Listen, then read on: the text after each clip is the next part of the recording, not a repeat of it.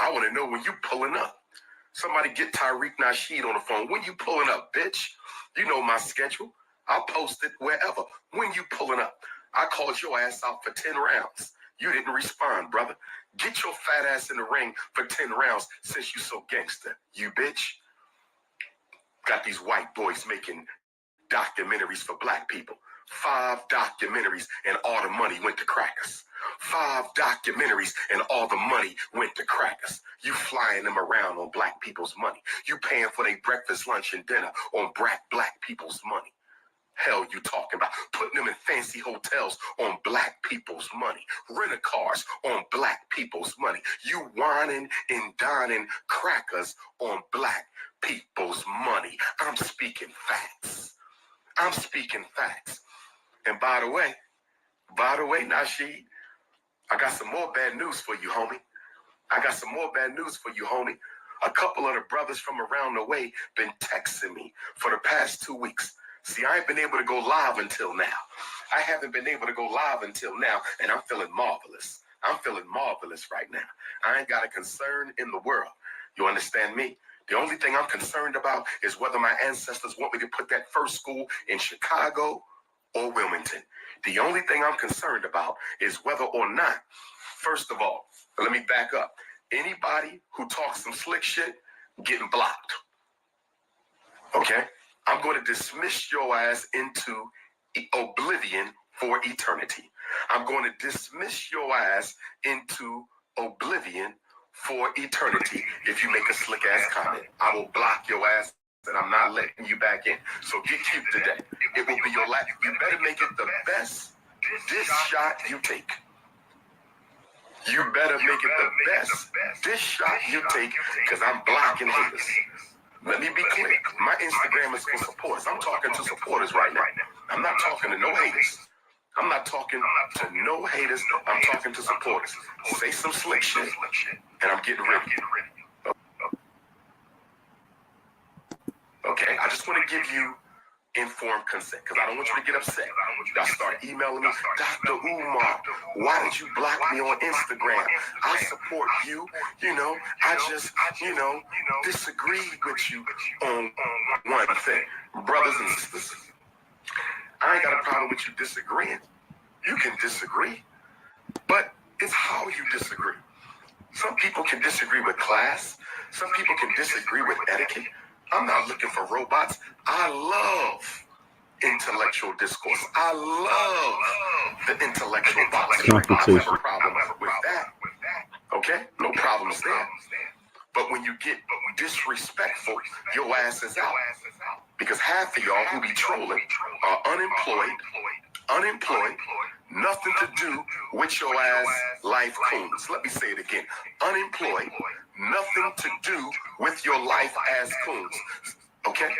The only thing you have is a Boost Mobile 2-megapixel phone to troll people who doing more than you. I said all you got is a 2-megapixel, sign up and get it for free, Boost Mobile cell phone to troll people who doing more work than you. Okay? So you respect me, and I'm going to respect you. But to Big Bird, a.k.a. Millie Vanilli, and the reason I call that coon bitch-ass nigga Tariq Nasheed Millie Vanilli is because everything that comes out of his mouth, he done stole from Dr. Umar Johnson. I'm going to give y'all homework assignment. I want you to go to his fake-ass Melanoid Nation, his anti-African Melanoid Nation, his light-skinned supremacist Melanoid Nation, and look at the principles of Melanoid Nation, which was only started in the past couple of years. And I want you to look at the principles of Team Pan-African, the international movement for the independence and protection of African people, the official, unapologetically African movement. I want you to download my principles, and my organization was started on Kwame Nkrumah's Earth Day, 2005. My organization was started on Kwame Nkrumah's Earth Day, 2005. So we 12 years old. Melanoid Nation might be about 3-4 years old. I want you to look at the principles of Melanoid Nation. In every principle of Melanoid Nation, Tariq bitch-ass Nasheed's so-called organization was copied, plagiarized, and stole from the principles of Team Pan-African. Are you telling me that's a coincidence?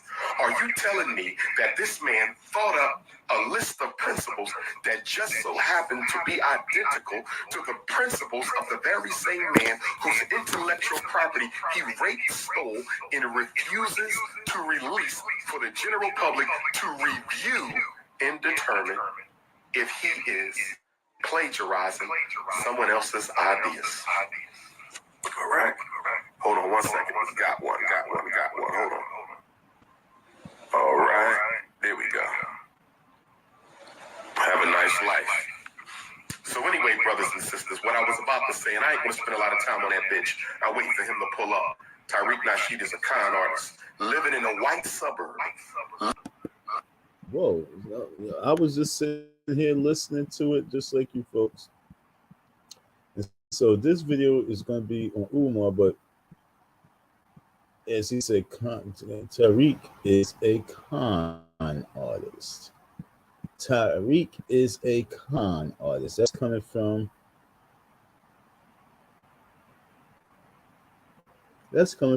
from Umar Johnson to you folks, that Tariq is a con artist.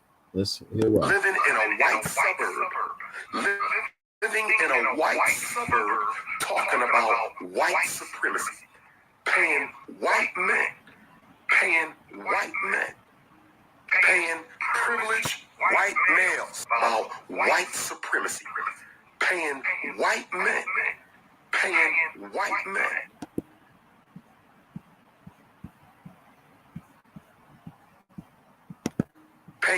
privileged white males. Okay. There goes somebody else. See you. There we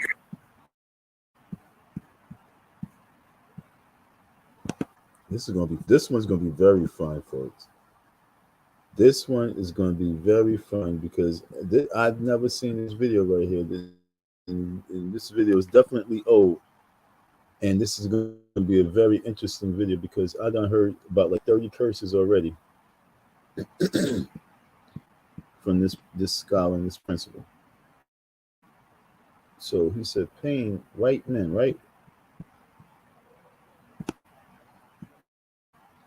He said that Tariq Nasheed is a con because he's paying white men to do some work,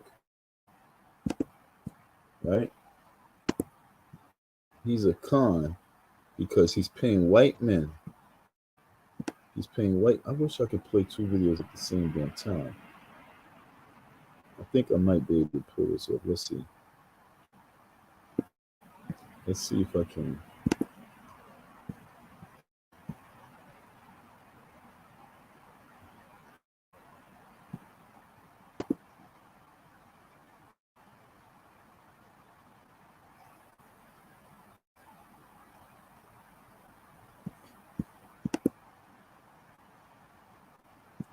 Seems like it's frozen. Hope it's not.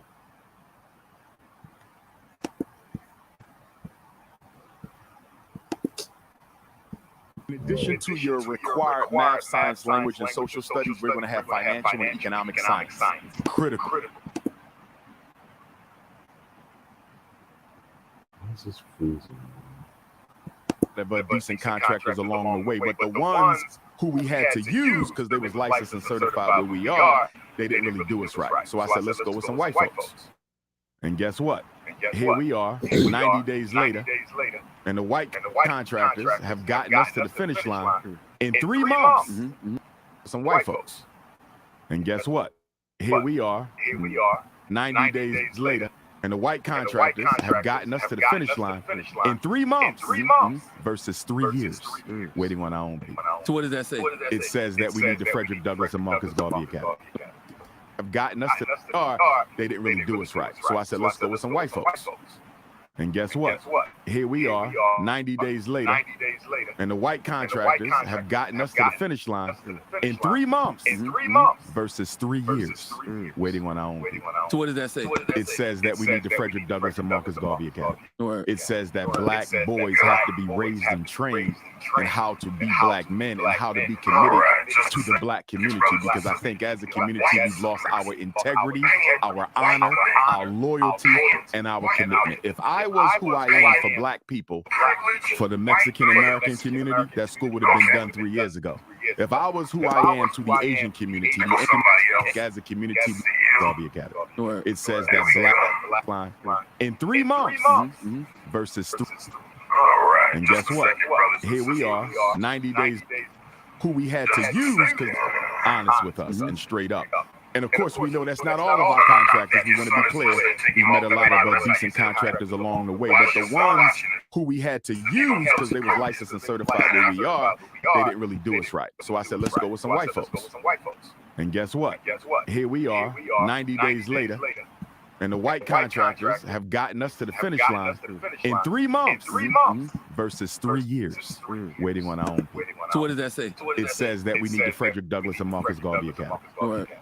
It says that black boys have to be raised and trained in how to be black men and how to be committed to the black community. Because I think as a community, we've lost our integrity, our honor, our loyalty, and our commitment. If I was who I am for black people, for the Mexican American community, that school would have been done 3 years ago. If I was who I am to the Asian community, the Anglo-Saxon community, the Native American community,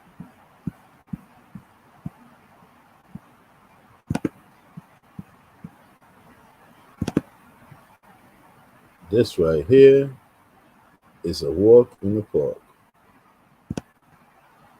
Yo, folks, I'm going to let you know Tahaka Bay is back on the hook. I try to let you off the hook, but you are back on the hook. Because your numbers you're getting numbers, boy. You are getting numbers. You are getting numbers. I didn't know the severity of you, but you are getting numbers. I knew the severity. I'm lying. I just thought, it was going to go someone else, but I know the severity. I wouldn't put you on the top 5 if I didn't see it. Okay? You on the top 5 because I see something. And yo, I don't know, dude. You might be a winner. I don't think it is appropriate for him to be watching us take him off. Okay?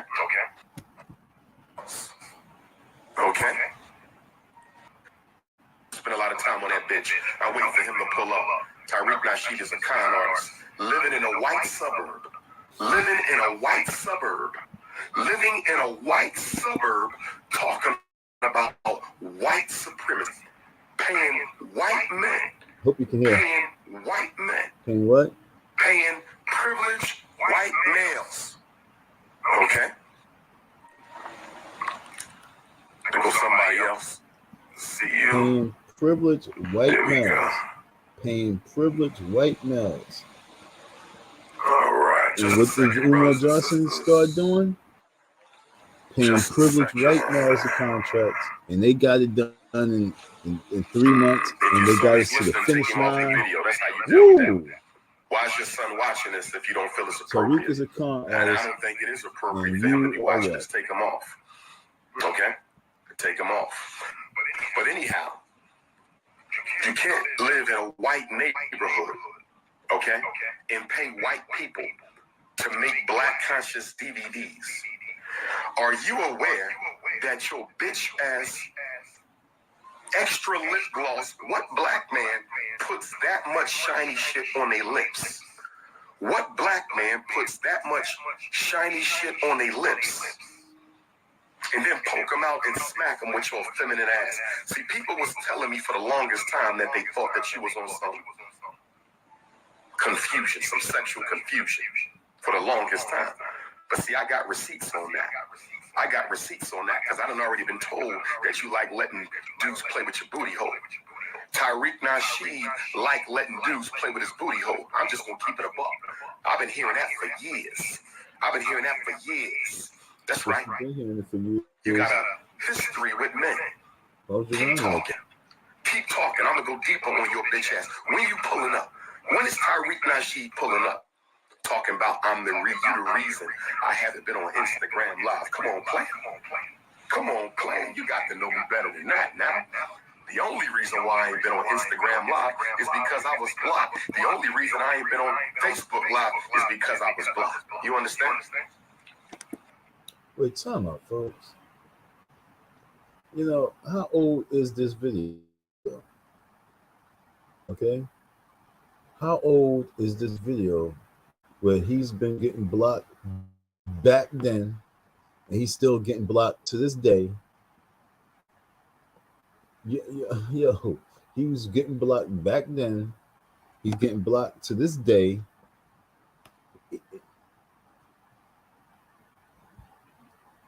Why is he always getting blocked? What is he doing on Instagram where he got to get blocked? Folks, what is this man doing on Instagram where he needs to be getting blocked? Let's take a look. I need to see when this video came in place, okay? Why is he getting blocked on Instagram to this day? Let me see what this video was. This video was called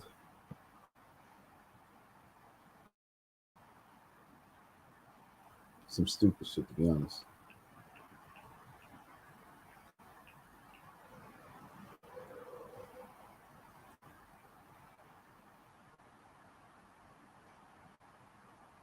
I'm trying to see what this is about right there.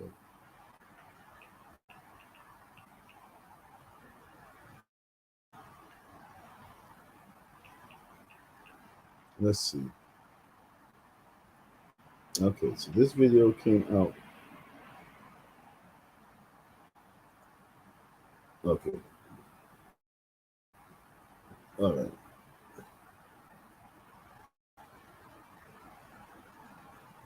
This is very weird. I guess they just pulled this up and to check it out. Okay, so this person, Bomber Vision, pulled up this video, and 2 days ago they posted this video and got 300 some views, and 9 days ago they posted the same video and got like 5,000 views. I don't know what they reaching with him, but what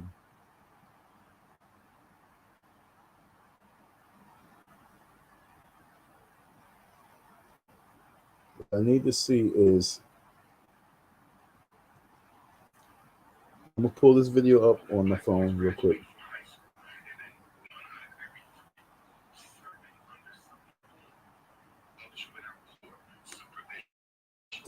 This one was made December 23rd, 2022.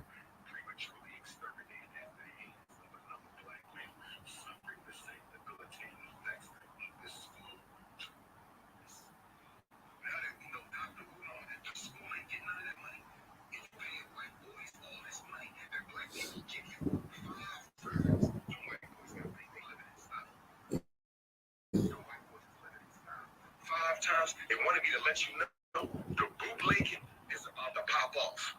I don't personally know the brothers, but they support Dr. Umar Johnson, and they told me that you should have never let it get out. That hidden colors money goes to white folks. You should have never let it get out. That the Frederick Douglass Marcus Garvey Academy does not. Okay, hold on. I gotta get somebody out of here. See how you so unfocused? Gotta get somebody out of here. Where you go? Let me get him out. Dang, where that hater go? There was a hater I'm trying to get him. Okay. But anyhow, they about to get you, dog. Now brother to brother, they about to get you. The bootleg about to go crazy. They bootlegging everything. Brothers is telling me right now they about to get it in. I got brothers like, Doc, you should have never told me that you won't get none of that hidden colors money. The school don't get none, because I didn't want none of the money for me, brothers and sisters. Okay, I'm more financially stable than Nasheed. I didn't want none of the money, but he could have showed a little bit more respect to the school. $500 donation check, Nasheed. $500 donation check. So the bootlegging is about to go crazy, brother. I ain't got nothing to do with it. I'm just letting you know that the brother said you should have never let it be known. You should have never let it be known. White boys make that movie. Yo, this video is off the hook.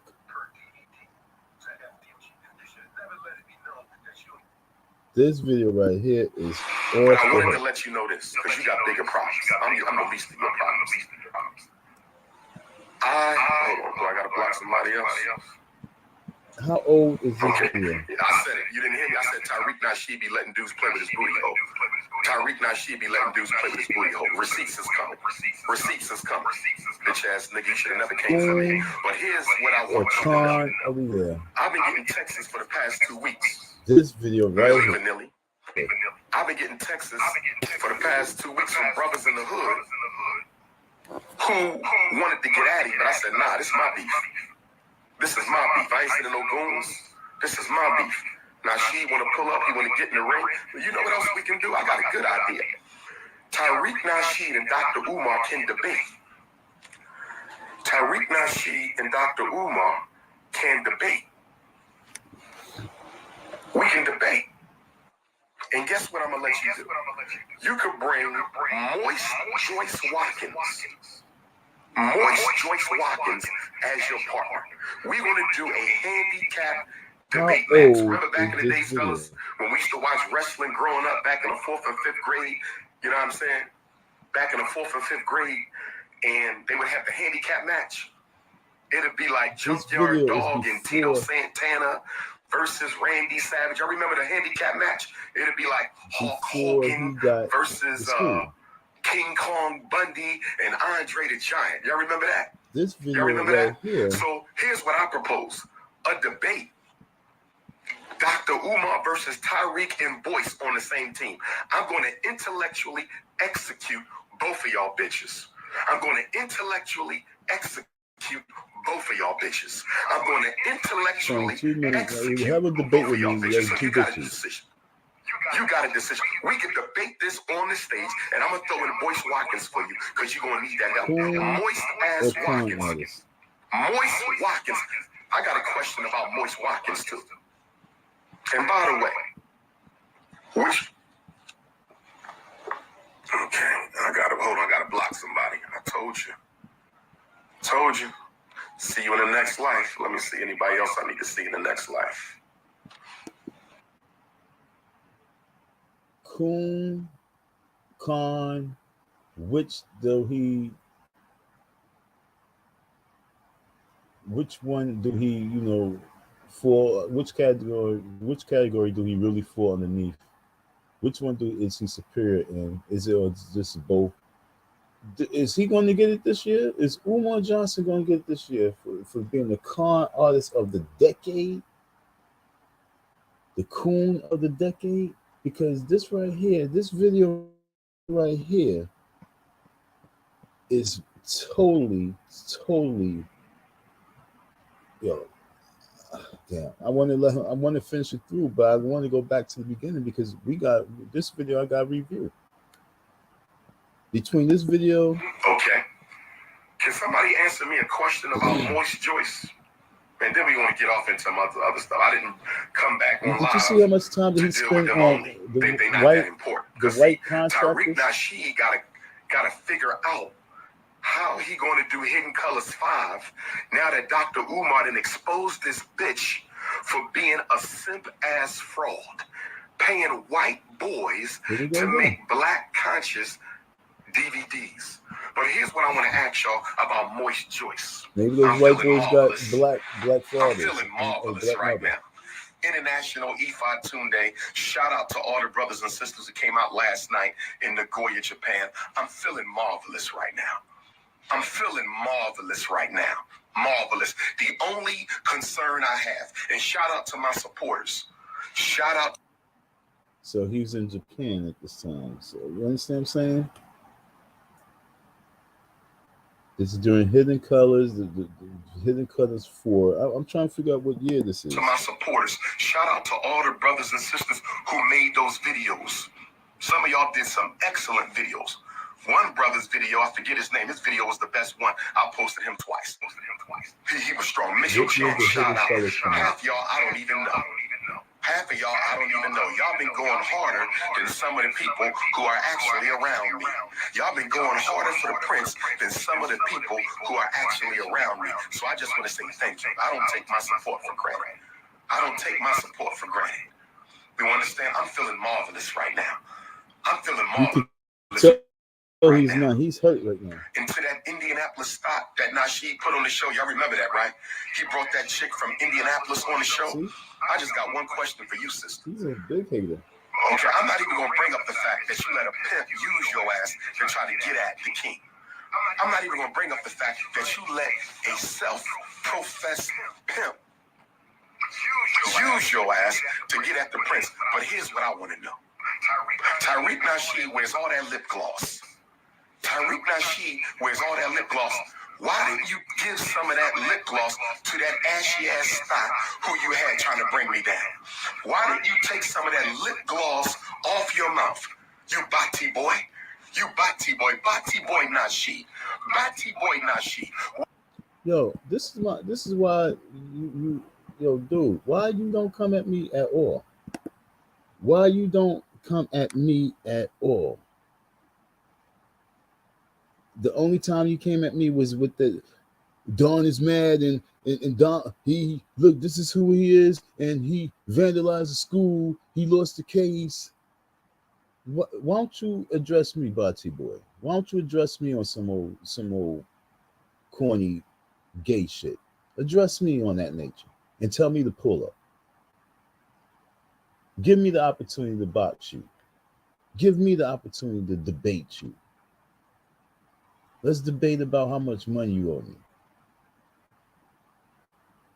Let's debate about the ideas that you heard me talk about, and you run with various things and twist them in the way that you need to. Let's have a conversation. Why you don't want to have a conversation with me? See, this is, you definitely soared in ratings with me just now listening to this. Do you see how hard he's going in on this dude? What do you think that right now, dog, it would be just as, to have a conversation with me, to engage with me right now? What was it? We on Lock. You had did an interview with We on Lock. Let me see how many views that got. Okay, we're gonna check that out. And Hidden Colors came out, and the first one came out in April 14th, 2011. 2011. I'm trying to figure out when did this video that he put out come out. So Hidden Colors, what is the movie Hidden Colors 2 about? So when did Hidden Colors 4? Let's see Hidden Colors 4. When did Hidden Colors 4 come out? Okay, Hidden Colors 4 came out in 2016. So I believe that's the one that he was in. Okay, so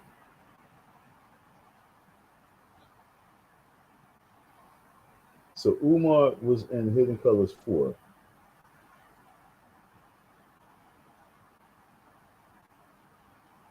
And he's very salty because he got $500 from that, and he wants more money. Okay, so this is what this is all about. He feels he should get more money, and he's all so bitch ass this, bitch that, ass like, yo, what transpired with these two guys that got him? He was, if you knew he was taking in the booty before, why did you do the Hidden Colors movie?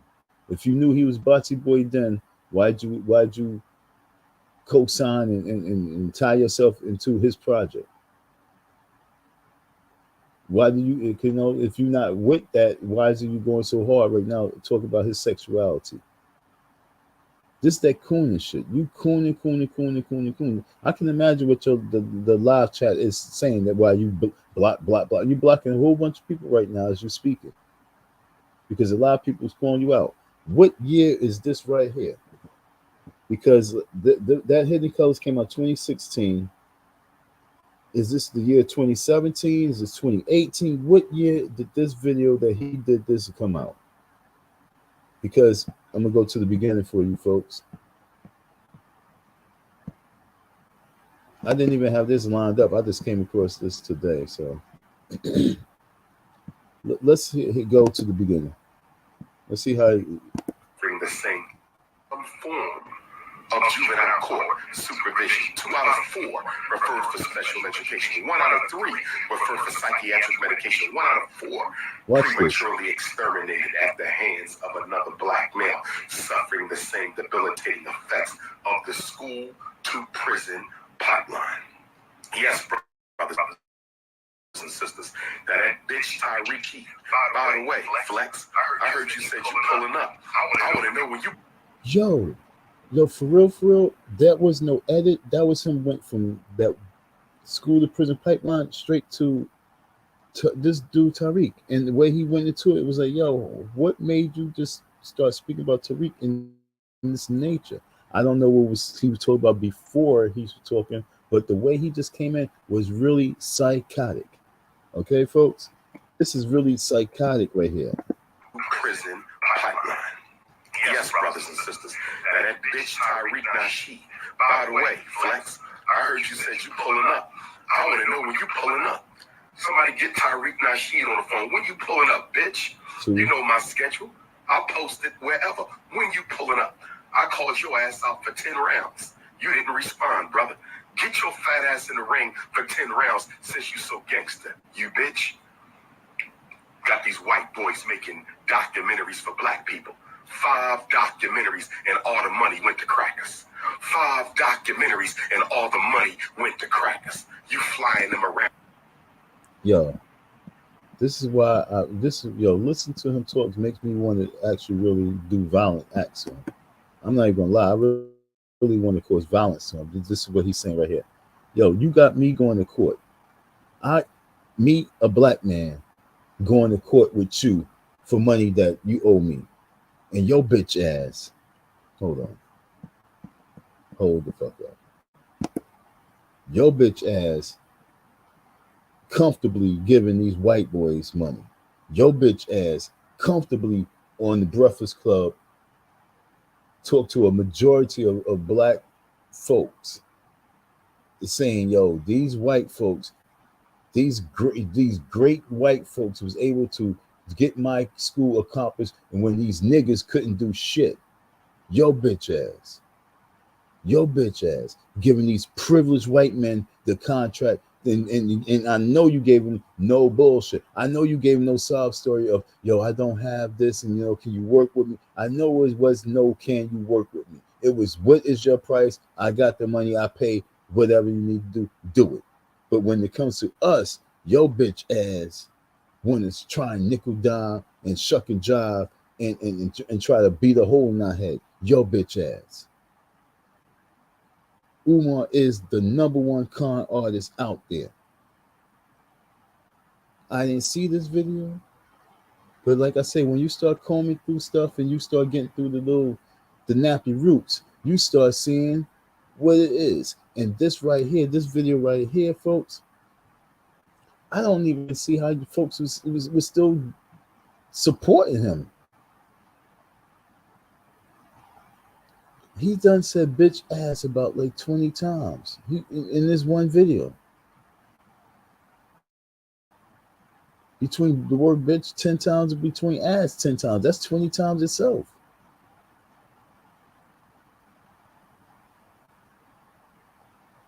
And what is the focus? Because he was given $500 for Hidden Colors.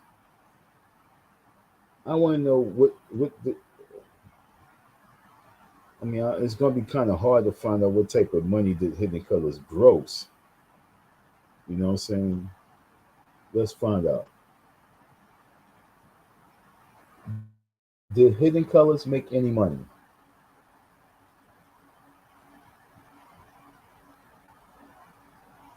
So okay.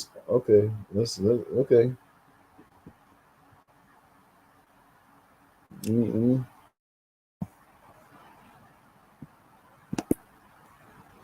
Okay, let me go right here.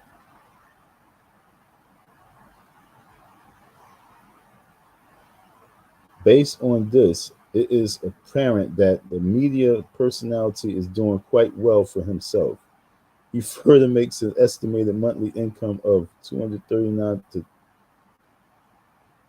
3.8, whatever that is.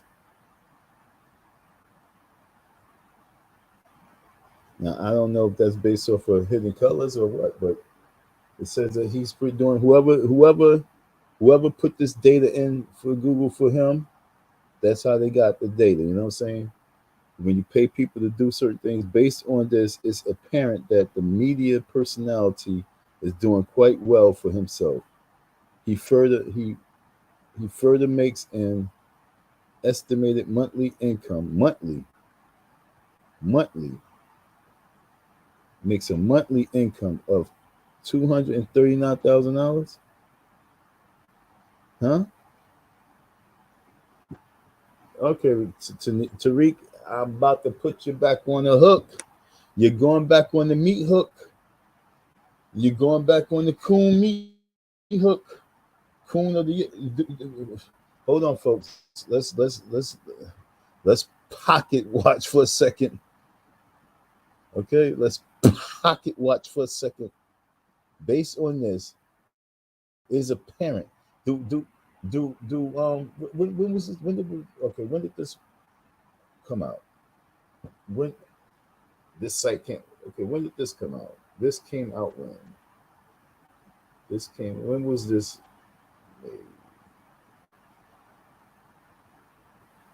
When was this published? I don't see when this was published. There's no time and date on this.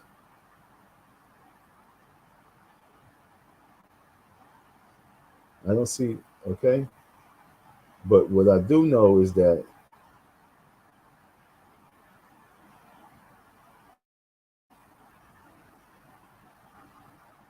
Umar is big time jealous of Tariq, yo.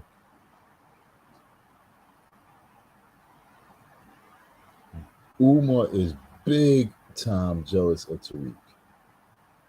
And Tariq is be a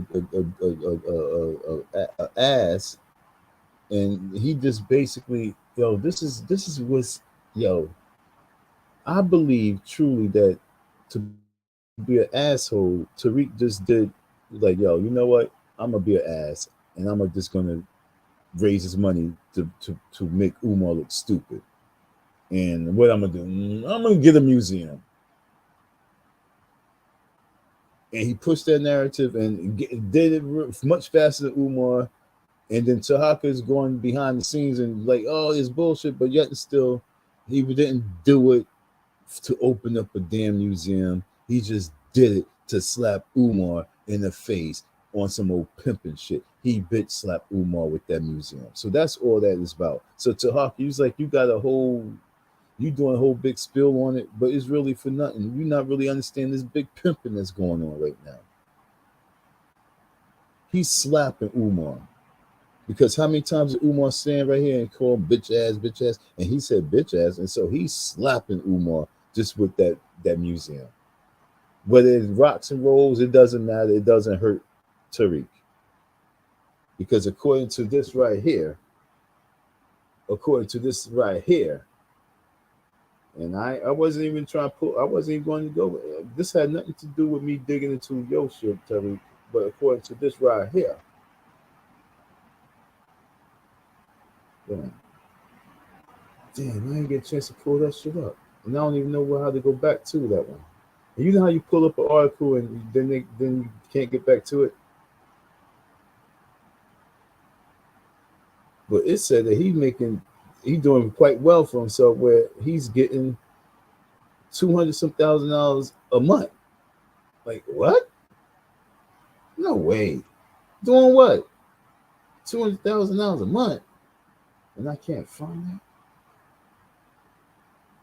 Damn, folks, I messed that package up because I don't know what button I clicked on that pulled up that. But Umar is jealous of Tariq. Tahaka is jealous of Tariq. These men are jealous of Tariq. I cannot believe the high level of jealousy that they got for Tariq.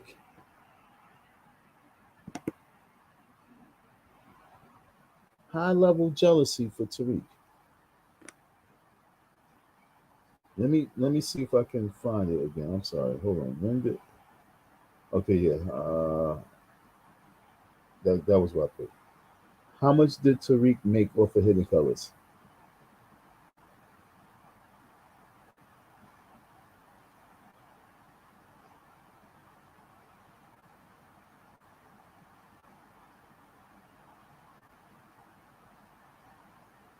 All right, so I can't find the one I just had up, but I'm gonna pull this one up. An eye-opening look at what really happened to Tariq. No, this ain't the right person. Damn, man. Hidden Colors is a series of documentary films directed by. Damn, I'm very mad because the one I wanted to pull up, I didn't pull up. I'm very upset about. I wanted to see what that was so about because it said between 200 some $1,000 a month and 3.5 million dollars. I'm like, what are you talking about? This what he's making? What is Tariq doing? Who is Tariq Nasheed? Why is Tahaka Bay so jealous of him? Somebody put me on. Who is Tariq? Who the hell is Tariq? Who is this dude, the FBA? And this is about Umar, but right now, for some reason, the video I'm looking at, Umar is stressing Tariq really big time. So why is he stressing Tariq? King Flex.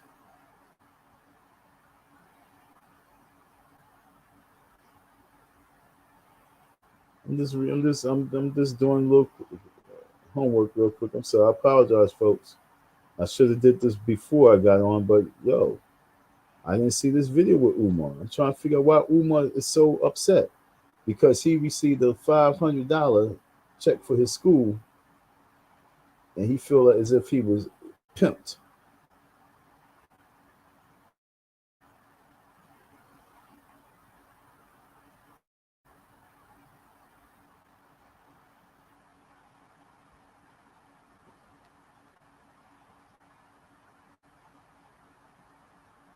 I'm sorry, folks. I'm really want to get that back up though, but I'm gonna find out. We're gonna get that. How much did Tariq Nasheed make off of Hidden Colors?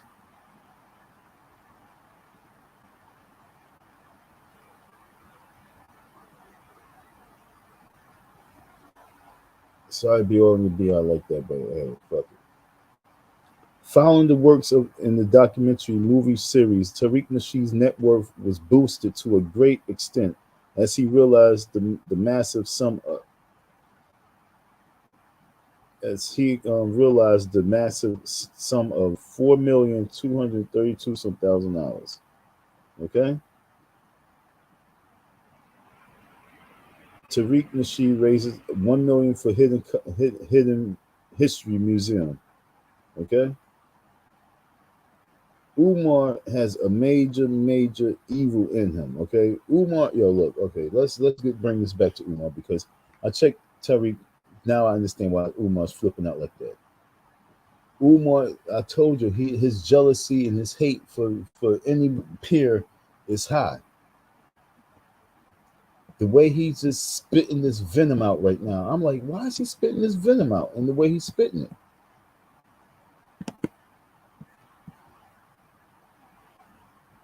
Is because he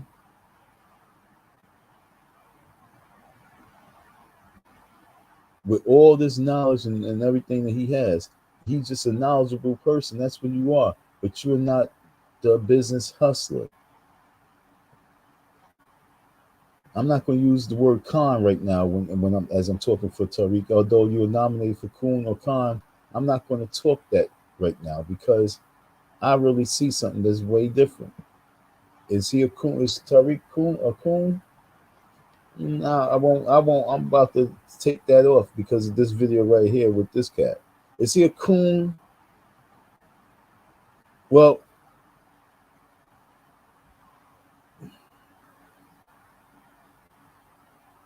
I'm gonna tell you honest God truth. I was looking at another video because he was so about Diddy, and he was so about he feels as if Sean Puffy Combs was not jerking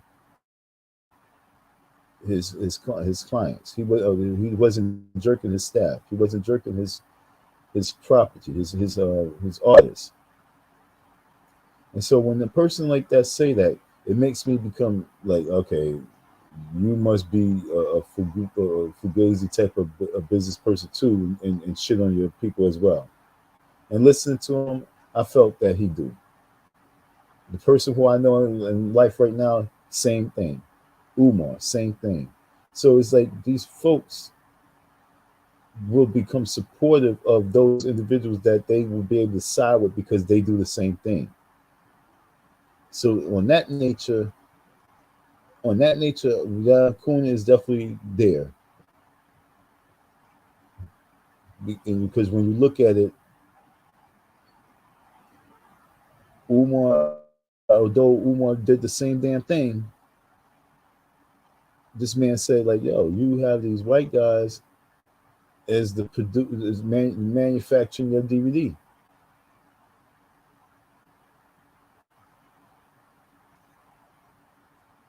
So that to me is disturbing. And that to me at the same damn time is said that he has a plethora of resources. But then you say you giving these boys money to build, but then you saying we owe reparations, and then you say reparations should only be for foundational people. It's like you discriminating within your own clan, and then you outsource your resources. So that is a high level of coon to me. That's a high level of coon. Because you want to limit your own people, and then you want to outsource the resources. And that's what I'm saying. Umar did what he say. He got the white contractors, and the white contractors to this day, in 90 days, was able to get his school up to status. And I'm saying, and you done paid these guys thousands of dollars, and I gotta take you to court. Why I gotta take you to court for my little bit of change? But yet still, these white boys, their Christmas was good. Okay, those crackers, as you said, okay, those crackers, as you say, their Christmas was good. My birthday, my Christmas was not as good. Okay, was nowhere near as good. And you want to know why? Because I didn't get my money, and I got to fight to get my money. These white boys didn't have to fight to get their money. You just paying them gracefully. You probably can't wait to pay them. That's total disrespect. I need to see you on that. I can't wait to sit in this courtroom, and I'm going to ask, and I'm going to ask a simple question. I'm like, yo, why is it that I'm going to ask this question. I'm going to say, I want to know why you are a Pan-Africanist and you talk about black power, and I have to take you to court to get my money, but yet still you go on radio and you are on record glorifying some white contractors and downplaying the black contractors. How is it that you open the school? How is it that you can do this so comfortably? Why is it that I got to take you to court to get my money?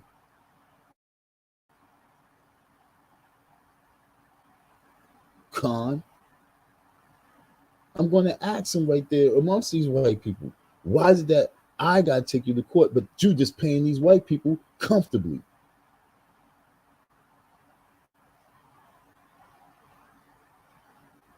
Because you a coon.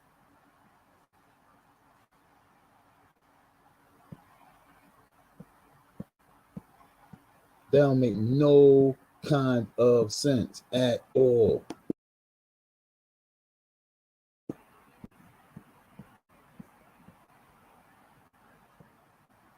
Replay again. Let's hear him go off. On black people's money. You paying for their breakfast, lunch, documentaries, and all the money went to crackers. 5 documentaries and all the money went to crackers. You flying them around on black people's money. You paying for their breakfast, lunch, and dinner on black people's money. Hell you talking about? Putting them in fancy hotels on black people's money. Rental cars on black people's money. You whining and dining crackers on black people's money. I'm speaking facts. I'm speaking facts.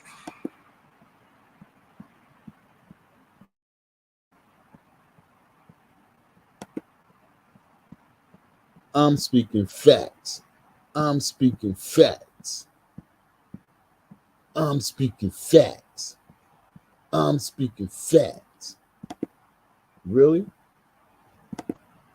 Okay. All right. Let's go to the film.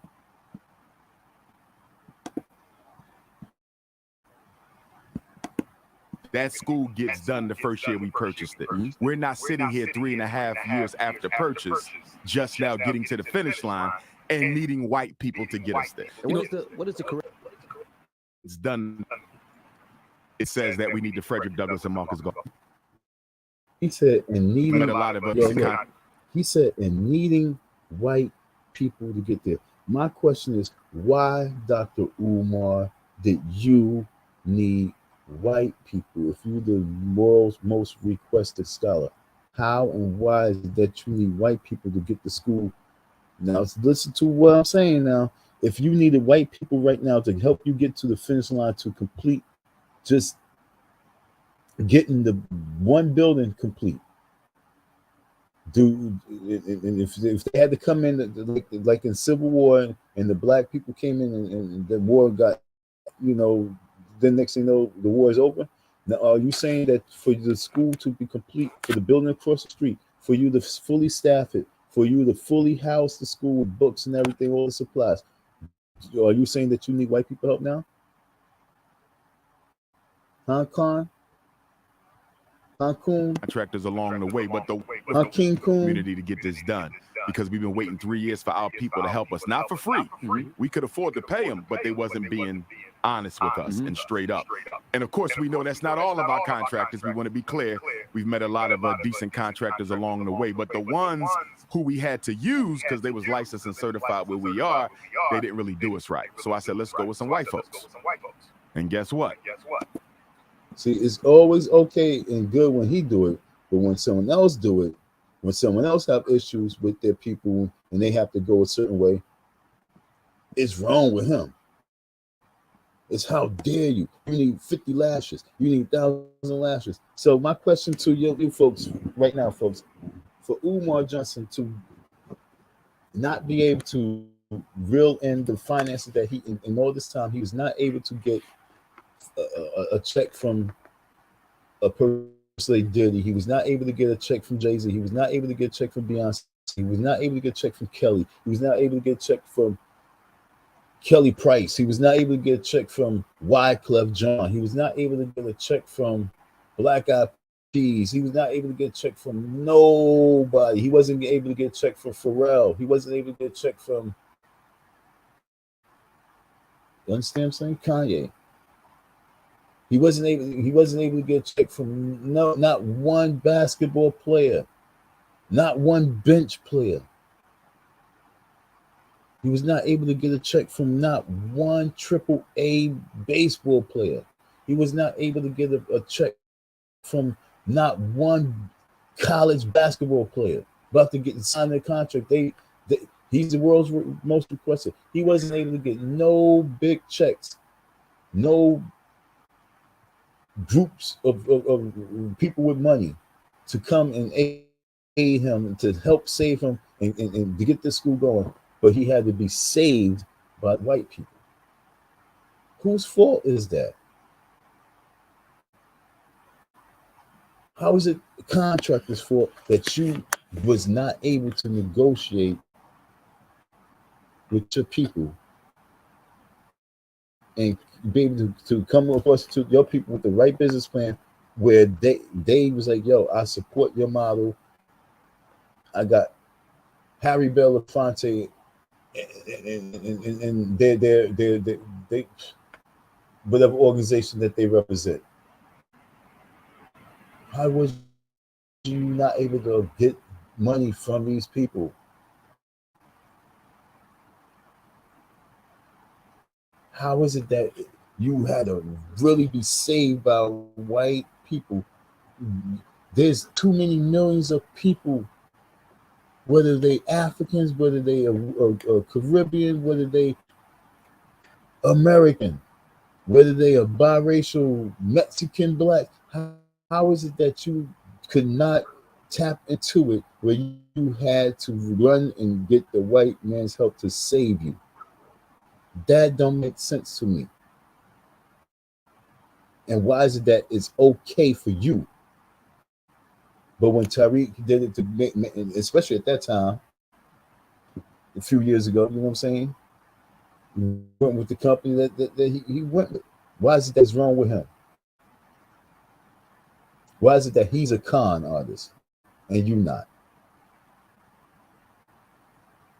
How is it that Tariq is a con and you did the same thing? And look at this coon ass nigga's face. Look at this coon ass nigga's face. So I had to go to some white folks. And you know what? Hey man, these white folks did the job, they got it done, and you know, look at the face. And then you hear Envy in the background. Yup. Because Envy is a suck ass nigga. He would definitely be quick to be like, I'm going with them some Mexicans off the rip. Envy probably, black contractors is probably like the last thing that he ever think to do. That's why you hear him in the back. Yeah, I know the contractors, cons. I know. I'm going through the same thing. You know.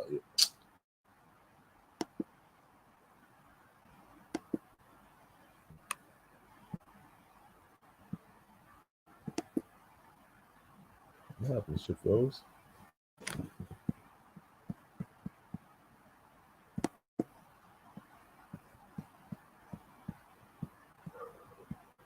What happened to you?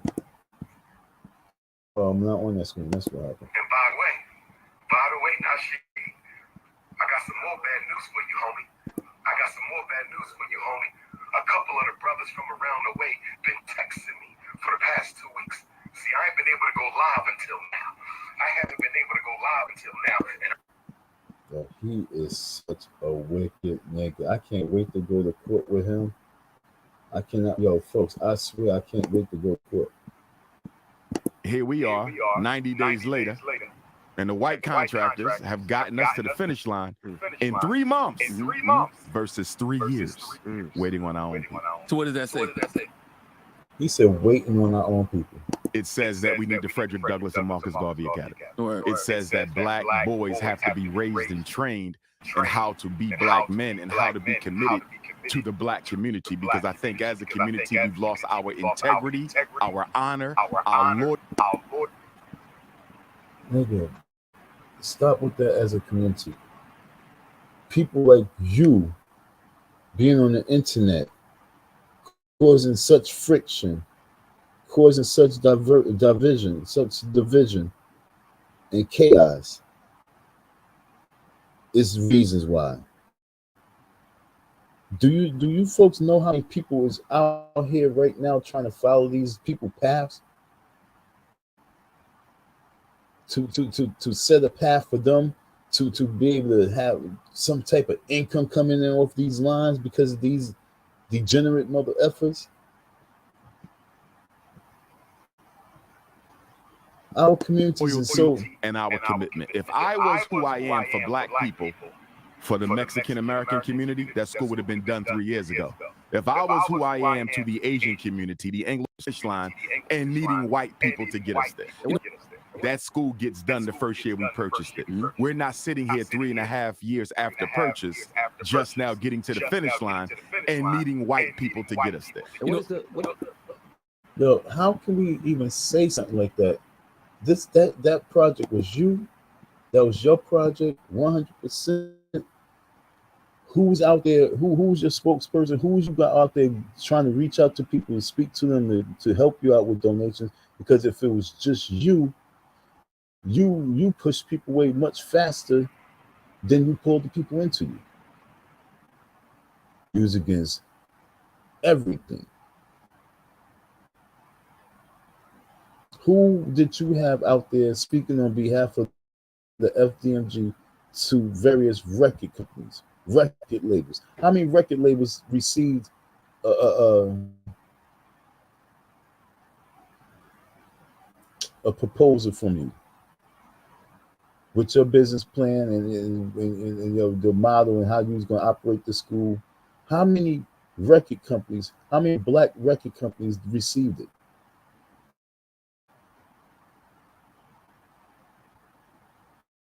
How many of these black radio stations? It's hard because you talk about everybody. So what you do, you sit back and you pray to what was you praying to? You was praying to a rock, you was praying to a stone. You was praying to a stone that people would just hear you and embrace your intellect and give. No, you only had these bird brain women doing that shit. And these suck ass dominant niggas who don't have no fathers, who just hearing some intellect talk and running with the shit. But when you really look at it, you couldn't hook those people who really had the money because they like, yo, I like my snow bunnies. If it wasn't for my snow bunnies, I wouldn't have this car. The same way you say if it wasn't for those crackers, you wouldn't have been able to get through the finish line. What's the difference between this guy who's in college and one of the white girls that's in his class? She decided that, she's going to she likes him. And she understands his story. She just loves the fact that he's from the hood and he's trying to get this college degree. And she knows she's privileged and she just loves his story. She admires him. Yeah, dude. Like I said, you about to touch something real. You touching something. You already touching it. The white people help you get through the finish line. So what's the difference between the white people helping you get through the finish line and getting your school going, and this white girl helping this black boy get through the finish line, and she falls in love with him, he falls in love with her because she helping him get to the finish line? Look what you done did. You look what you done sparked, boy. Because the black people couldn't do it. They couldn't. The school would have been done in 1 year, the first year, and the white people had to help me get to the finish line. But what did you call Tariq Nasheed's white people? What did you call Tariq Nasheed's white people? Huh? What did you call Tariq Nasheed's white people? Let's go to what you call Tariq Nasheed's white people. This is what he called Tariq Nasheed's white people. See, white people is different when they for Umar, they were different white people. But when everyone else white people, what are they? I'm feeling marvelous right now. Wait, by the way, Nasheed, I got some more bad news for you, homie. People's money. Hell, you talking about putting them in fancy hotels on black people's money, rental cars on black people's money. You whining and dining crackers on talking about putting them in fancy hotels on black people's money, rental cars on black people's money. You whining and dining crackers on black people's money. I'm speaking facts. So 3 months of these white people, these Caucasian contractors, how much did what these white contractors, what's their contract? How much did you pay them? Okay, folks, that's it. How much are these white folks getting? What are they doing? Were they doing plumbing work, electrical work? Or are they doing carpentry? They doing all the above? They storing your heating, the HVAC. What? How much money how much of these black folks' money is going to these crackers, right? Isn't that what you say? Evil ass nigga. Evil ass nigga. I'm speaking facts. And by the way, Nashi, I got some more bad news for you, hoes. Fancy hotels on black people's money. Rental cars on black people's money. You whining and dining crackers on black people's money. I'm speaking facts. I'm speaking. I wonder if he told him to go to the drop squad. Is that the name of it? Hey, y'all, you should go over the drop squad. They got some good food, like vegan. Facts.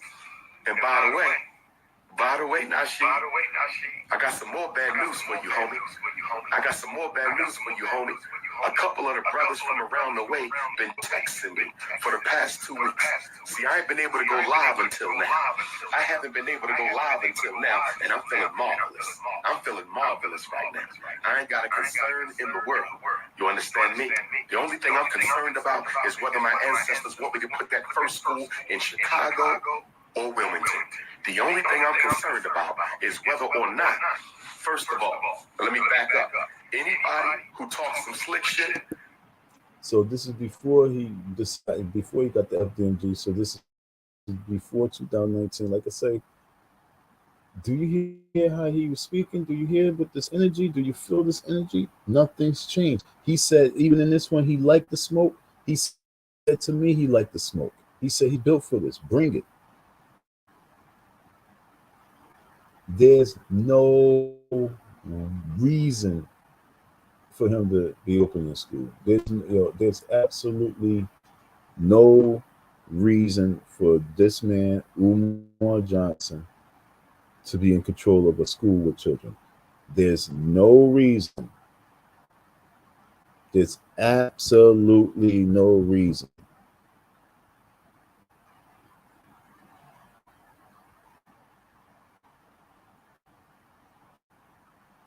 There's absolutely no reason. He do not have no qualifications to be dealing with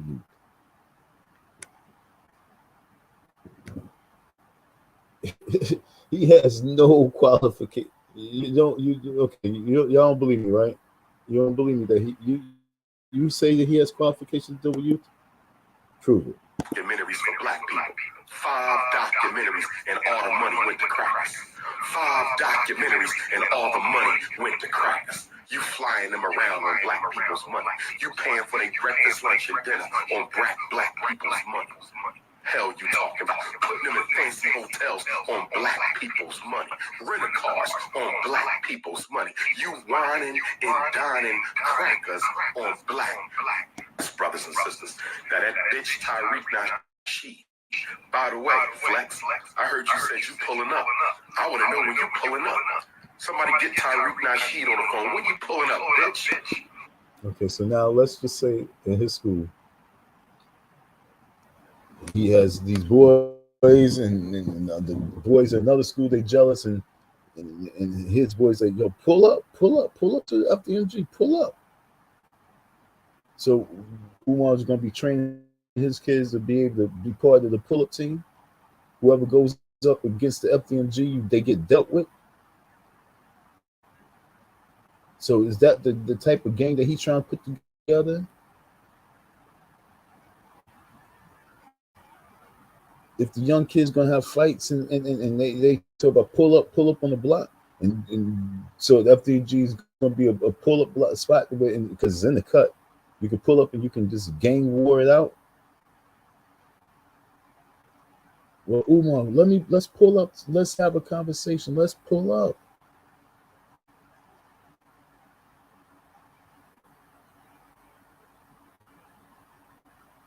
Why we gotta go to court?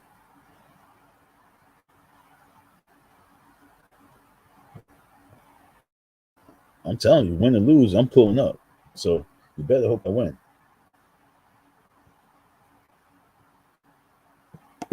You know wherever. When you pulling up, I called your ass out for 10 rounds.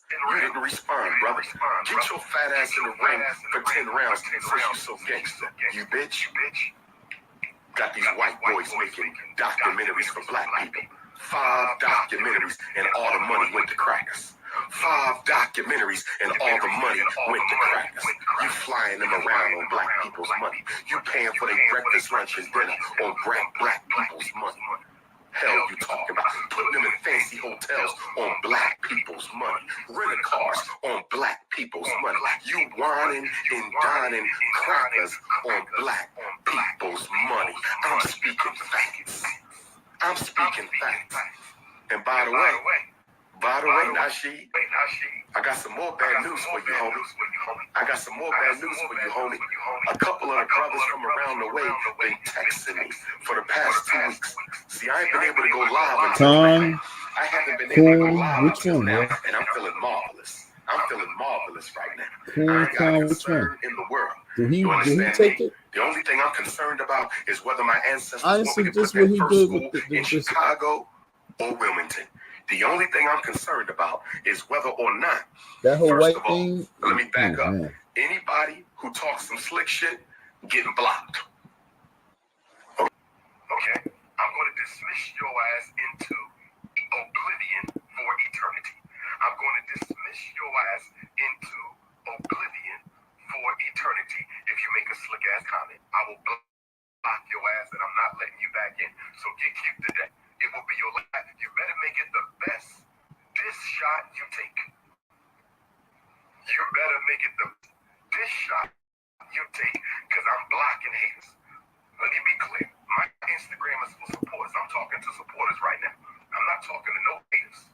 I'm not talking to no haters. I'm talking to supporters. Say some slick shit, and I'm getting rid of it. Okay? I just want to give you informed consent, because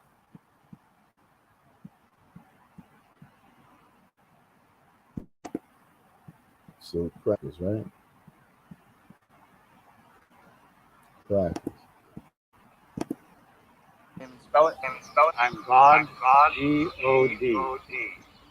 I'm doing this interview and it's getting kind of weird. If I send you a headshot, could you check it out? This interview gets...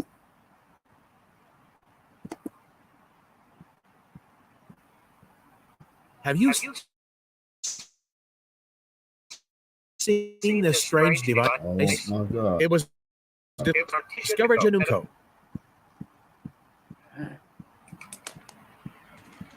I couldn't show y'all some of the people in my family. My goodness, y'all really think they're not black. You know how many control of any other group. Okay. White gentleman, how would you describe Pan-Africanism? I would describe Pan-Africanism as a global movement by African people. Yo, I really wish I can have a split screen of 2 different videos going right now, because what is this? What is he saying in this video about the white contractors? What is he saying in this video about white contractors? I haven't been able to go live until now, and I'm feeling marvelous. I'm feeling marvelous right now. The money went to crackers. 5 documentaries and all the money went to crackers. You flying them around on black people's money. You paying for them. So it's cracker this, cracker that, cracker this, and now that he got a full-fledged white boy on, and he's asking him a real straight-up question that seeks to it.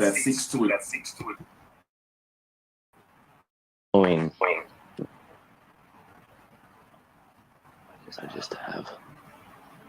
It was just on. As an unknowing white gentleman, how would you describe Pan-Africanism? I would describe Pan-Africanism as a global movement by African people that seeks to achieve solidarity, unity, and independence for all African people. So our goal is for us as a race of people to operate together as a single unit, and to do so independently beyond the control of any other group. So crackers. See, no. See, Why didn't you say from crackers right then and there, but from any other group? No. Why wasn't it from crackers? Why do you then keep it 100 as you was keeping it with Tariq and us? Why is that you can't keep it 100 as it's right here, right now? Why is you sugarcoating shit? Coon. Just there's a lot of mixed messaging out there. Yeah, in exactly. today's age. We do not teach hate. We do not teach bigotry. We do not teach racism. When people see the red, black, and green flag Mason, they often assume that we do not teach hate. We do not teach bigotry. We do not teach racism. We do not teach hate. We do not teach bigotry. We do not teach racism. We do not teach that, right? We do not teach bigotry, racism, and hate. Okay, we do not teach that. Let me see something. Let me see something. Let me see something. Do this sound hateful? Breakfast, lunch, and all the money went to crack. 5 documentaries and all the money went to crack. You flying them around on black people's money. You paying for their breakfast, lunch, and dinner. Do you sound like the words from a mouth of racist? Hell you talking about? Putting them in fancy hotels on black people's money. Rental cars on black people's money. You whining and dining crackers on black people's money. I'm speaking facts. I'm speaking facts. And by the way, Nashi, fat ass in the ring for 10 rounds since you so got that bitch Tariq Nashi. By the way, Flex, I heard you said you pulling up. I want to know when you pulling up. Somebody get Tariq Nasheed on the phone. When you pulling up, bitch? You know my schedule. I'll post it wherever. When you pulling up? I called your ass out for 10 rounds. You didn't respond, bro. Got these white boys making documentaries for black people. 5 documentaries and all the money went to crackers. It wouldn't have been awesome. Wouldn't have been awesome if that young kid would have been like, my dad did the documentary for Tariq Nasheed. What do you have to say about this right here? Wouldn't that have been awesome? That would have been beyond awesome. For that coincidence to just really be for real. That coincidence to really be that this young kid came on deck and was able to come on deck and was be like, yo, the one of the guys who, you know, made the DVDs for the show that you was in, Hidden Colors. I've been watching you for some time. You know, I've been watching you since Hidden Colors. And the reason why I've been watching you since Hidden Colors because I've had it before. I had the copy before many other people had it. What you mean by that? Well, my father is one of the people who you know, produced it and digitalized it. Really? Yeah, he was one of those crackers that, you know, that Tariq was whining and dining. What do Umar say? Where'd he go from there? Where'd you go from there? Your foot's in your mouth. Your foot's in your ass now. How do you really cover that up? Yeah, my father was one of those crackers that Tariq was whining and dining. Yeah, he made the video.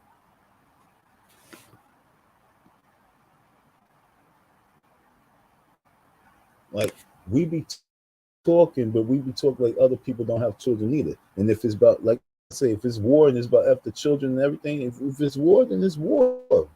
I'm up for it, whatever. But if it's love, then it's love. Stop warring with ourselves and giving everyone else love. We tough love on us, and we spread love with everyone else. This coon right here is the ultimate con artist of the decade. Because when Tariq did whatever Tariq did, it was all wrong. But right now, it's all good with him. And not only that, it's all good with him, but it's all good to a level where this is what it is. I really want to find where he said, I think I know where it was. When was it? People see the red, black, and green flag, Mason, and Same thing. That's a good one because people. get away with it. Or then she was like, nope, this is not for me. And then she went to Very important. And I want y'all to hear me. I want everybody to hear me. I'm very serious. Here it is. Some of you made some very derogatory comments towards that princess. Okay? I don't know her age, but I'm pretty sure she's in her early 20s. And the fact that grown black folks would try to demean, disrespect, or embarrass her during a live conversation with me, I find that very distasteful. That is cool to the utmost level. And like I say, when y'all want to talk this whole race war and everything else, how y'all want to talk? You want to talk these devils, these crap, y'all want to talk in that way. And then right now, the high level, why you think they are coming the way they're coming? Because of it. This is what you build. This is the platform that you build. This is the energy that you build. Look, if your followers here, you think, oh my God, folks. If this is what your followers hear all the time, this is all your followers hear, okay? All the time, this is what we hear. Every video, every other video, this is what we hear. Where's it at? Every other video, this is all we hear. Documentaries and all the money went to crackers. You flying them around on black people's money. You paying for their breakfast, lunch, and dinner on black people's money. Hell you talking about? Putting them in fancy hotels on black people's money. Rental cars on black people's money. You whining and dining crackers on black people's money. I'm speaking facts. So when you're speaking facts about crackers and whining and dining, how are we supposed to take this right here? How are we supposed to take this right here?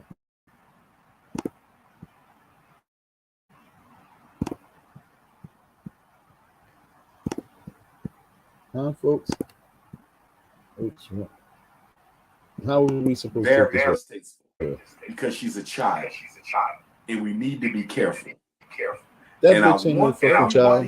If she's in her 20s, and I'm only saying bitch because that's what I said. If that chick is in her 20s, she's an adult. If she's in high school, she's like 16, 17, which I think that's what she really is. Umar, because he was perving over there, he want her to be a little older. But me personally, I only think she's 19. I only think that she's 18. But if she is in her 20s, she ain't no child. Matter of fact, let me find out at what age you are no longer considered a child. Okay, folks? Maybe I'm just stupid.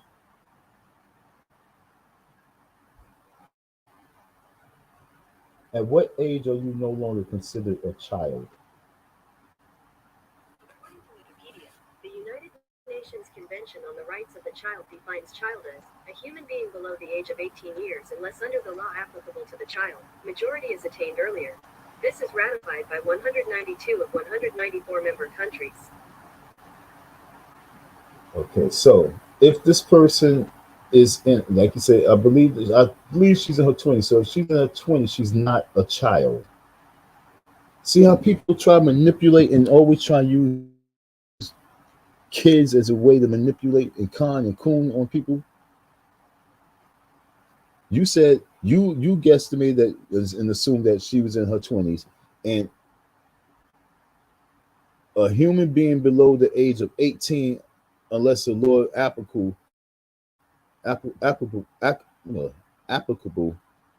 to a child, to the child majority is attained earlier. Okay, so unless there's a law out there that's saying that, you know, is different, the age is 18. Unless there's laws out there that say differently, 18 and under is considered a child. 18 and over is considered an adult. Under the age of 18 is a child. 18 and above is an adult. That's an adult right there. They was going in on that adult because of what the energy that you created. Crack of this, crack of that, crack of this, crack of that. And so when you have this young lady coming in, and me personally, I mean, I looked at things way differently.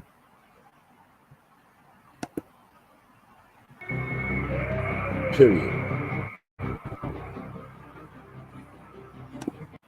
Because I'm on Jezebel all day. Okay, you got proof to me that you're not a Jezebel. So, and Jezebel is no color. So the way I looked at this right here was like this. Oh my God, I look rough. Fine, you look I just got off of work. You look fine, lovely. Get back on. I look rough. I look rough. Well, then, chick, get off the camera and have an intellectual conversation. But watch the Jezebel. Let me set myself up. Let me set myself up. Okay, y'all. This is me. I'll Touch see. the Where you hair. at in the world? Play with the hair. I Play live with in the hair. Milwaukee. Okay, 1, 2, Milwaukee. 3, Okay. 4, Yeah. 5. Play with the hair. Understand what I'm saying? I was in Milwaukee. 5, Where were you in 4, Milwaukee? 3, 2, Wait a minute. 1. No, Adjust I was yourself. on Play a with the Milwaukee teleconference. And then I spoke in Milwaukee See, maybe she's 5 years old ago. enough It's been to a know. while. I gotta get back to Milwaukee. I ain't spoken Milwaukee in like 6 Okay, years. flirting. But I was on a Milwaukee teleconference not too long ago. She's 6 loose. years. Yeah, I definitely would have seen that. What's going on in We see Milwaukee? it. We know it. Milwaukee, it's crazy right now. Why? What's up? And this Okay. little Lucy. Well, you already know Milwaukee's one of the most No, segregated. I spoke in Milwaukee And this little loose on dude. August the 21st of 2021. I was I at the think about nothing Jacob except Blake for like, Rock damn, I need to in get out to Kenosha. Milwaukee. Yes. Memorial of his shooting. Yeah. And then that night, which is my birthday, August 21st. Are you serious? August 21st, 2021. So now, what could these people be And I know you can possibly saying about this young lady? But I know you can. You know what they were saying? That bitch ain't black. That's all they were saying. That bitch ain't black. And I'm throwing that word B in there because, you know, so I could say that girl, but they was going harsh, you know what I'm saying? Because how many times do you hear this nigga Umar say bitch ass? So that's what I'm saying. They was like, whatever you follow, that's how you are, right? So if this is how you follow, I mean, your presenter is speaking, why the followers won't speak like this? So they like, that bitch ain't black, especially them hating black women. Okay, them little hating black women is definitely like, that bitch ain't black. Okay, but when you're reaching now, you're trying to reach for a new fan base. Umar is seeing as a come up. So Umar is only seeing, how can I get this young girl to donate to me? How can I get her mom to donate to me? Because like I say, folks, if he needed white folks to get him to the finish line, if white folks was needed to get to the finish line, okay? If white folks was needed to get to the finish line to get that small school complete, the big schools across the street, or white people still going to be needed to get that complete as well? So is this FDMG school really 100% renovated and open through black people money or a congregation of people money? Look at the young lady right here. Is this going to be a congregation? Is it congregation money? Can you really still say it's all due because black people donation throughout the diaspora? Is that still the situation? Stop this. The less talking that you did on that, the better the outcome. I'm not even gonna lie. But the more that you said, I'm the best, I'm this, the most this, I'm the most requested this, and I'm the top this, I'm the big dog that, I'm big papa this. The whole prestige just kept going down, down, down, down, down. Your coonism went up, up, up, up, up. And right now you're at the ultimate high of coonism. Because right now you said to Tariq that Tariq was whining and dining and putting white crackers in rentals and supplying crackers with all sorts of things, but it's okay for you to do the same thing. Oh, I wish I was at the school throughout this time. I wish I was at the school while these crackers was saving the day. Oh, who's at the school right now? Who's at the school right now? How much we got for you right now to talk? We got 500. We got 500 for interview. We got 1,000 for interview. Who are these crackers that Umar have? That's his word. These crackers. Who's the Umar crackers that he got doing the plumbing in his school, doing electrical work in his school, doing the carpentry in his school? Was it Italian boys? Are they Irish? Who are they, huh? Let's give them a big shout out. Next time you go live, have them on there, shout them out, big up their country, the same way you be bigging up, these people in their businesses and the vendor tables. If these guys saved you, big them up. Bring them on your panel, bring them on your platform, and give them their shout out and give them their credit that they deserve if they saved you and got you to the crunch line, the finish line. You owe them that, because there might be another coon out here that would like to use their services. If this is the company that helped get you to where you have to go, there got to be another black person that wants to give them their money as well. I know there's another black person out there that be like, well, if Umar went through them, they got to be good. You can have my $5,000 too. Do you do concrete work? You can have my $10,000 too. You do roofing? Hey, come on through. So Umar, give them their advertisement. Stop playing. Do the right thing. They got you through the finish line. You better promote them just like you promote Drop Squad and everything else, and all that shea butter and all that other crazy shit, and crystals and stuff like that. These men came through and saved the day. How dare you not big them up? How dare you not be on the Breakfast Club and not shout out that company? You're supposed to say shout out to McKinley and Sons. You're supposed to say shout out to McDonald and Sons.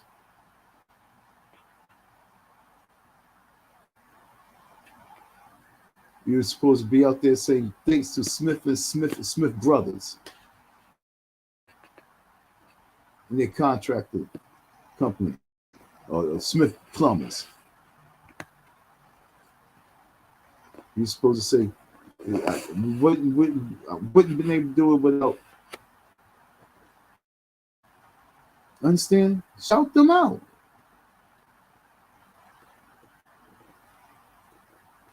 Big them up. They saved you, because there's no black contractors that could do what they did, right? All of those black contractors trying to jerk you. We was all looking to do you dirty, right?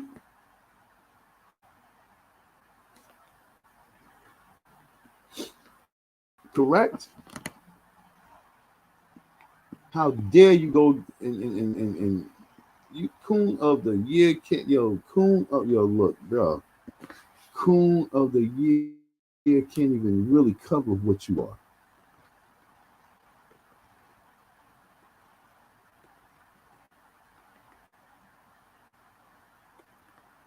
I mean, when I look at Cynthia G, I look at Tahaka Bay, I look at Leonard Arnold, I look at Umar Johnson, and I look at Tariq Nasheed.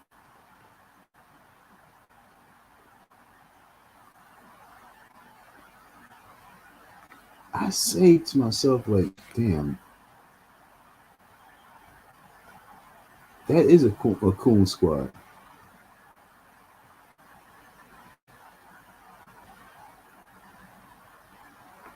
And from that coon squad, like I said, you start you start figuring out who's not who no longer on the team of coons. But this coon squad, the deeper and deeper you really indulge, you really start seeing.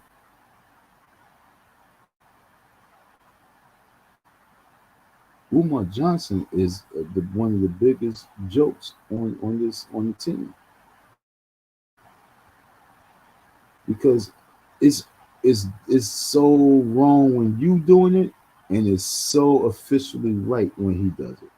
It's official. Yo, look. Yo, do you know how many folks behind the scenes is sitting back like, well, you gotta do what you gotta do, especially those coon ass women. Okay, trust me with the coon ass women, they was definitely like, I don't know why you're trying to stick with the black contractors, especially if it's not no female contractors. They like, why you fuck them niggas. Take this card. This man, they come through. They do my work all the time. I love their work. They do great work. Take this card. Call them up. They do great work. Once he's seen on the inside, the people like, oh man, go ahead, go that way. He went running because that's what he wanted to do, no matter what.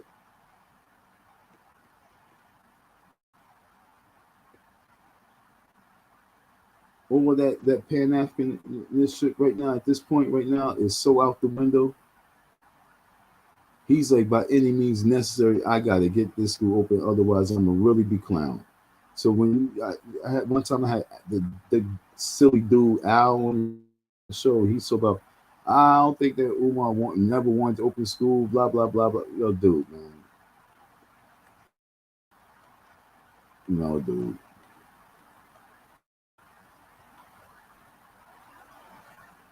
Umar is too much a spotlight person to really be that level of a con artist where he's really willing to just risk it all and move to the next con.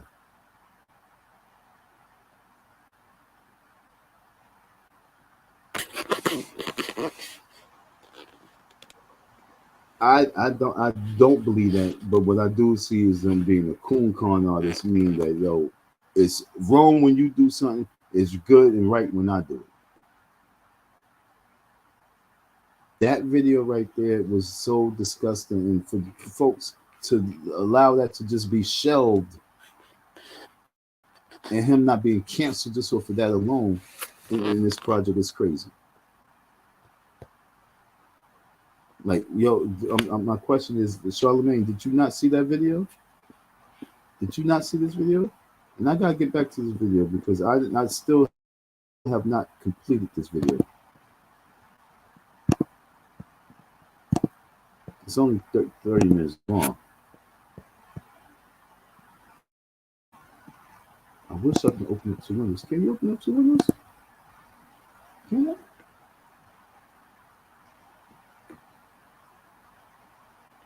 What's this? Oh, wow. Oh, so I can bring that up on me. Okay. What's this?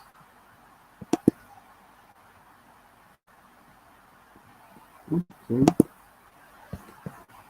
Let's see. Okay.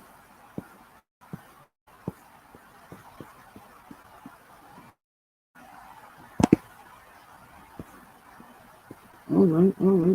Okay. It's the same. Okay, well, I'm about to bring this back up.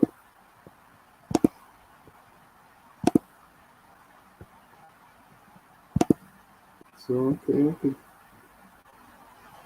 This right here is so disturbing. This video is very disturbing. And this wasn't going to be my video I used, but this video is just so perfect. We got so much involved in here. Let's scroll down about right. Let me scroll down about right here. Let's go 17 minutes in. Let's see what we talk about. So the only reason why we held off is because we thought Dr. Umar was getting some of this. Now that we know Dr. Umar, the school ain't getting none of that money, and you paying white boys all this money that black people give you 5 times the white boys got paid. They living in style. The white boys is living in style. 5 times. They wanted me to let you know the bootlegging is about to pop off.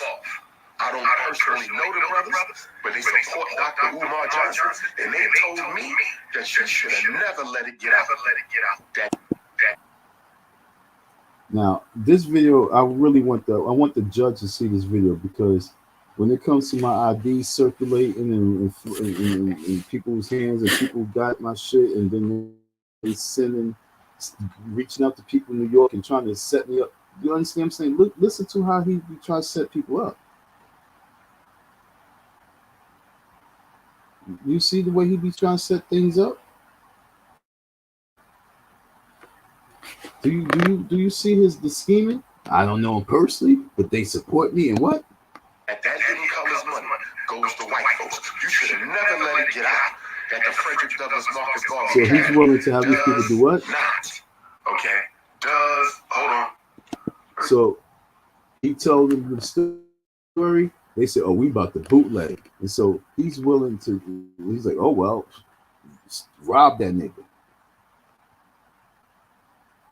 Yo, these Philly folks, man, I ain't gonna lie. It's a certain level of grindiness out these Philly people. Like the death rate is real. Like you really, like I ain't gonna lie. There's like 3 people I wouldn't mind taking off the streets right now. I ain't out here in Philly. This little short period of time.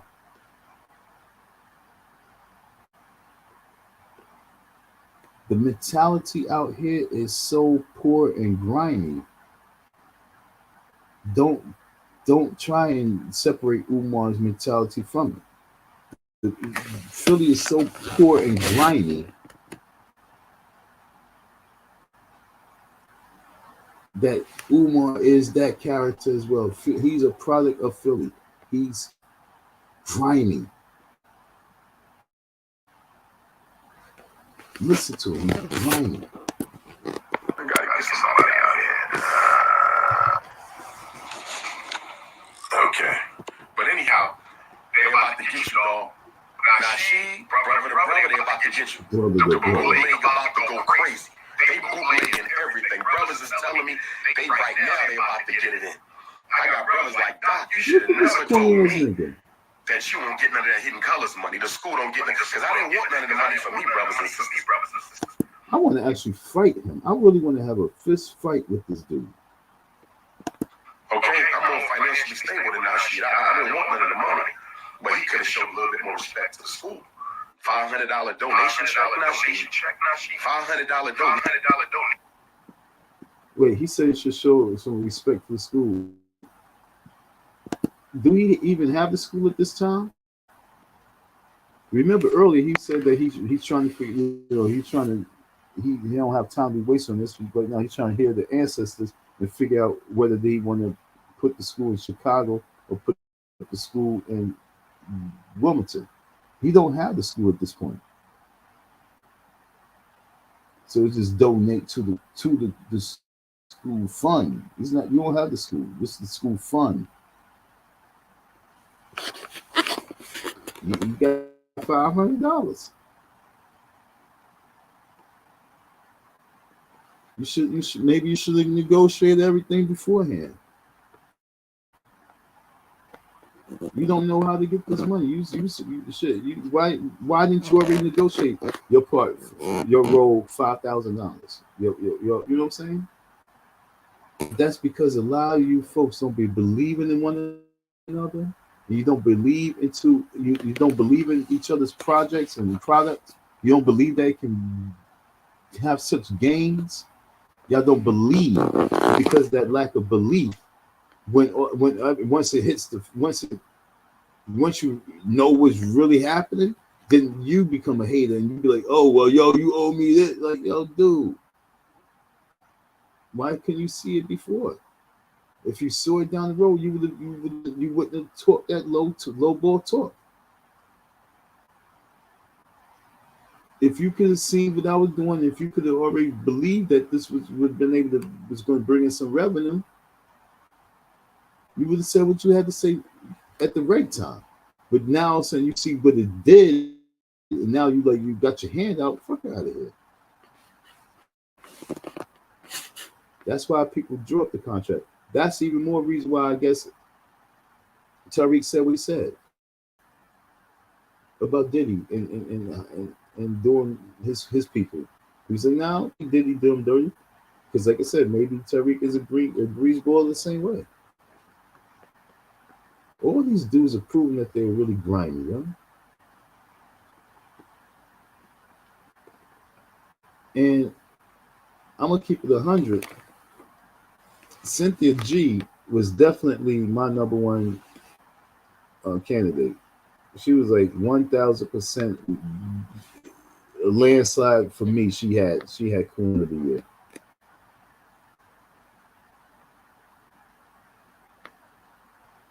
I'm almost at the conclusion of this year that Queen of the Year is going to be like a 3 to 4-way tie. It's almost impossible to separate these individuals from one another. They're all like in the same nest. It's so hard to separate these folks because they are all from the same nest. They from the same family of coons. You understand me? They from the same family of coons.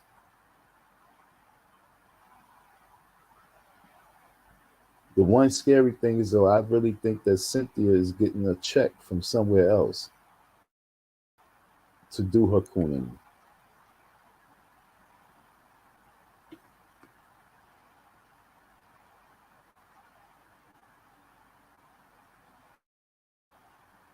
And when I'm saying, what I also say is that Lennon don't have a purpose in the cause. Cynthia don't have a purpose in the cause. And this dude, Tahaka, he hasn't shown his purpose in the cause. So those three individuals is where the race really is. Tahaka, Cynthia G, and Linda, because they not even pushing the cause. They not even really about anything. They're not about nothing. Except for pushing this cooning and con and shit. Who's Cynthia G trying to con? She's conning women to hate men.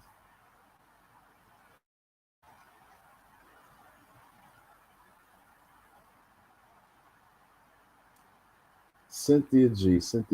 I'm really thinking of that chick right now because, like I say, she really was at the top of the list. But this cat right here is just unbelievable. And last year, it's funny because I had nominated him for Coon Year, but I was like, nah, he can't win this one. It was meant for Lennon, but right now, in this whole thing, brothers, but they support Dr. Umar Johnson, and they told me that you should have never let it get out.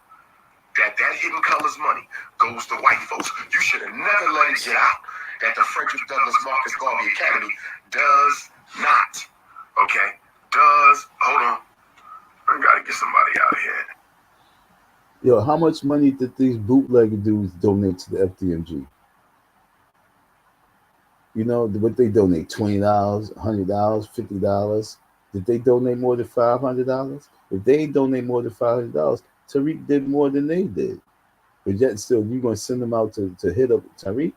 That sounds like some real greasy, evil shit. These niggas ain't donate nothing. They ain't never going to donate nothing. But I'm going to send them out to rob you because you only gave me $500. These men right here that I know, and they support me, never gave no more than $20. But because you only gave $500, We feel that that's grimy and we're going to get you and do you dirty.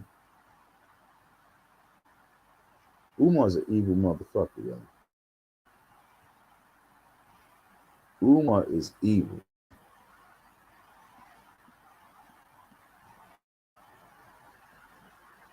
There's no more being this nice guy. Umar is evil. Evil. Prove me wrong. Prove me wrong.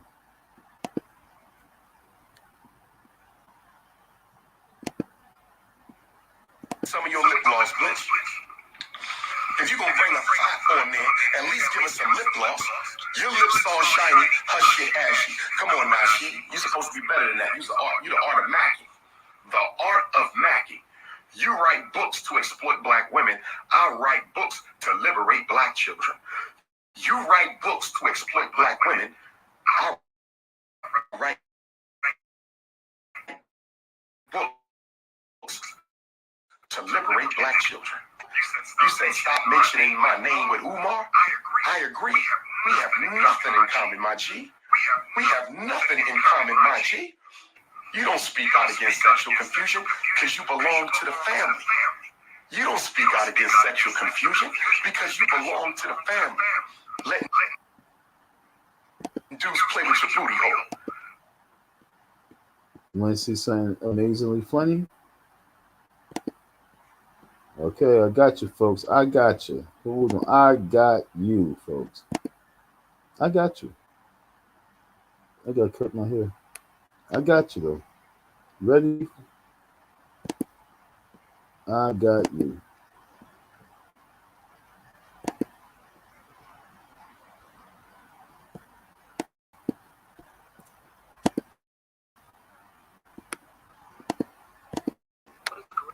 Oh, man.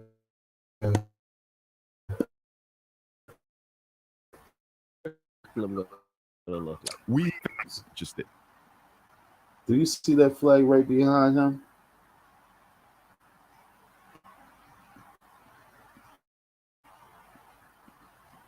I wonder if he made a comment about the flag. I wonder if he made a gesture about the flag, anything. Did he notice the flag? Most likely he did. Probably he didn't even notice it. Probably so tall he just looked over it. But as you, that flag represents you as it's sitting behind you. How about that?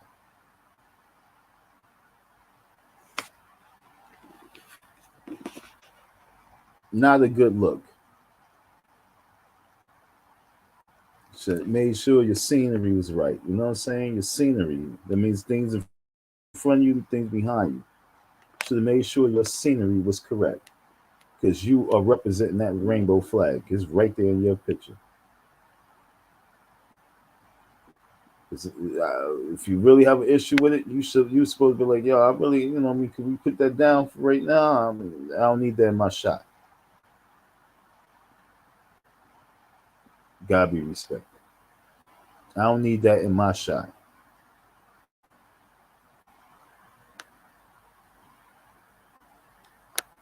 Well, folks, you know what I'm saying? Umar, when we say coon a year, let's look at it. 2022 went through. You went on the radio station, you blamed black men, black contractors for the failure of the school.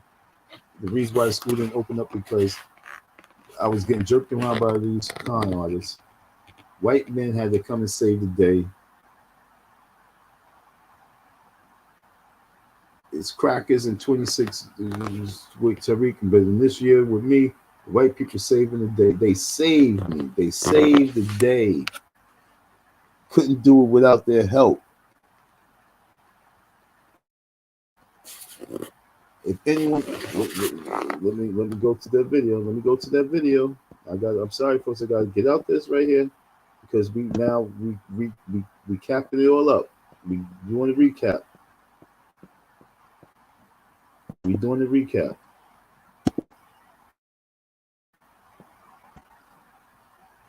Yo, if there's anyone who would like to come and tap in and converse about this, hold me down. I've been talking all day. Come and hold me down.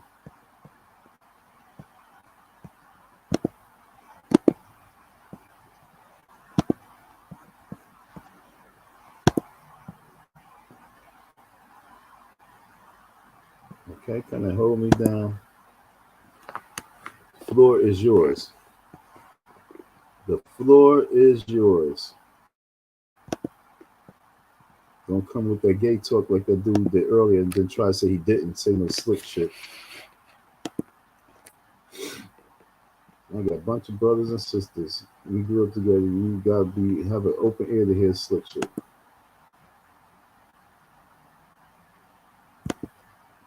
And Umar said some real slick shit right here to your women. He said some real slick shit to your women. After finish talking to the young girl, the hell is that?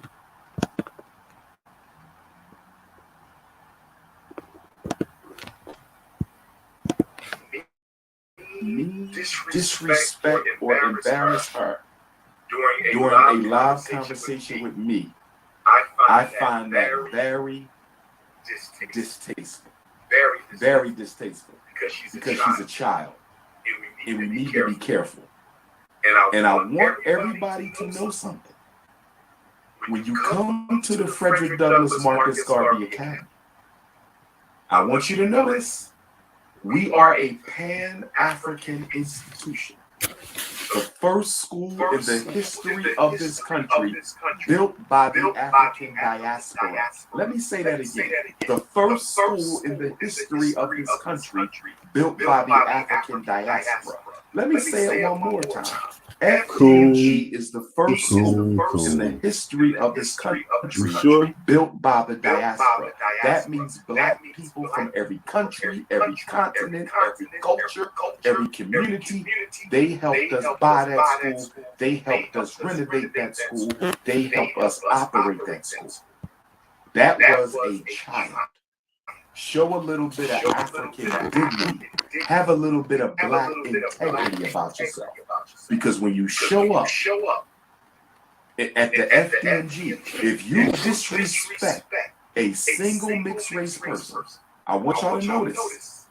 If you disrespect a single one of my mixed race brothers or sisters, you will be banned for the rest of your life. I want to.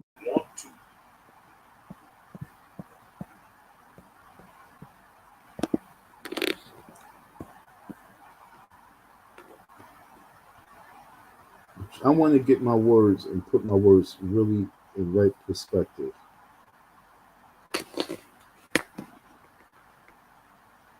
That itself is just wrong teaching itself, because we just separated a class and we gave white power over us once again. Fuck all that dumb shit. It should be no disrespect at all. Because that's what we teach. We teaching no disrespect to no one. But what he say? If you disrespect, what is disrespect? You understand what I'm saying? What is that disrespect to them? Be clear about that. I want to be absolutely clear. Mixed race, as far as I'm concerned, is all black and no different. It's all black. When Kanye West first married, when Kanye West first got with Kim, was it? Oh well, was it received like that? Was they received like that? Diddy and the chick that the Asian chick that he's supposed to be got pregnant. Is it all good?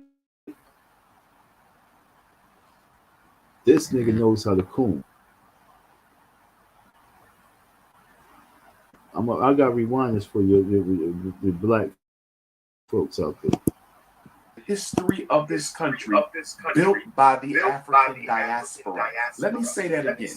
The first school in the history of this country built by the African diaspora.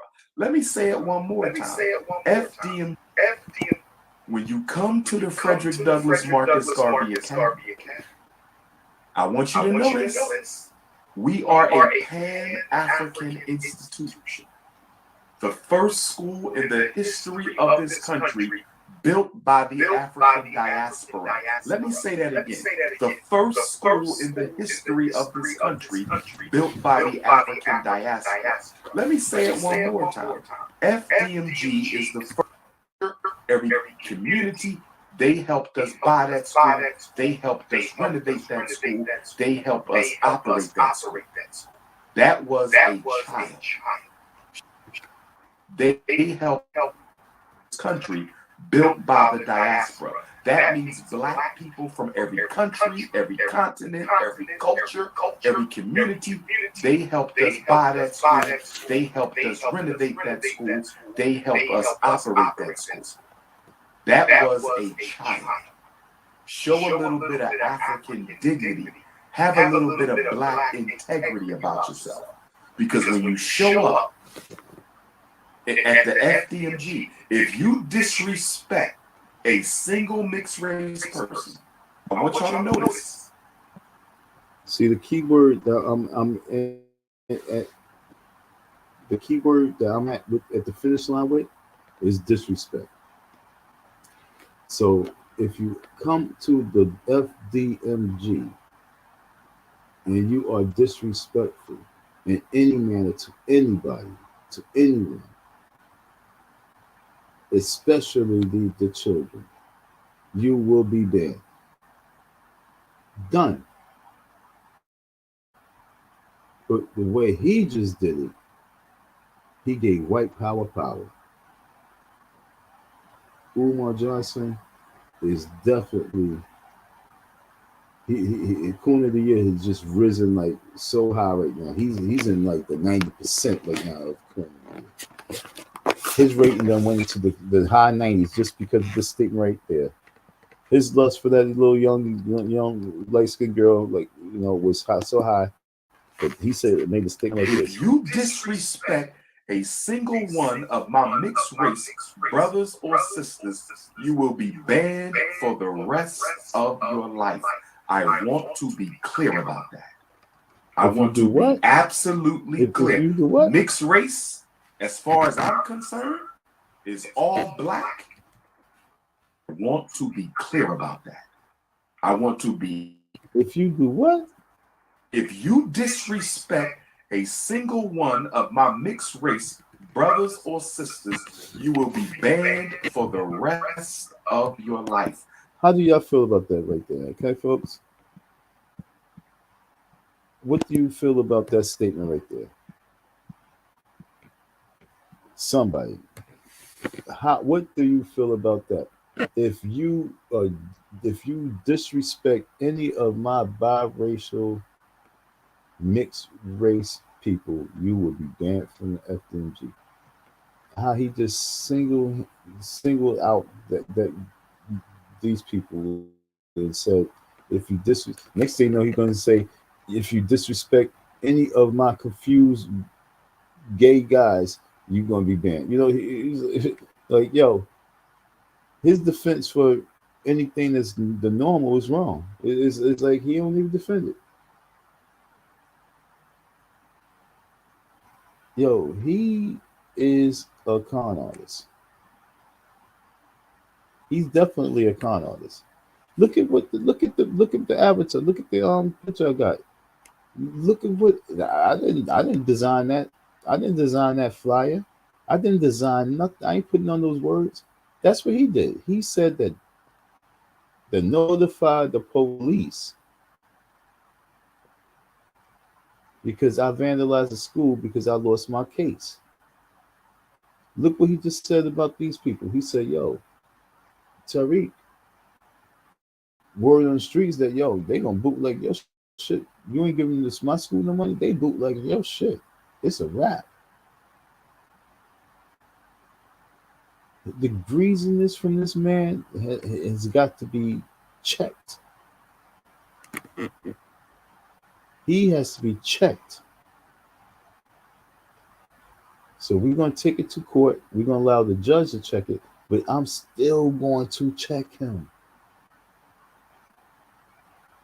because he blamed us workers for the failure of the school. I have an issue with that.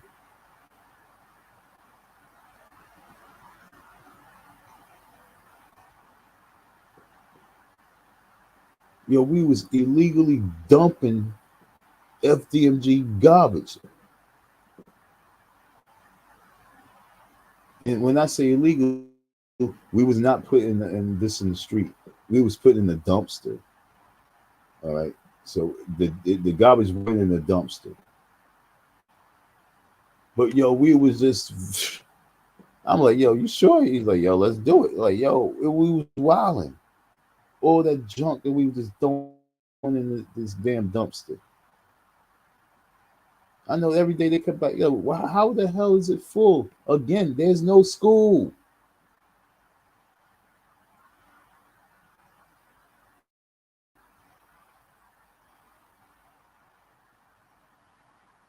We was like, yo, dude, how much money did we save you in dumping itself?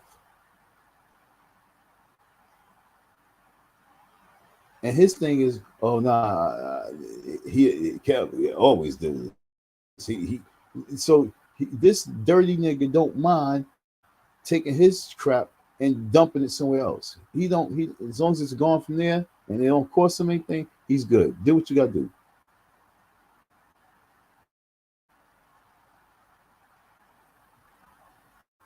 No integrity.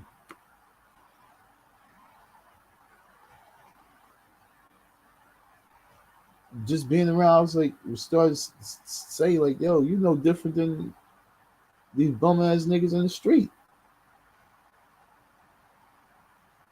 I really mean that. I was like, yo, damn, dude, you no different than these bum ass niggas in the street.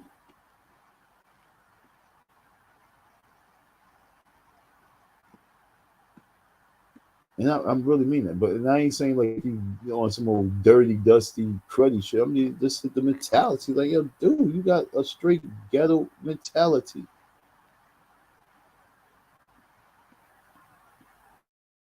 Man, it ain't take much long. It ain't take that much longer for me to realize, oh, this nigga is goofy.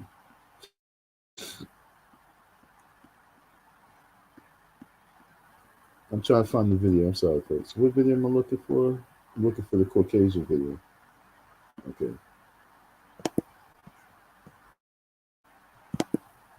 I want to be clear about that. I want to be absolutely clear. Mixed race, as far as I'm concerned, is all black and no different than the rest of us long time. If they identify as black full time, I'm going to accept them and treat them as black full time. So what respect do you have for full-fledged black folks? Do not show up at the school, because FDMG will not be a revolving door. If I have to excuse you from that campus, you will be excused for life. I thought that was very wrong, the way that y'all treated her. It's a black man. Let me expose your hypocrisy real quick. To black men, let me expose your hypocrisy real quick. I'm trying to understand how some of my brothers can insult mixed women and then turn around and they're the main women you are chasing down. Help me understand. I'm trying to say, this is why this nigga can't open the school. He can't open the school because of shit like this. This is the reason why you cannot open your school, because you are a fool.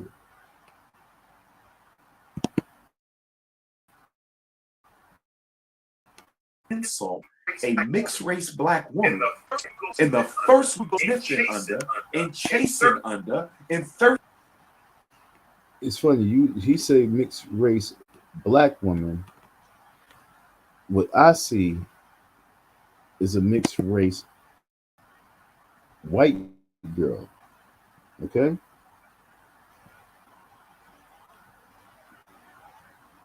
You see the hair, see everything, see the nose, see everything. This is a excellent shot right here. This shot right here is so perfect for my point. You saying the mixed race black girl, I see a mixed race white girl. I see a white girl who's of mixed race. I don't see a black woman of mixed race. I see a white girl of mixed race. Now they say the gene of the father is the dominant gene, and her father is black. But for some reason, the mom genes came out more dominant than anything with this young lady. I see a mixed race white girl. Okay, that's what I see. If she was in the room with everybody, y'all would see her. You'll see her, and you'd be like, "Oh, look at the white girl." Or the white girl, she got a shape. Or the white girl got an ass. A white girl, that's what you say. Then you say, "Oh, she must be mixed with something." You're not saying, "Oh, look at the black girl over there." You're not saying, "Look at the black girl over there. She must be mixed with something." You're just looking at her and saying, "The white girl, she must be mixed with something."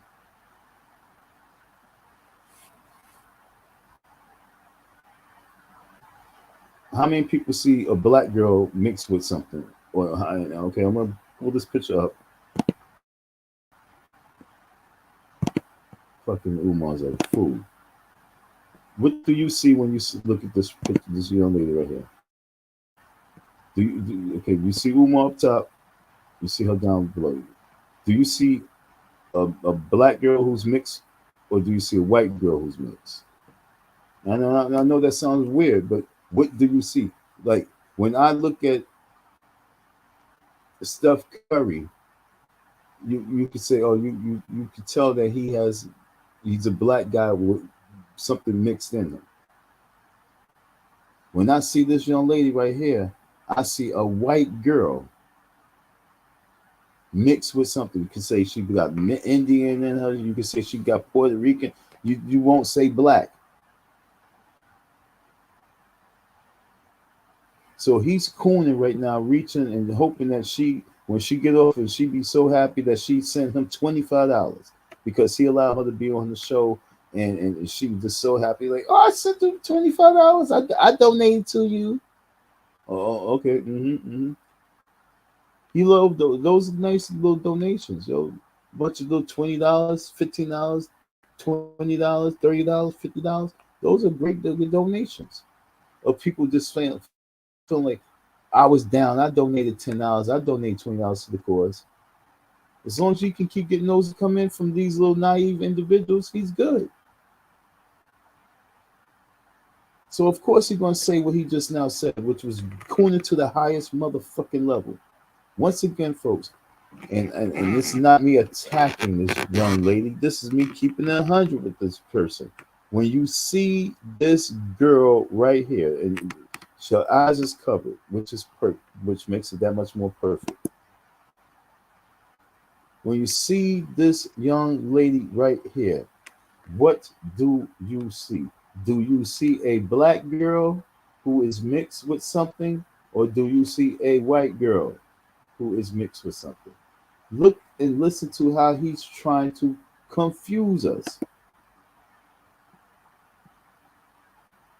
And then understand, yo, this dude is the master of confusion. He is Satan.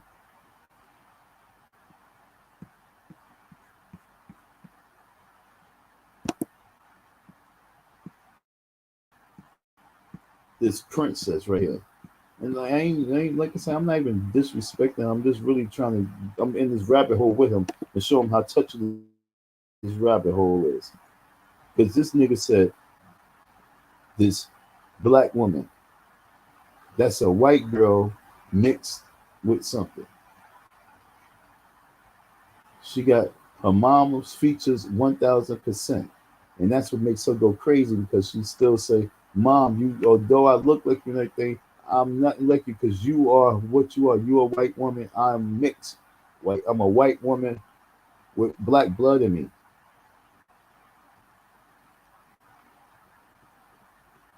There's nothing about her that say that she's an African woman in this picture right here. It says that she could be mixed with something, but it says that she's a white girl mixed with something.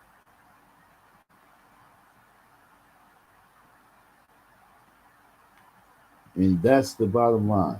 This nigga cannot sit here and convince me to say anything. I have like a facade.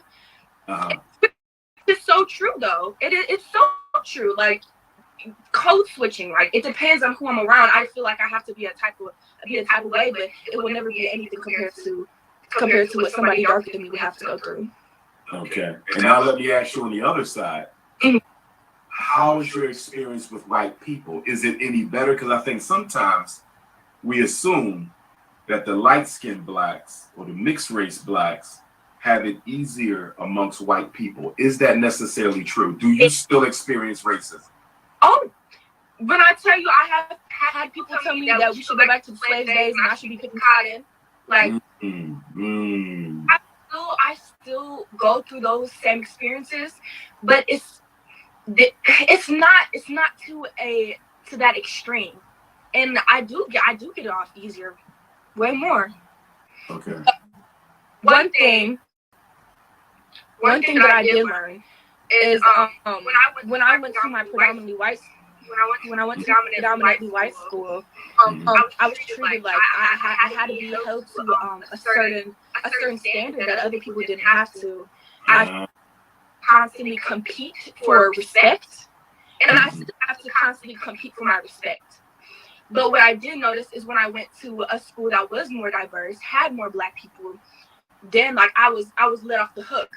Then it's I can do some things that they wouldn't be able to get away with, or we would do the same things, but they would get a harsher punishment, and I would get let off with a slap on the hand, and that's not fair. Wow. I like this young lady because she's so innocent, and she's just talking on her innocence. And like she said, in the black school she get away with stuff. Why? Because her light skinness. And what the Umar just do, the same shit. If anyone disrespects her, you understand? She got a pass no matter what way you look at it. The only pass that she don't have is amongst those real white people. Like, you ain't white, bitch.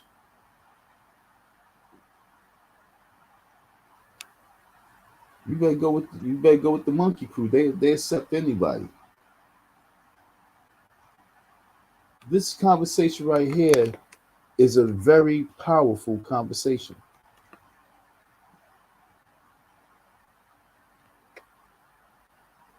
Black people accept anything.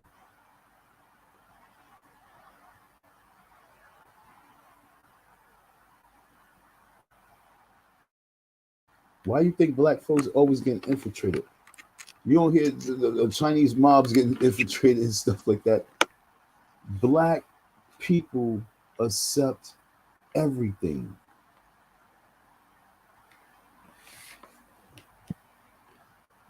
She just said that she goes to the black school and she blends in, and then she gets a little slap in the wrist for things that other folks will definitely get crushed on, and she don't think that's right. That's called the white pass. You got the white card. And Umar Johnson just gave you a white card at the FDMG. You see? She just said that she just straight up said that she got the white card. And then Umar Johnson, after she gets off, Umar Johnson gives her a black white card. He gives her the highest level of white card. But how many times is he gonna get out there and talk about Becky and Karen and them having white cards, and this girl just said, I got my white card too. Like I say, this is such a touchy topic that when you talk it, you gotta really talk on it on as raw as you got to. Otherwise, you're gonna be cooning. And this nigga in this conversation cooned all around the boat, all the way to the very end. Like, you guys was harsh. Then the next girl come in, he said, well, gosh, yo, you guys, if you see my family, gosh. Nigga, you said cracker. These crackers was driven, these crackers with this, these crackers with that, these crackers. And now your people talking, and he's like, my God, because they talk about these little girls.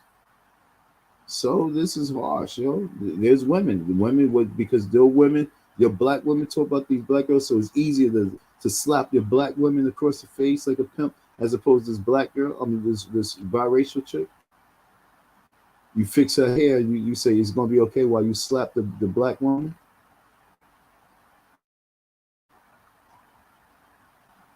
He just slapped the shit out of that black woman.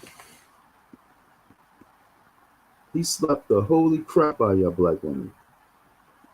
When this girl got off, he said, if anybody come at any of my biracial people. My last question for you, and thank you for being so honest, because I think you're educating a lot of people with this princess. Your mother being a white. Yeah, why he, when she just said she got her white card, why did he say, why he called her out for what it is? He said, so you do have, so you acknowledge that you have a white card. Why I would have said it. I was like, oh, so you acknowledge you got a white card? And then she would have laughed, and I would have laughed, and we've been laughing about the white card. There'll be a little conversation. But he's a suck ass. He didn't even go there. White woman, do you sometimes have trouble helping her understand what it's like to be a black woman? Like, does she sometimes not get it, and why do you think? For sure, 100%. My mom is a very interesting person, because she comes from, she used to be a police officer. Then she was like, nope, this is not for me. And then she went to work at a nonprofit to try to get to the root of the problem.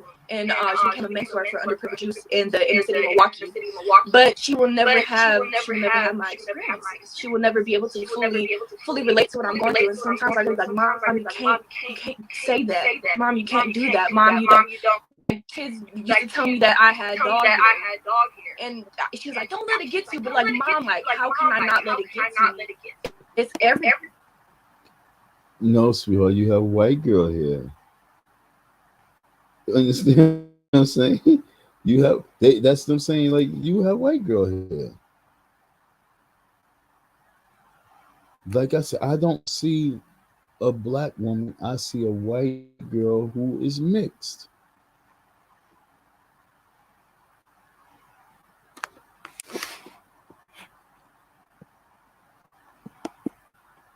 Everybody's laughing like, Mom, you don't get it. Powerful. Thank you for that, princess. Powerful. I'm gonna see you in Milwaukee soon. No, you need to give her some conversation on that. Powerful. No, you should he asked her the question, and then as a therapist, he didn't even give her any type of therapy, because trust me, I see in the young lady's eyes, she has a lot of, issues. No matter how a person looks and everything, they have issues. She has a lot. She goes through a lot of mental stress. Nice smile. She has a good energy. She has a good character, so that keeps her afloat. But she is going through some shit. And this nigga, he was too soft and too scared to touch it. He did not touch it.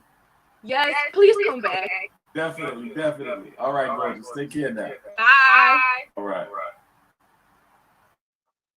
I want to say this before I bring the next person up. I want to say this because it's very important, and I want y'all to hear me. I want everybody to hear me now. I'm very serious.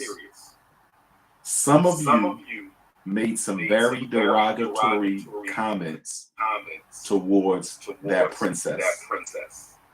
Okay? I don't know her age, but I'm pretty sure she's in her early 20s.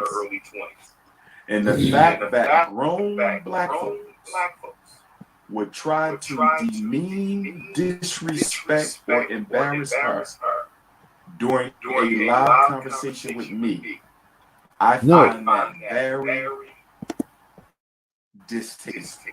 It was very embarrassing, right? It was very embarrassing, huh? This what we trying to tell. This is what we trying to tell you, Umar, and all you guys out there who speak the way you speak. If we are not ready to kill because we are that angry, the way we speak is just hate. If we're not ready to kill because of our anger and where we at right now because we are being oppressed and blah blah blah blah blah. If we're not ready to take and eradicate these people off the planet, but yet and still we want to just talk this talk, it sounds embarrassing hearing it. If you're not ready to take it to that next level. If I'm talking to a white person and I'm calling them a cracker, it is what it is. Just like if I'm talking to a chick and I call her a bitch, it is what it is.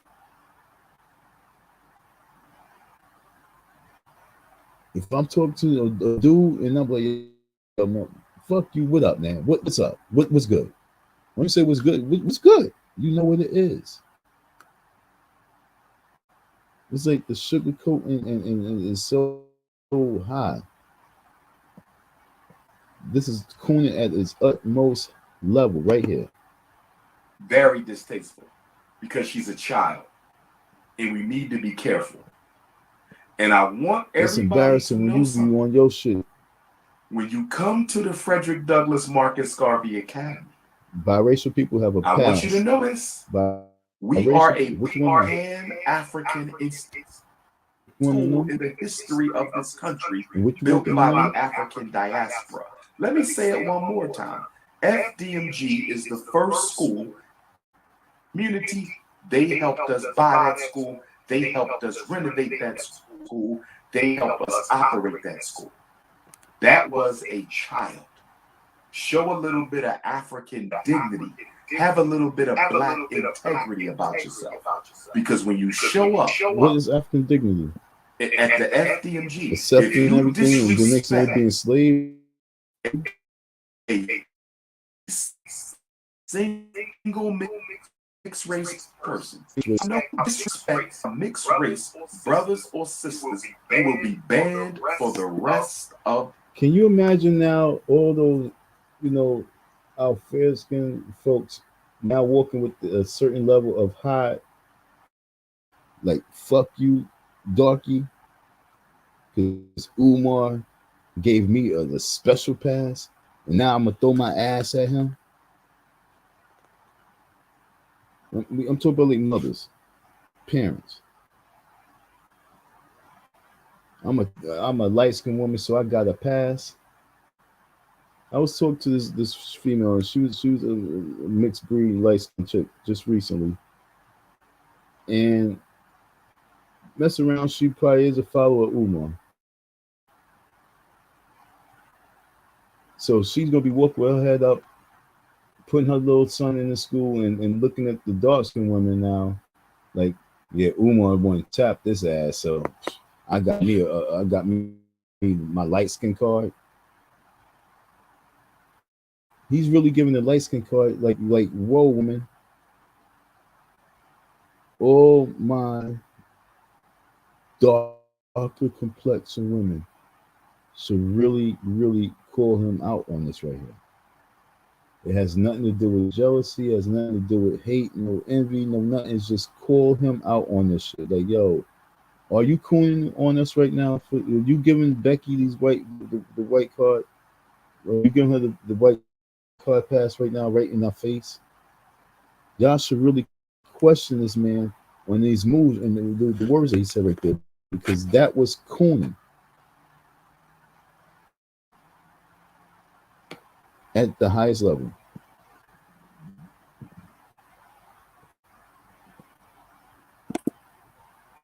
Your life.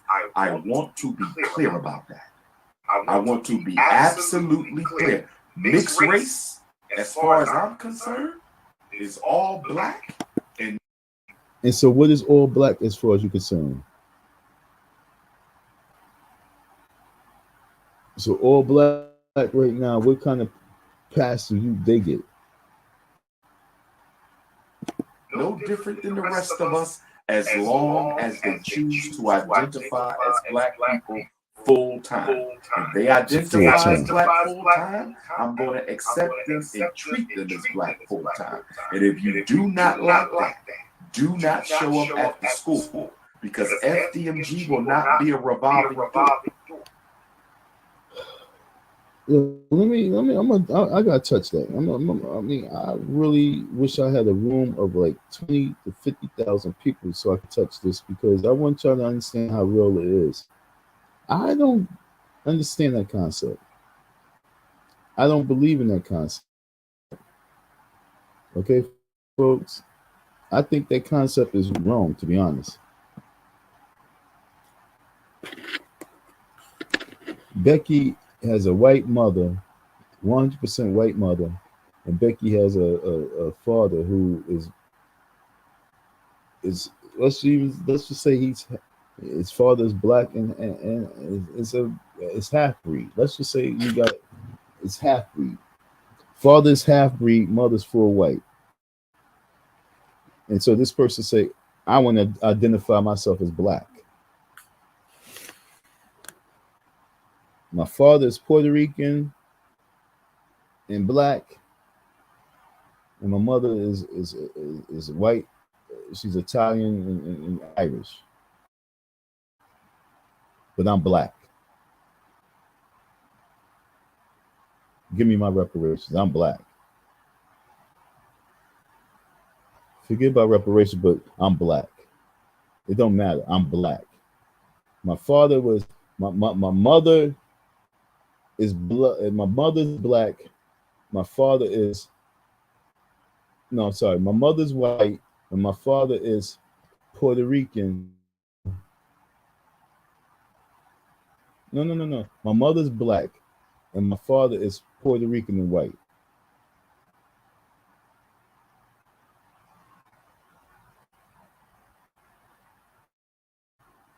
I'm black though. Puerto Rican, white, but I'm identifying myself as 100% full-fledged. I'm black because I identify that. I have a family reunion. I'm not going because that's the Puerto Rican side. I have a family reunion. I'm not going. That's the white side.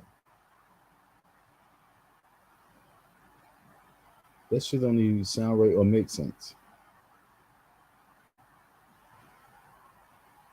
And when it comes to a movement, especially if it's a movement focusing on revolution,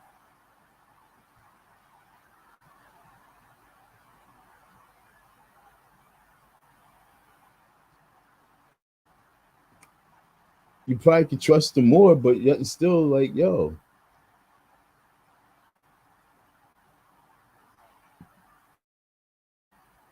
Being black is not as easy as folks really think, because it's too much confrontation that comes along with the shit. Because like I say, we done accepted everything. And I don't know why. It's because we don't want to turn down nothing. We want to show love to everything, but we don't even know how to show love to ourselves as natural. He said, anyone who disrespects a biracial black, it will be banned. He didn't say that anyone that show disrespect to one another. It's just that if you show disrespect to them, you banned. If you just made it show any form of disrespect at all, you banned. That everything's covered. Everything's covered. He didn't cover everything. He gave Becky a white card. You can't tell me that wasn't coon right there. That whole segment was him being a coon. And then go to this next chick. She looked like she Mexican and Spanish, Mexican, Puerto Rican, and like her father's black and Puerto Rican, and the mom's is Mexican, and you know what I'm saying, but she's a black girl. That's what she looked like. This next chick. And she was as hot in the twat as possible. And this dude sitting here, I want to let him finish this right here, but I want to get to the next one. If I have to excuse you from that campus, you will be excused for life. I thought that was very wrong, the way that y'all treated her. It's a black men. Let me expose your hypocrisy real quick.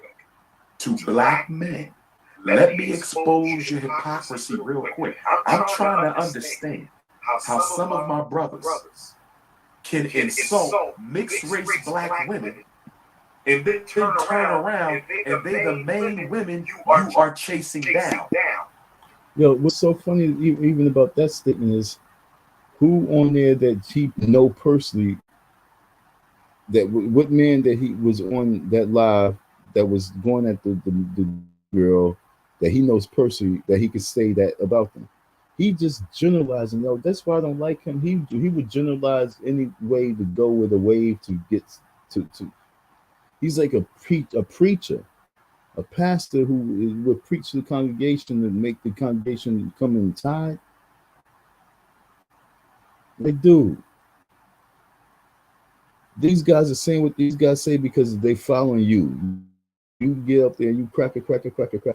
So now they say because it's a female is not right. So we can only attack men.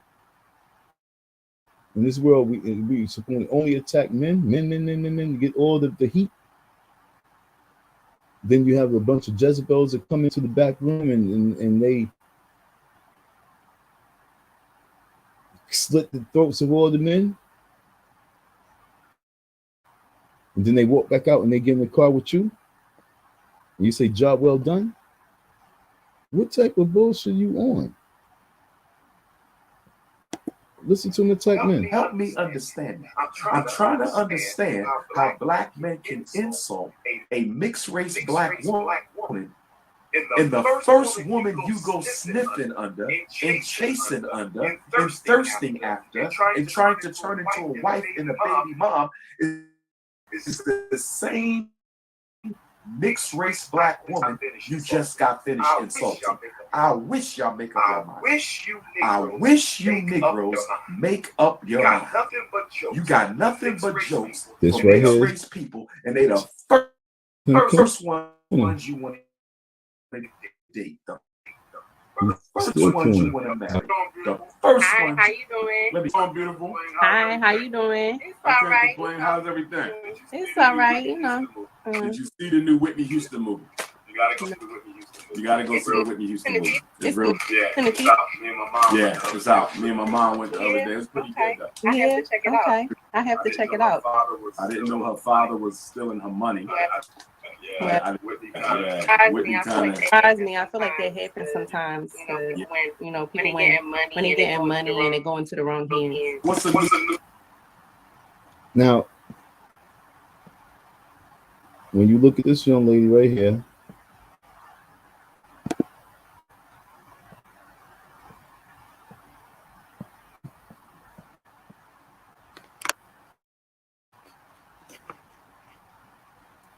do you see a black woman first, or you see a woman mixed with something?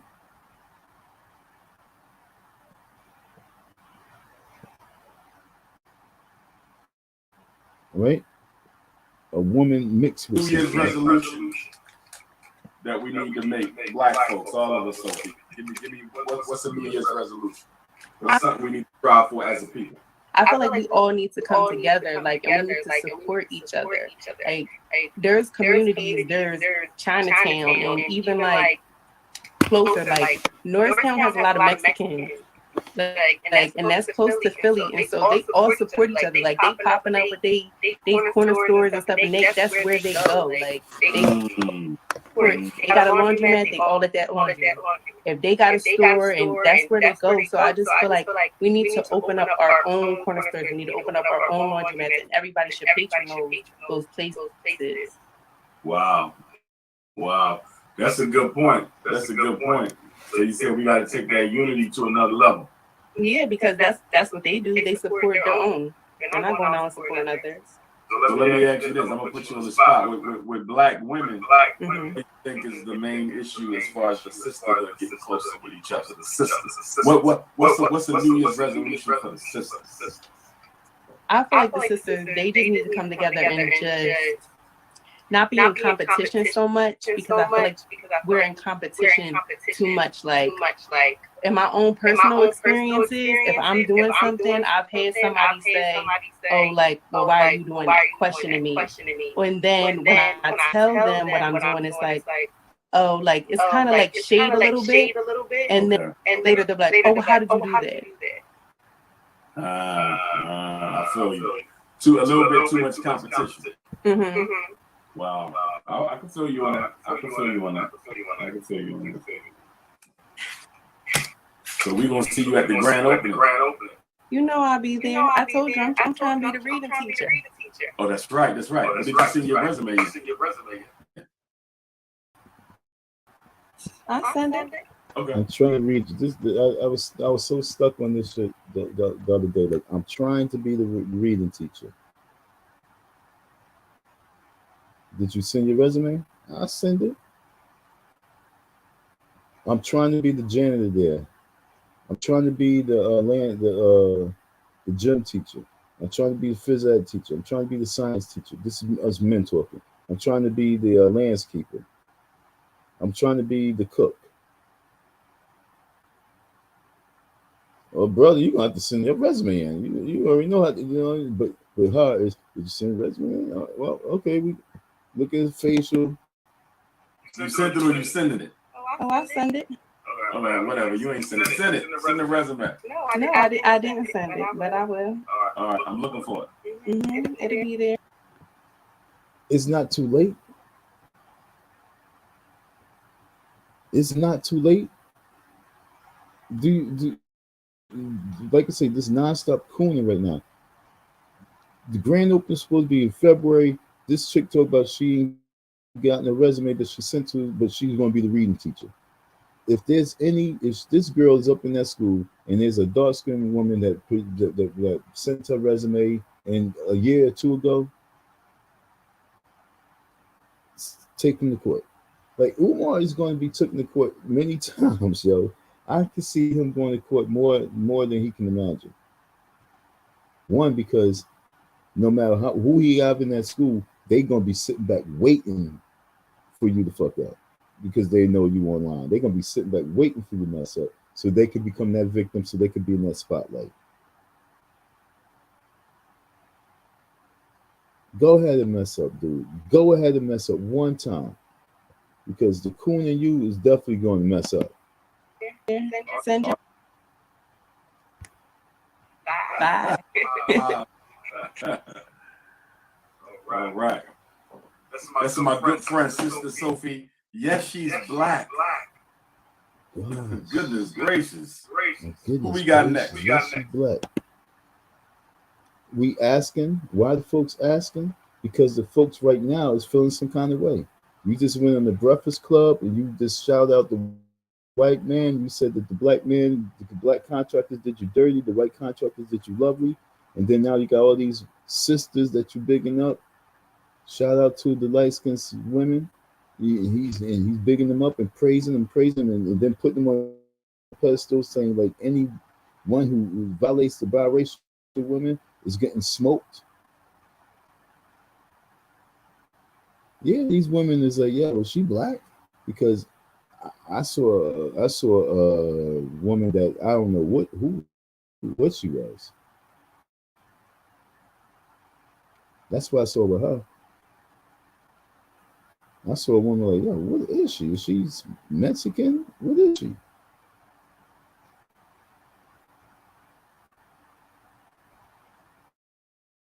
But Umar will coon his way, whatever way he got to do for $1. Coon of the year this year is very difficult. Somebody got to help me out. Who you nominate for Coon of the year? I'm about to end this live if I don't get someone give me a rating. Somebody give me a rating. Who do you rate the highest in Coon of the year? We got Umar, we got Cynthia G, we got Tahaka, we got Tariq, and we got Lena. What do you give this dude Umar in regard to his coonism? Do you think he was cooning with these chicks? You think he's cooning for the biracial people? That statement that he said that you would be banned if you come at the biracial folks, you don't think that was a form of cooning?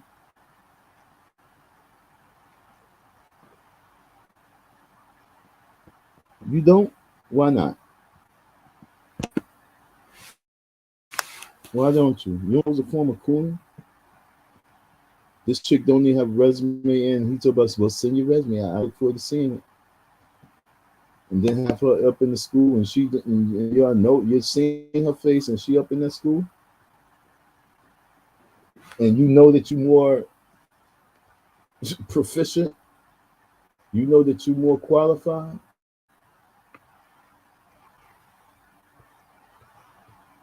Y'all ladies better jump on that. Y'all better, like I said, y'all need to attack, because what he just did was very, very, very rude. He was disrespectful. Then he can come back and say, yo, all your men, all y'all, that's the woman that y'all like. That's the woman that y'all want. That you talk about this, but that's the woman that you go chasing after.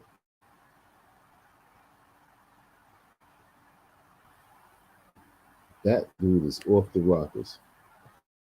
Coon of the Year nominee. All right, folks.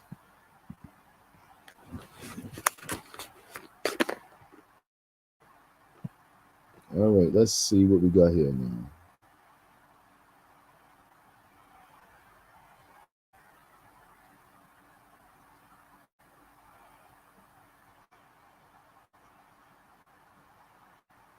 Trying to find the next video I had lined up.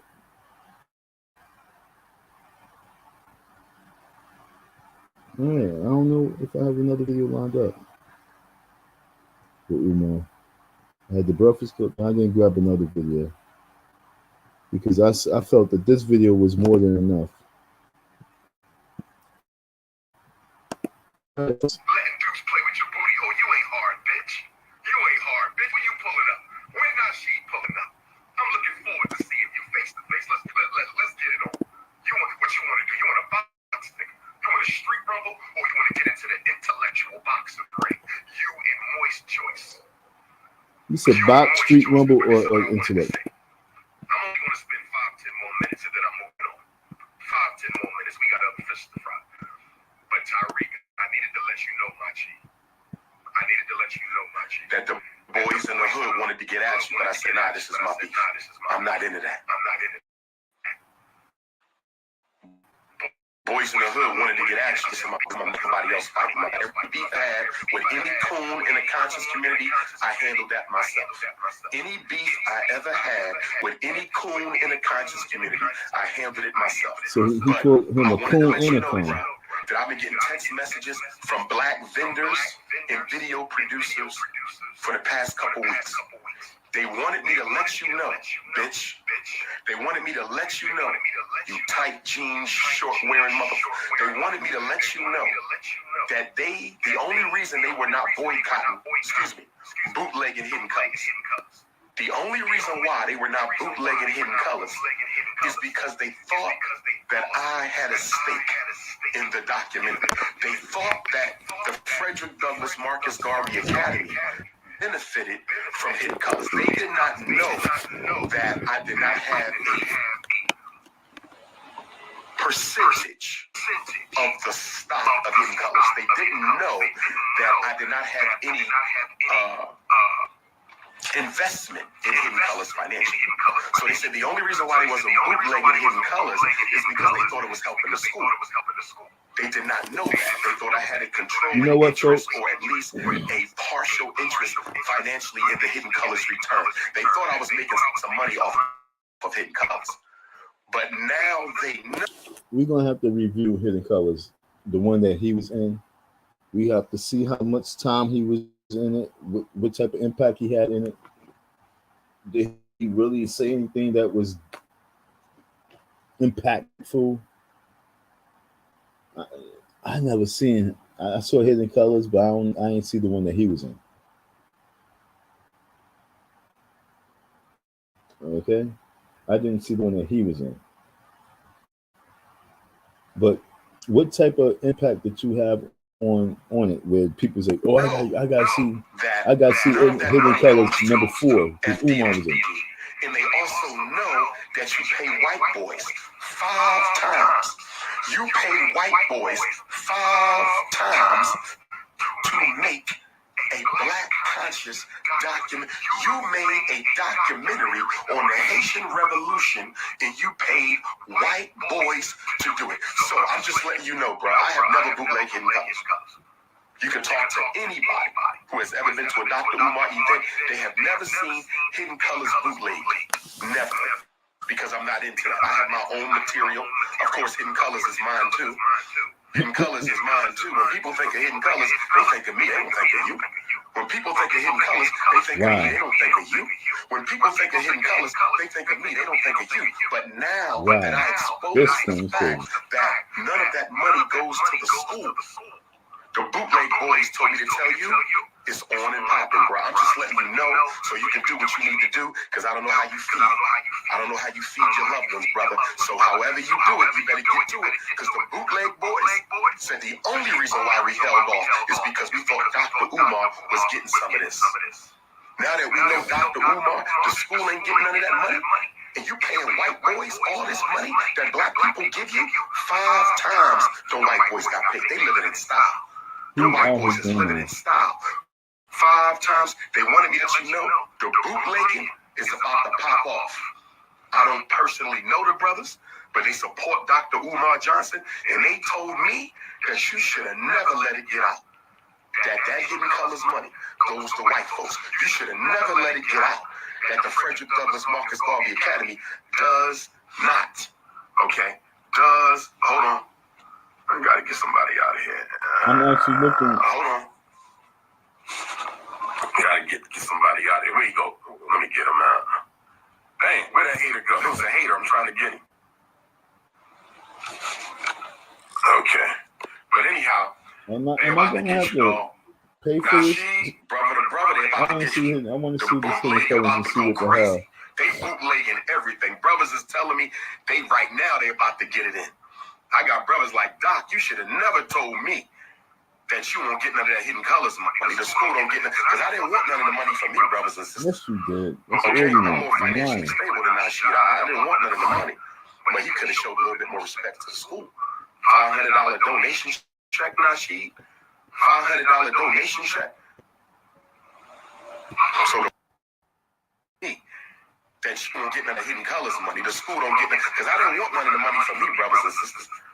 Okay, I'm more financially stable than that. Shit, I didn't want none of the money. More financial than Nasheed. Okay, he's more financially stable than Nasheed. This was, I just checked and it said that Nasheed was getting like 200,000 a month or something. I mean, that sounds crazy, but I don't think that's really the case. But Umar, if you're more financially stable than Tariq, prove to me in the courts why you could not pay me my money.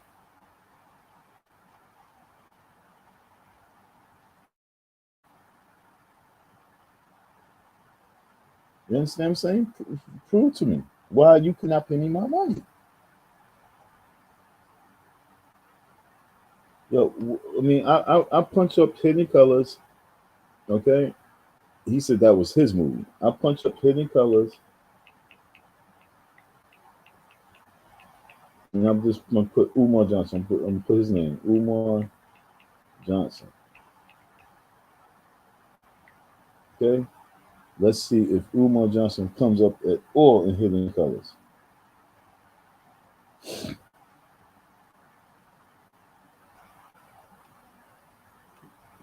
All righty. Let's see what we have here, folks. Let's see what we have here. He just said that Hidden Colors was his, right? Let me take this shit off the screen. So I went to YouTube and I Googled Hidden Colors and I punched in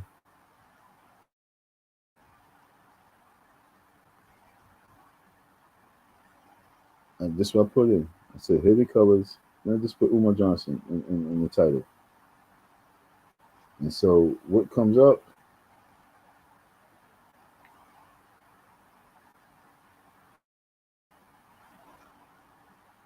Umar Johnson's University, Hidden Colors, band audition. That's what comes up. Umar Johnson's audition. Okay, that's what comes up. What else come up?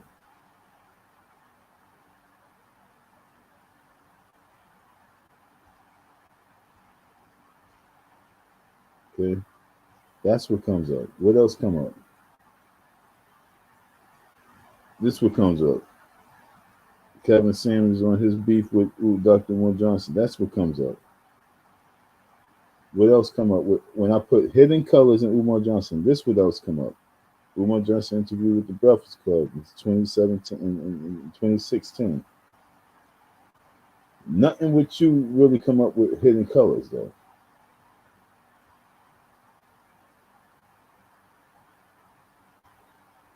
There's nothing with you. Dr. Umar is totally look. Dr. Umar is totally against interracial marriage.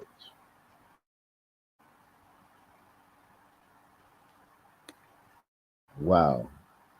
Whoa. Let's go to this one.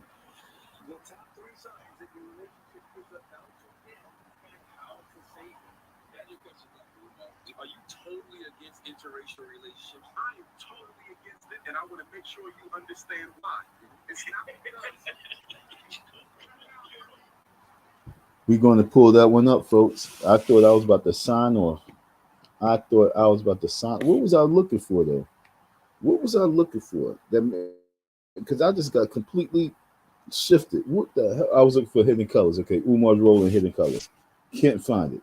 But what I did find is that Dr. Umar is totally against interracial marriage. Okay, so let's go. So if you're totally against interracial marriage, how do you feel about just biracial children that's not even of a marriage?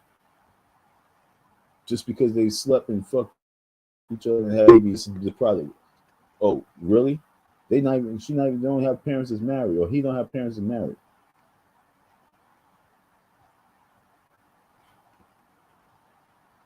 Ooh-wee. Let's go. Okay, Breakfast Club, right? Okay. I can't wait to pull this one up. What am I looking for? You. Yep, boom, bam. Let's go there. Let's go to here. I got so many tabs that's open. It's crazy. I got to close some of these tabs. And get the Breakfast Club.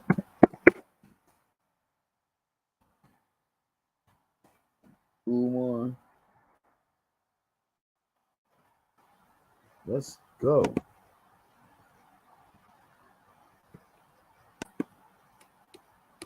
Interracial marriage. Boom, bam, boom. Let's go. Totally against. Let's go. Okay.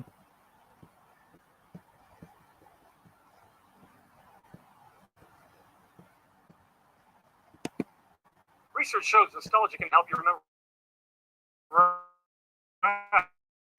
Liberty neutral. Let me ask you a question, Dr. Umar. All right, folks. This is the perfect one to end this segment with. So we're going to see how we're going to end this right here. Crazy ass nigga. That nigga crazy. Like I said, this is that rabbit, that mouse hole is a touchy hole. He entered a touchy hole. This is gonna bite his asshole. Where we at? I'm sharing something. Boom. Let's pull that up. Flip that over there. Throw this up right here. Bang that out like this. What am I looking for? Boom. This right here. Okay, folks. Let's go, Charlemagne. Get right to it. Are you against racial? And yo, it's not like Umar don't know that flag is there again. He's looking like a giant ass bear right here. Look how huge he looks. Like dude say, he said, damn, you done lost. Relationships. I am totally against it, and I want to make sure you understand why. Let me ask you a question, Dr. Umar. Are you totally against interracial relationships? I am totally against it, and I want to make sure you understand why. Let me ask you a question, Dr. Umar. Are you totally against interracial relationships? I am totally against it, and I want to make sure you understand why. It's not. Cut it out, Andy. Cut it out. Don't do that, Andy. I'm gonna be having a serious conversation. Yo, look, the way they busting out, laughing and everything is because they already knew they was like, yo, I'm asking this question because they already know their players, they know their people, they know their peers, they know what they have. They like, yo, our people ain't gonna give you. Because I want we have a named snow bunny crisis. Okay. I am against the snow bunny crisis, and I want your white listeners to understand, because people be trying to say stuff like, "He's the Black Hitler." I'm not the Black Hitler. I am in no way interested in hurting or harming the life of any human, white, Asian, Chinese. I believe in respecting everybody. The reason, but taking up, but what he say about the black boys though? He said a high percentage going to have to be taken out. But he's not here to harm no white folks or all this, but he's Pan-African, but he's here to harm us. So hurting me. This Negro crazy. I'm against interracial marriage, Charlene. Marriage is an economic contract. Economic contract. Do not marry down in status. They marry up. But never seen a rich white woman marry a broke ass black man. No, you have not, and you never will. If marriage is an economic unification and a contract, how can we, who don't have enough already, give so much to the white woman and to white people who have already taken too much when we got all these black women out here who will never get married? Only 1 out of every 4 black women in America will ever taste marriage, and half of them who taste marriage will be divorced within 5 years. If you want to save the black family, you have to protect it. And in order to protect it, you have to be against interracial marriage. You can't say, I love the black family, but I don't have a problem with interracial marriage. Interracial marriage is eliminating the black family because it is not providing our women with enough available and able black men to be their husbands. So it's not just white. It's not just white women. You just feel white women, Asian, everybody. Nobody should be marrying out the race because there's political consequences, DJ Envy. I'll give you one right now. Naomi Osaka. Am I saying her name right? The tennis sister. Naomi Osaka, yes. Naomi, I love the sister. She knocked off the greatest of all time, the GOAT, in Serena. But guess what? Who is she representing in the upcoming Olympics? Is she representing Haiti? No, she's representing Japan. So here you have a half African sister, an African sister because there's no such thing as half African. Our genes are dominant. So you got an African sister with a Japanese mother, and instead of going back home to your father's blood, Haiti, to represent the Africans in Haiti, you're instead going to represent the Japanese who've never done anything for black folks and are part of the Trilateral Commission with the American white power structure. But who taught her to play tennis? Did her Japanese mother teach tennis? Or did her black Haitian father teach her to play tennis? Her black Haitian father taught her to play tennis. It's the African DNA. It's the African ancestors in that girl that's responsible for her tennis success. But instead of representing us, she's going to go represent the Japanese. Well, this is what you got to deal with when you make mixed race African children. Listen, hold on, baby. I think her case is a little different, though, because she identifies fully as a black woman. She definitely does. So if you identify fully as a black woman, Charlamagne, why is she not representing Haiti? I get it, but that's a little asterisk. Because if because she's putting her money in the black causes, she puts her money in the black organizations. She got a black boyfriend. Like she stands up for black causes. See what Haiti going through? Oh, 100%. 100%. So do you know what? I don't even know Haiti got a tennis team. So I don't know.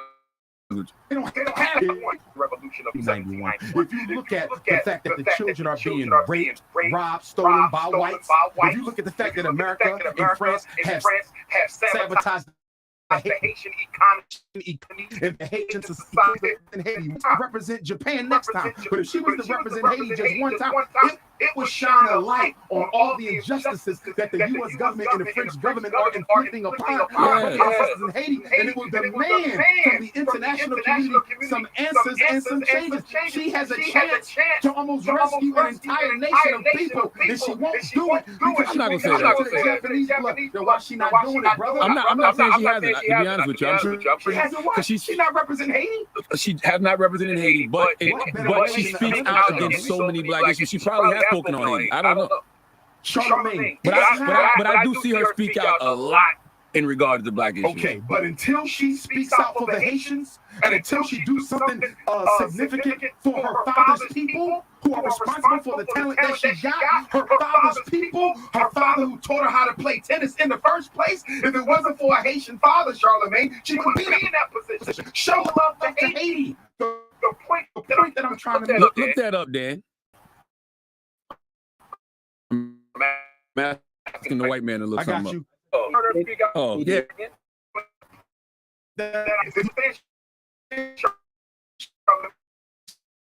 Soft act of activism to replace a major significant act of activism. You understand? Making one or two news bites during the context of a press conference is not the same as representing the Republic of Haiti on the international stage. Even if she said something, I don't care about that. She had a chance to represent the people who are responsible for you being who you are, and you chose not to do it. I'm not knocking her. I'm a fan of her. I want to be clear. I'm not knocking my sister. In fact, I would probably have more criticism for her father because I want to know what you put in that little girl that has her running to Japan instead of Haiti to represent them in the Olympics. Here's the point I'm making. When you have mixed race African children, these are the types of issues you're going to have to deal with. Because until African people get a situation to represent them in the Olympics, here's the point I'm making. Mixed race African children, these are the types of issues you're going to have to deal with. Because until African people get a situation. So that's why she has to play for it. Can I ask you a question, Izzy? Yes, sir. If a European Jew is born in Africa and he plays tennis, is he going to represent Africa or is he going to represent Israel? Probably Israel. Thank you. So it ain't got nothing to do with where you're born. It's where your loyalty is. And until black people get organized, fellas, many of our mixed race children are going to identify with the other race because they don't better than Take I just want y'all to show. I just want y'all to see it does not benefit the black community to be having all these mixed race babies who are not, in my opinion. I was going to ask you that. What do you? I judge all black people. I don't care if you're from Africa, because I'm a Pan-Africanist, so it's all one family for me. I don't care if you're in the Caribbean, Brazil, Europe, Australia, the continent, Canada. Two things. Are you biologically black and are you psychologically black? And when I say psychologically black, do you identify with your primary race? Naomi does. You understand? Yeah. So if you are psychologically black and you are biologically black, I treat you no different. I don't care if you high yellow with green eyes or blue, black, purple. I don't get into this color game because I think part of the petty differences we have as a people is we over accentuate this light skin, dark skin, nappy hair, straight This hair. nigga's lying. It's killing us. It's the blood. The first color on this flag is red for a reason. It's the blood that makes you African. So I would never mistreat a mixed African. But I'll tell you one thing, I'm gonna make sure they understand. You will not perpetuate the one crisis.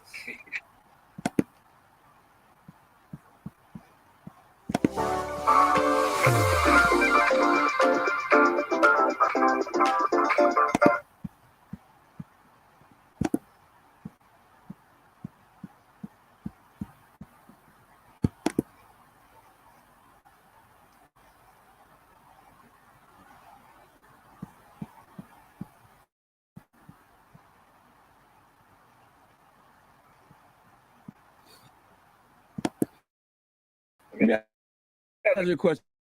Dr. Umar. I will make sure you understand why.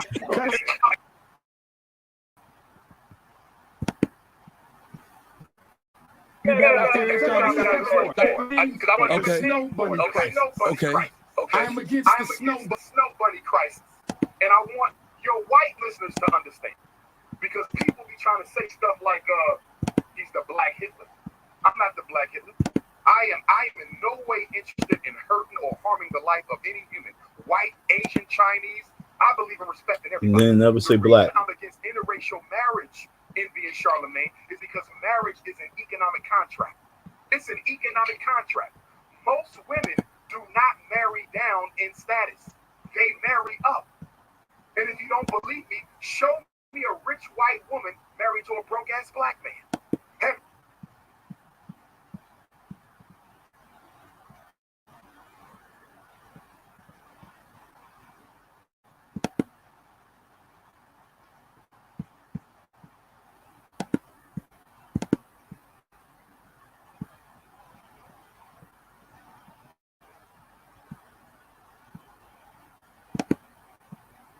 And I want y'all to I want everybody to get it. I'm very serious. Some of you made some very derogatory comments towards that princess. Okay? I don't know her age. But I'm pretty sure she's in her early 20s. And the fact that grown black folks disrespect or embarrass her during a live conversation with me, I find that very distasteful. Very distasteful. Because she's a child. And we need to be careful. And I want everybody to know something. When you come to the Frederick Douglass Marcus Study Academy, I want you to know this. We are a Pan-African institution. The first school in the history of this country built by the African diaspora. Let me say that again. The first school in the history of this country built by the African diaspora. Let me say it. I'm not the Black Hitler. I am in no way. Dr. Umar, are you totally against interracial relationships? I am totally against it, and I want to make sure you understand why. It's not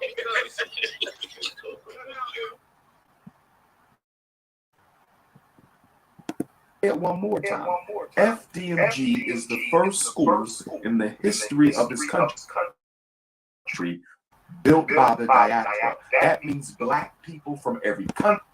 Because when you show up at the FDMG, if you disrespect a single mixed race person, I want y'all to know this. If you disrespect a single one of my mixed race brothers or sisters, you will be banned for the rest of your life. Another question, Dr. Umar. Are you totally against interracial relationships? I am totally against it, and I want to make sure you understand why. It's not because. Cut it out, Envy. Cut it out, Envy. Don't do that, Envy. Because I want to have a name for it. Okay. The snow bunny crisis. Okay. I am against the snow bunny crisis. And I want your white listeners to understand. So what did he call the mixed white girl? Instead of calling her a snow bunny, he called her a princess.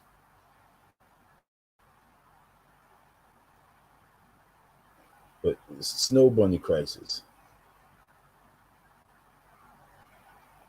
But at the end of that, he said, anybody who disrespects my mixed race people will be banned. But how did he come out? Don't this sound... It was so disrespectful. He made these men laugh unprofessionally. Okay? Another question, Dr. Umar. Are you totally against interracial relationships? I am totally against it, and I want to make sure you understand why. It's not because. Cut it out, Envy. Cut it out, Envy. Don't do that, Envy. Because I want to have a name for it. Okay. The snow bunny crisis. Okay. I am against the snow bunny crisis. And I want your white listeners to understand. Because people be trying to say stuff like, he's the black Hitler. I'm not the black Hitler.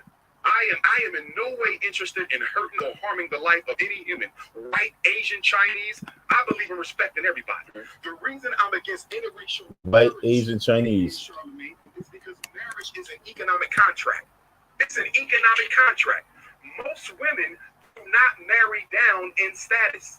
They marry up. And if you don't believe me, show me a rich white woman married to a broke-ass black man. Have you ever seen?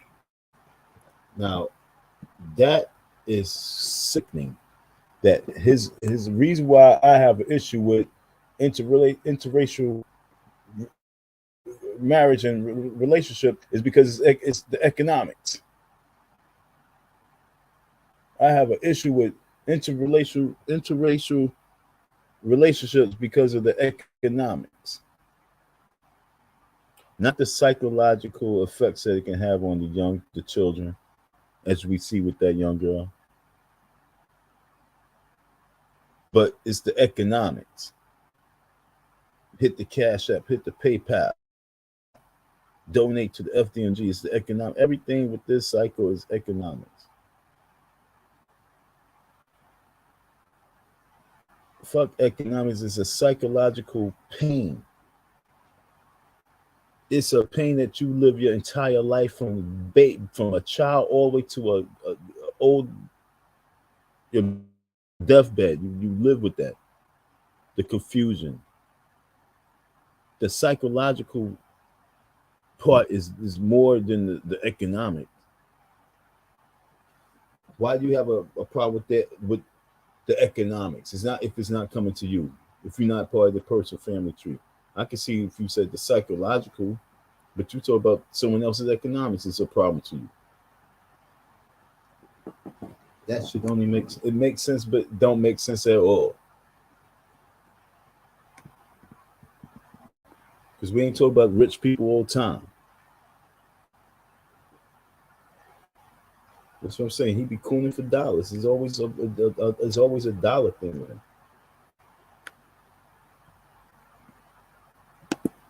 The African diaspora. Let me say it one more time. FDMG is the first. We need to be careful.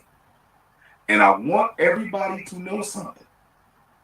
When you come to the Frederick Douglass Marcus Garvey Academy, I want you to know this. We are a Pan-African institution. The first school in the history is the first school. Every community, they helped us buy African dignity. A little bit of black intellect. They help us operate that school. That was a child. Show a little bit of African dignity.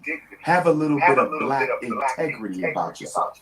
Because when you show up at the FDMG, if you disrespect a single mixed race person, I want y'all to notice. If you disrespect a single one of my mixed race brothers or sisters, you will be banned for the rest of your life. A rich white woman marry a broke ass black man. No, you have not, and you never will. Because marriage ain't about love. It's are you totally against interracial relationships? I am totally against it, and I want to make sure you understand why. It's not. So if you totally against it, how are you going to give them a pass over your people, your original people? Like I say, it's so touchy. It's very touchy. But how is that if you totally against something, you're going to give the something that you're totally against a pass over everyone else? If you screaming, I'm totally against it.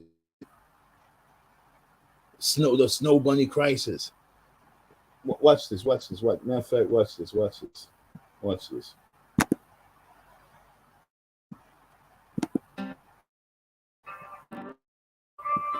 On my page, we made some great memories here.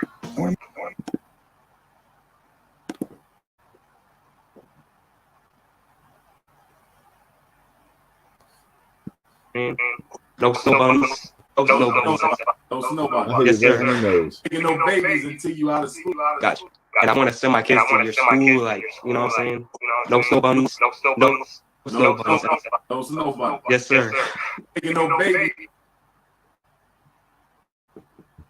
So with the snow bunny crisis, you got boys who's lighter than white saying no snow bunnies. But yet still you totally against. Let me ask you a question, Dr. Umar. Are you totally against interracial relationships? I am totally against it, and I want to make sure you understand why. It's not because interracial marriage in the I'm not the Black Hitler. I am in no way interested. Cut it out, Envy. Cut it out, Envy. Don't do that, Envy. We have a name for it. Snow bunny crisis. Okay. I am against the snow bunny crisis. So what would you consider that young lady that he was talking to with the Becky hair? You consider her African or you consider her snow bunny?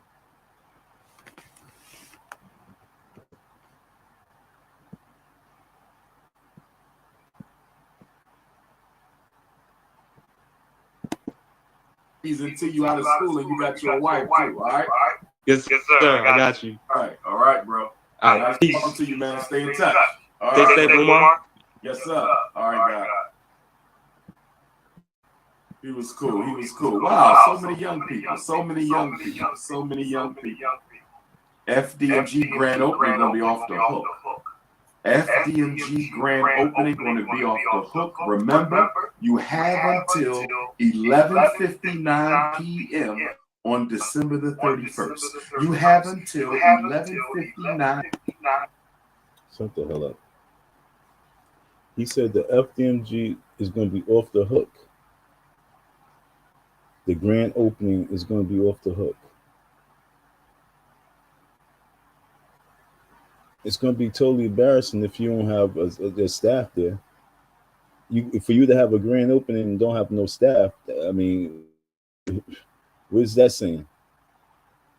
If you have a grand opening and you have no staff, you have no coach, you have no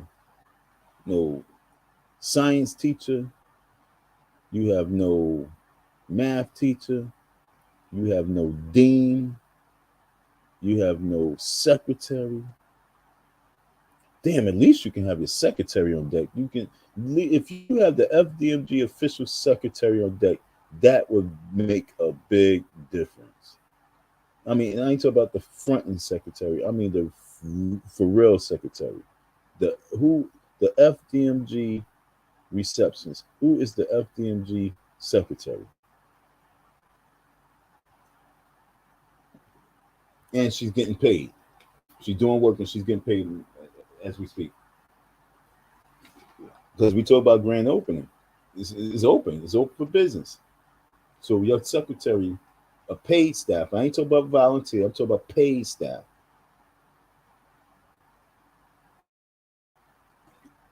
If the school's open, she should be working and doing her part. And getting paid.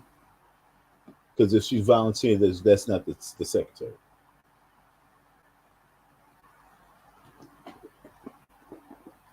Ain't no volunteer the staff.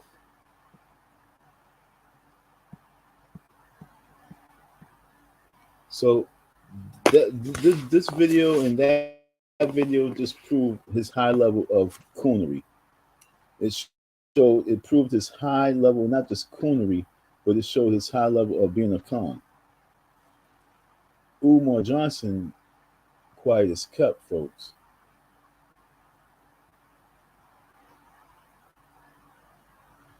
If for those people who don't know game and they just weak and they just get caught up with razzle dazzle and words, you would actually believe him. But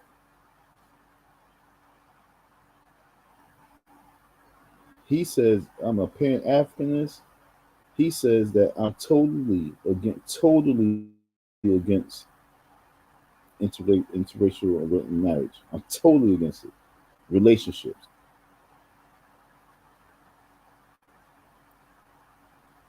I'm totally against it. Totally. Against it, and I want to make sure you understand why. It's not because. Let me ask you a question, Dr. Umar. Are you totally against interracial relationships? I am totally against it, and I want to make sure you understand why. It's not because.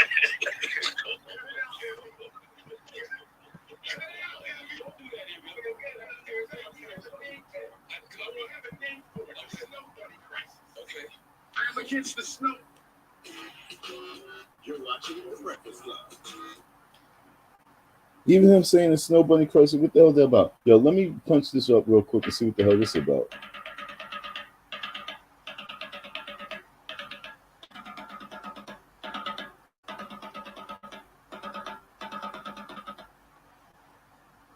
He understood. He's a little slow. He is. Okay. It wouldn't be here if you didn't do what you were doing. It is the mascot's fault. He should have. You should know better. Ray just thinking your leg ain't hurt. I needed a stable base. He raised his stick. You're not a stable without raising his stick. He's a pro-black black man. He plays no games. I don't know why you thought he was going to. He literally only has to wrestle the head injury. I need you to get off my back. You see what happened last time you tried. Okay, Reggie.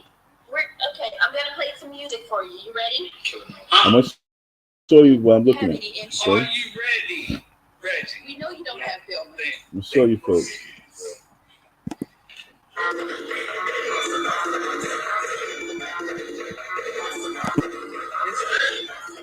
Okay, I'm looking at, I just pressed for this Umar. What do you say?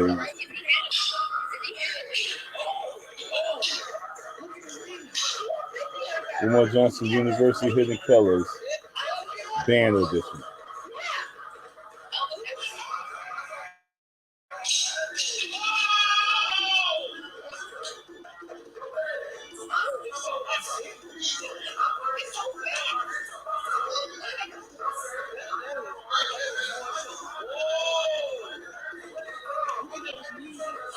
So then I was looking at some of the comments.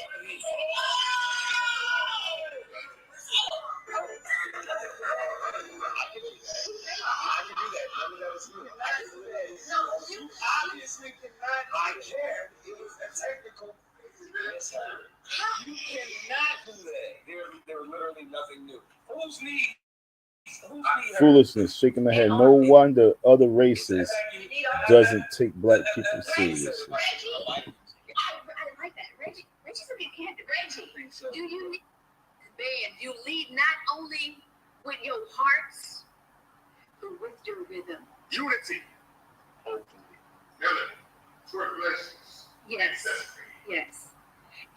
And it's so sad that people really use his name to throw in there just for views, though. That's very depressing, yo. Like I say, folks, this dude right here. No, I'm not the new Lenin. I'm me. I don't know about no Lenin. I'm the ultimate trolling warrior. You know, saying, yo, you the official ultimate trolling warrior, yo. Salute, something like that. But they say you the new Lenin. No, I'm not the new. No, nobody's hitting my cash up. Nobody's hitting. I'm not getting no finances. I'm not Lenin. I'm me. I'm the same OG that came on deck and was talking the same talk. Like I say, this is Coon of the Year, Mr. Cleanup Man. We talk Coon of the Year right now. And Coon of the Year is so embarrassing that people just use his name for all sorts of dumb shit. And that's the person you became. You're not even an educational individual. You're just a coon.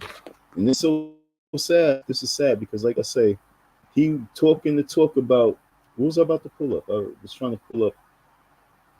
He's talking the talk of, he's totally against interracial marriage and relationship, but yet still he's saying he will ban anybody who speaks out and disrespects what he totally was disrespecting. That's a total damn shame and totally embarrassing and totally disrespectful to all those women out there who took their weaves out their hair, okay, who stopped looking like the Beckys, who started wearing their hair natural, and now he's saying your nappy natural hair can get the F up out of here if you disrespect this straight-haired girl. Okay? That's really, really nervousing, folks. That was nervousing to hear that. That how he just completely gave the Caucasian girl power over all those people who's been supporting for all this time. And because it might be a time that, let's just say people all together, like, yo, but you're not black. And then they gotta go because they said, but you're not black. And Umar says they are black. No, they black on Tuesday.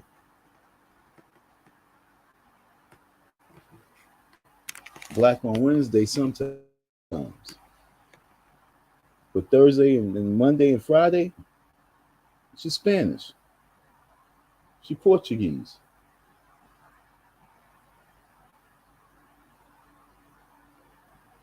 Oh, did I find it?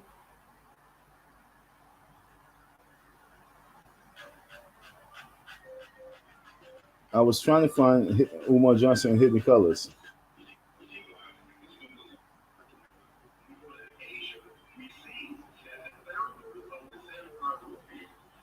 Okay, I found it. All right, so let's check this out real quick. Before we go, we're going to see a little synopsis, a little bit of this Umar Johnson, his role in Hidden Colors. Okay, we're going to see his role in this thing, Hidden Colors, before I disappear, and see if this was his shit and why he should have got more than $500 for it.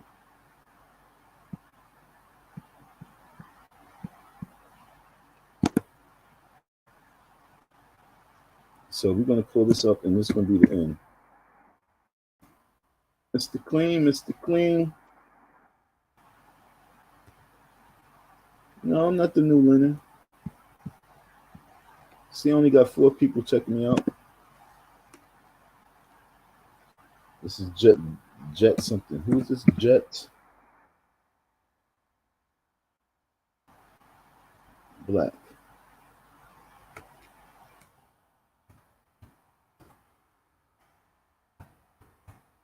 Okay, so we're going to go here. We're going to check out this video real quick before we disappear.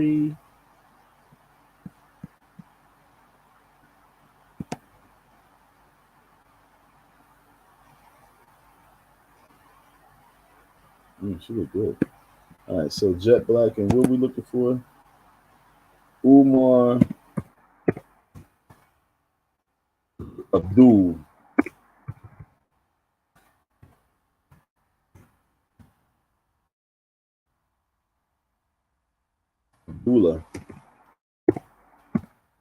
Johnson.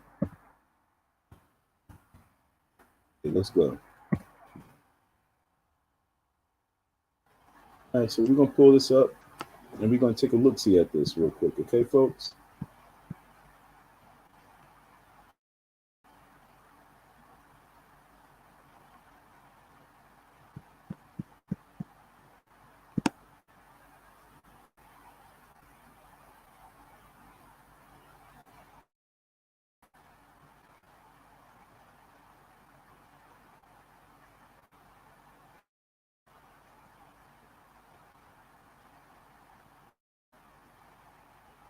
I'm just looking before I punch that up. I'm sorry. I'm trying to see if I see anything else on that.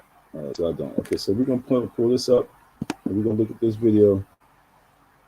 And this was a decade and change ago, and then we're going to relate to him now and see if we saw the coon and Khan coming. Did we see the coon and Khan coming?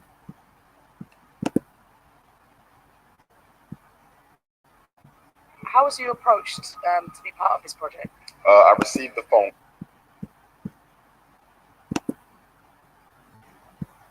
Okay, folks, let's go. Let's go.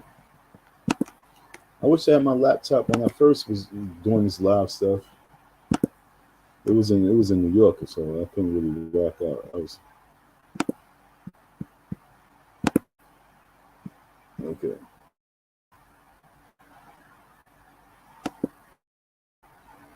phone call and possibly email from Brother What She's color? assistant, Ola, I believe his name is, and he said that they wanted me to participate in a documentary. They needed an interview from me, and that the documentary would be on the hidden history of African people.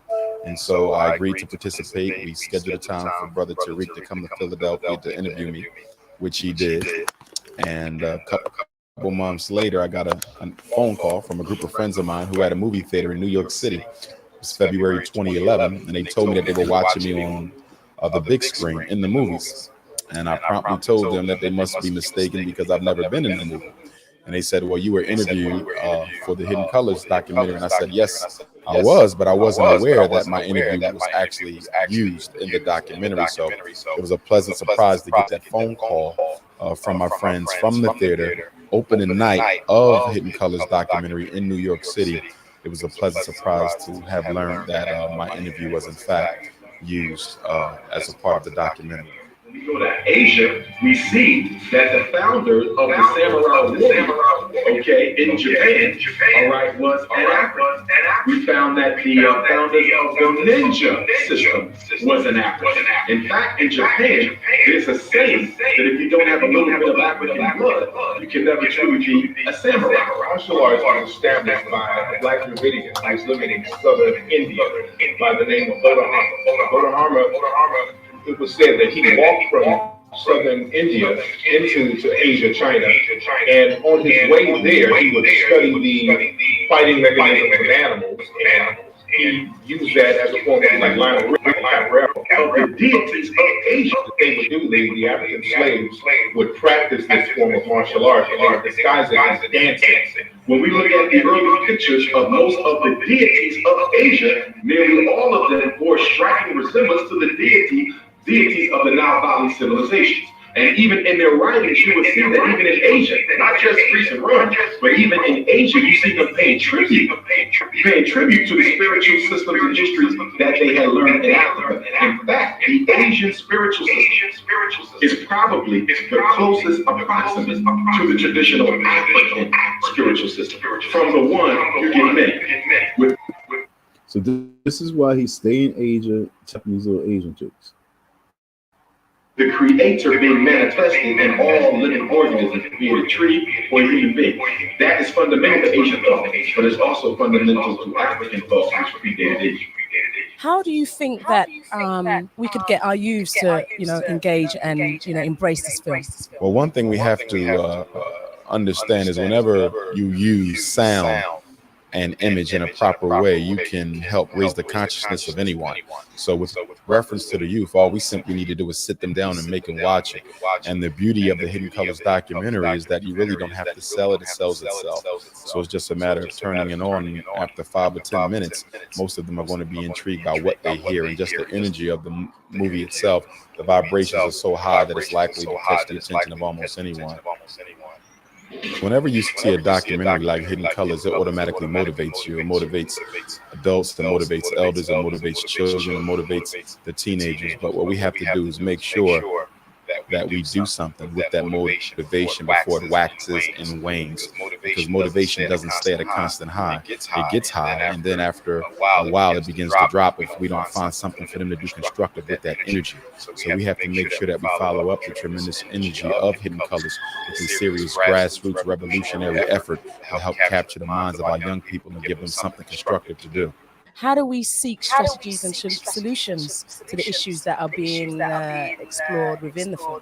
Solving our problems really isn't the difficult part. We have enough people who are well versed in the various expertises to help us, go down that correct road to get things done the right way. It's the unity. It's bringing African people together long enough to do something that is of importance to them. That's the problem. Keeping us together. Solving the problems is easy. Keeping us together long enough to get the problem solved is our problem. If Marcus Garvey was here today, he would be upset with several things. Number one, he would be upset with the fact that we're turning our history and our culture into a product to be sold and marketed.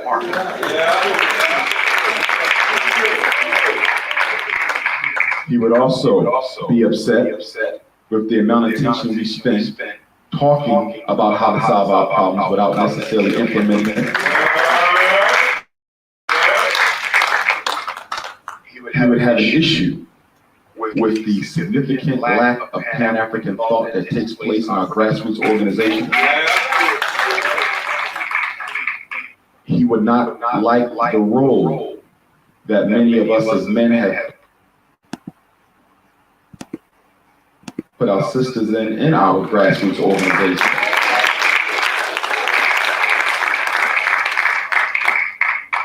He would have an issue with the fact that so many of us have an issue identifying ourselves as Africans, trying to escape out of our race,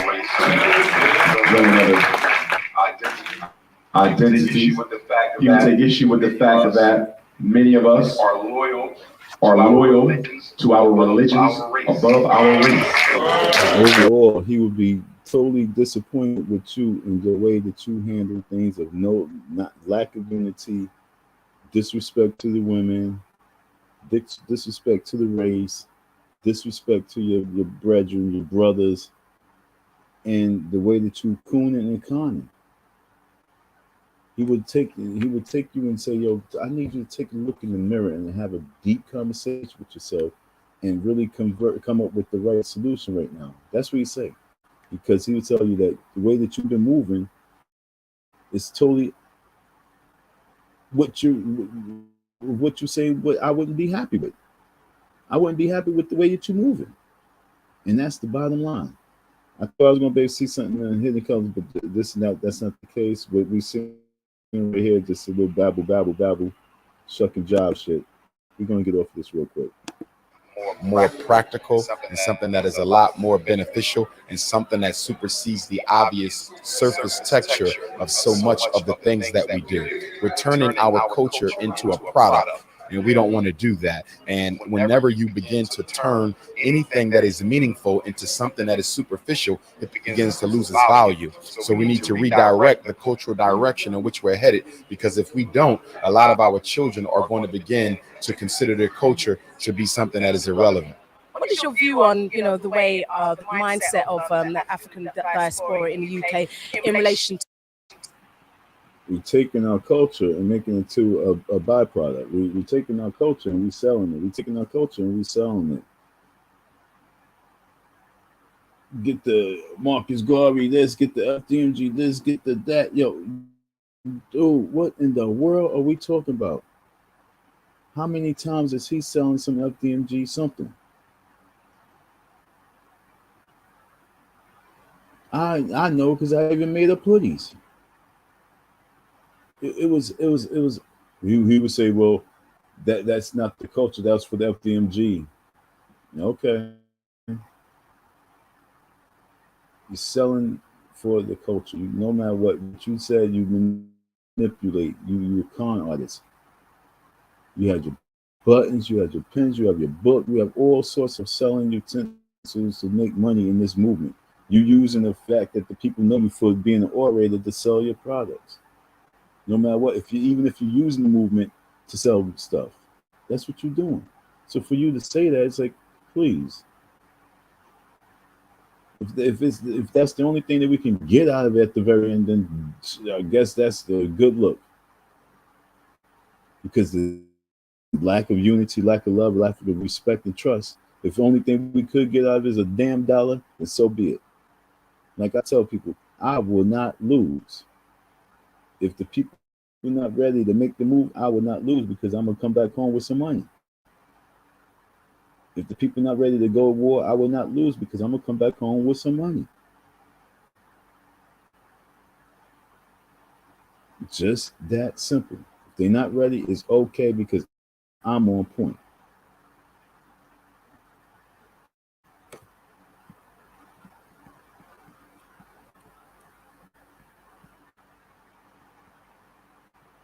He was taking jabs at individuals. He was taking jabs at individuals because he didn't have a table at that time. He didn't have his table situated and ready. So he took his jabs, and then next thing you know, as all the events from here on was going on, he was making sure that he had his table, he had his product, he was doing the same damn thing. This dude is definitely a coon and a con. Big time. A coon and a con, big time. Presented before us have an international flavor. White supremacy is thoroughly organized against the Africans, but we're not thoroughly organized against white supremacy. So now is the time for Africans from all of the continents to come together and forge a serious political and economic program to help lift ourselves out of the situation that we're in. Because if there's one thing that we must agree on, and that is no one's going to save the African but him and herself. Thanks, my brother. Words, sound, and power. Blessed love.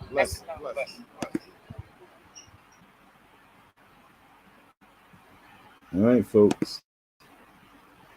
Have you ever spent hours online shopping for an item you want? ModeSense is here to help you save.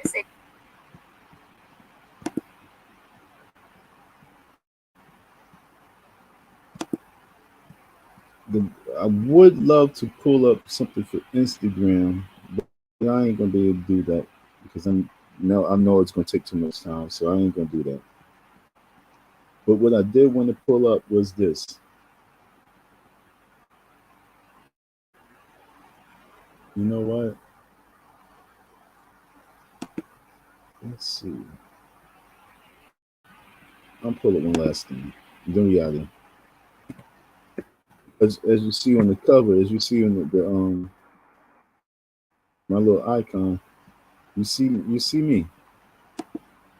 You know what I'm saying? You see me not only do you just see me, but you see me headlining something of like what? Word? If you see this man wanted, if you see this man, he's wanted. Sorry. If you see this man, he's wanted by the law enforcement for vandalizing the FDMG. Please call the police. Who the hell put that together? Who designed that right there? Who took time out to take those little clip arts and put it together of me to throw it and to put that slander out there? Who the hell did that? Could somebody tell me who did that?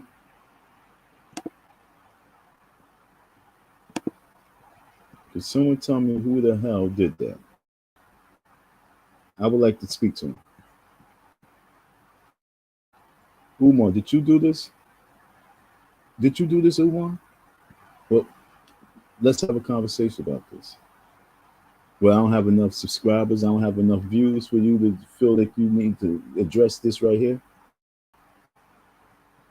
Who put this together right here? Who put that together right there? Who designed that flyer? Who put it on your Instagram? Who was able to go on your Instagram and post that? Did you post this? Oh, so someone just went on your Instagram and they was able to post it on your Instagram? Talk to me.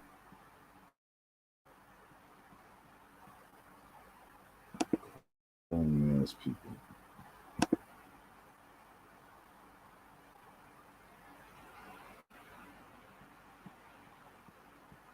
All right, folks.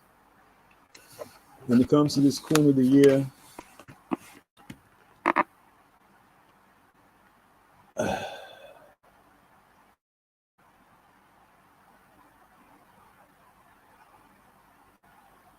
I'm gonna tell you this. Okay, I'm gonna keep it 100 then. I'm gonna go by. Woo! Whoa! I'm going to go by the votes I received because I did receive a couple of votes. Not a lot, but I received a few votes. So I can only keep it 100 because those people who participated, I gotta respect their participation. So let me see.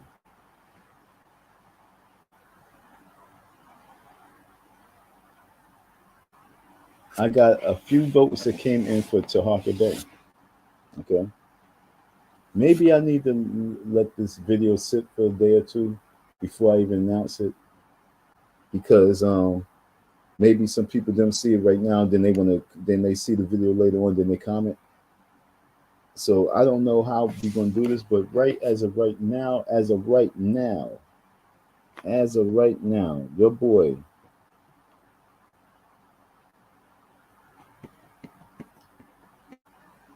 as of right now, your boy Tahaka Bay is eating the pack for Coon of the Year and Con of the Year.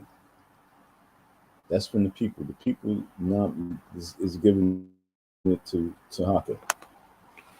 Then it comes in a high second, followed by Cynthia.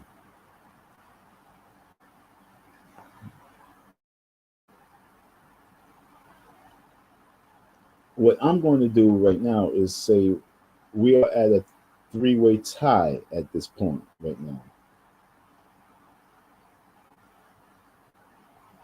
At this moment, we are at a three-way tie.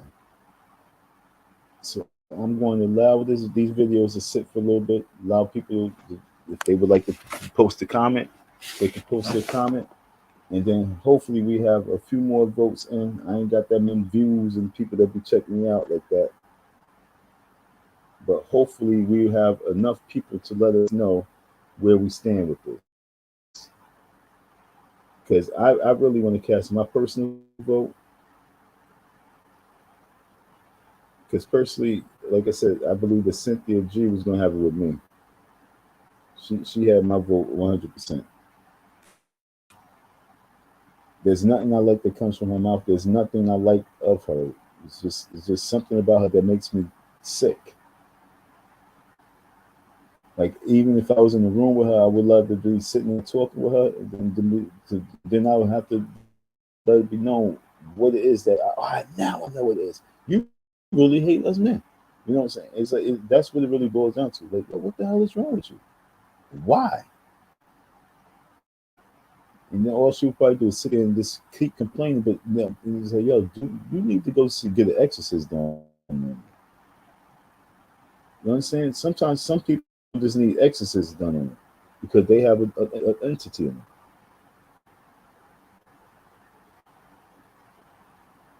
Yeah, folks. So Tahaka Bay.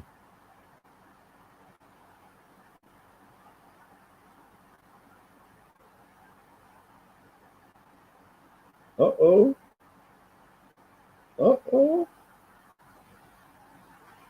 Whew. Con of the Year goes to Tariq. I got some people giving Con of the Year to Tariq. I'm going to let this sit for a little bit, folks. Okay? I'm going to let this sit for a little bit, folks. I'm not even going to do it too early, folks. I'm going to let these votes start coming in. I'm going to let these votes really start coming in, folks. And I'm going to stay on top of this shit as well. Because y'all guys and y'all coon and shit and your con and shit will come to an end. And y'all going to build on unity.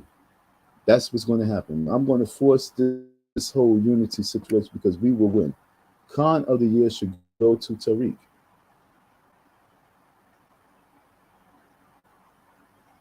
Okay. I got this right here. 100% coon, 100% con.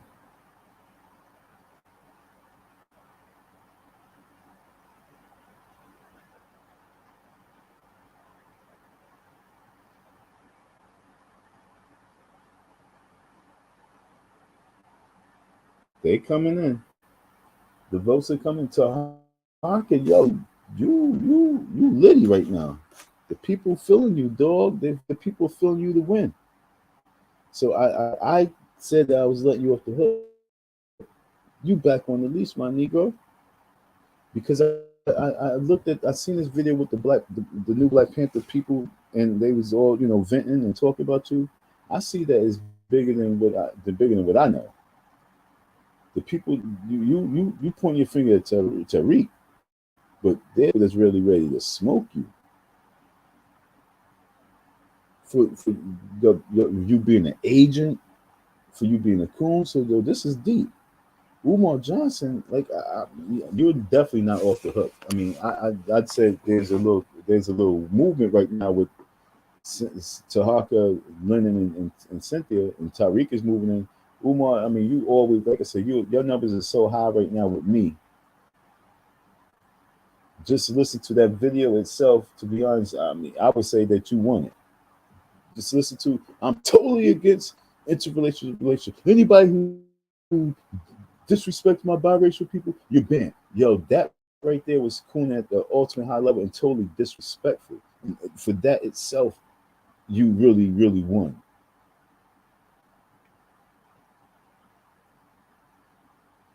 Because like I said, you about to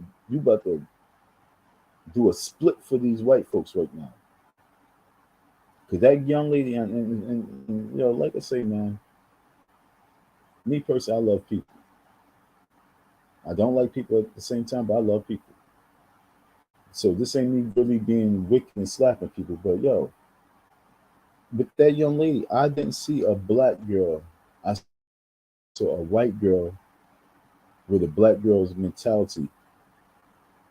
I saw a white girl with a black girl spirit. I saw a white woman who's intrigued with the black life. That's what I saw. I didn't see a black girl in no fashion. I saw a white girl. I saw a white girl who has mix in her.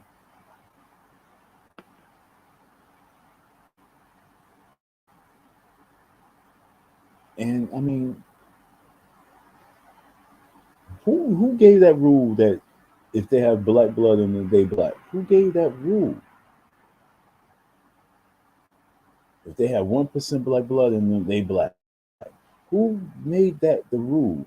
Because like I say, we just accept everything. Then we always wonder why we always infiltrated. We accept everything, then we always wonder why we always infiltrated.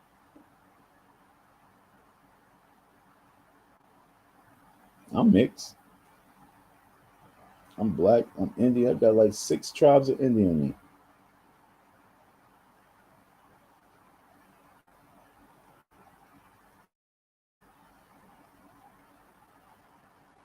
So I'm definitely foundational American. Huh? Foundational American, huh? You take away, you take away the black, and then everybody can jump and get their reparations, huh? But no, I'm the foundational American. How about that? But see, that's what I'm saying. With the way Umar's going, I'm black. I'm black. You see the little boy at the very end? Well, I identify myself as black. I am black. Reparations to the light skinned man right there. I'm black. Y'all ain't getting it. Reparation to the light skin, or reparation to the Bible, reparation to the Steph Curry family, reparation to this, reparation to that. I'm black. I know you, yo, damn, you definitely black, but you ain't getting this. Reparation to this light skin, reparation to this Asian black, reparations to this Spanish black, reparations to this, I don't know what you are, but reparations to you too. Just saying.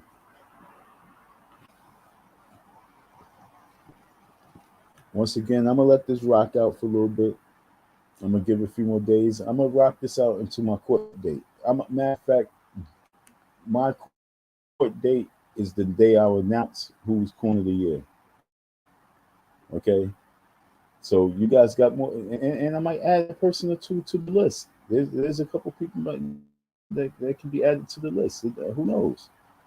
I'm trying to stay away from on this run. Okay, I'm trying to stay away from the celebrities on this run. But I'm going to, we have a countdown of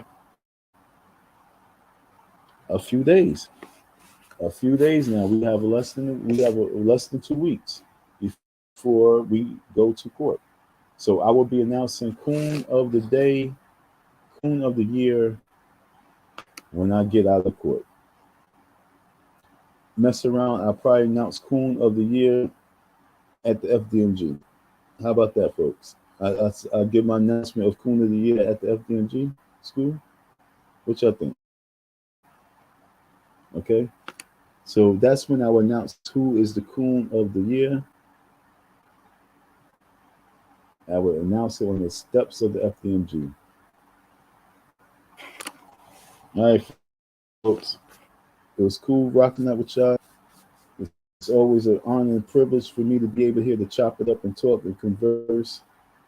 Hey, one person with my man came up and thanks for sitting, putting something in the comments, something in the chat.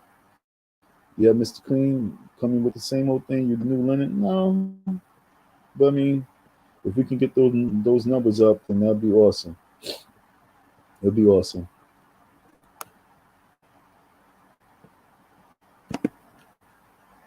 My point right now is cut the coon out. If you're not going to cut the coon out, I'm going to be on your ass. Cut the conning out. If you're not going to cut the conning out, somebody's going to be on your ass. If not me, somebody be on your ass. Because there's a lot of people ready to jump on your ass for being a coon and a con. So it was fun. It was enjoyable. It's very interesting. I want to leave you with the almighty words of Umar Johnson. Okay? Can you leave with these words? Can I please leave you with these words? Oh, that's what I was looking for.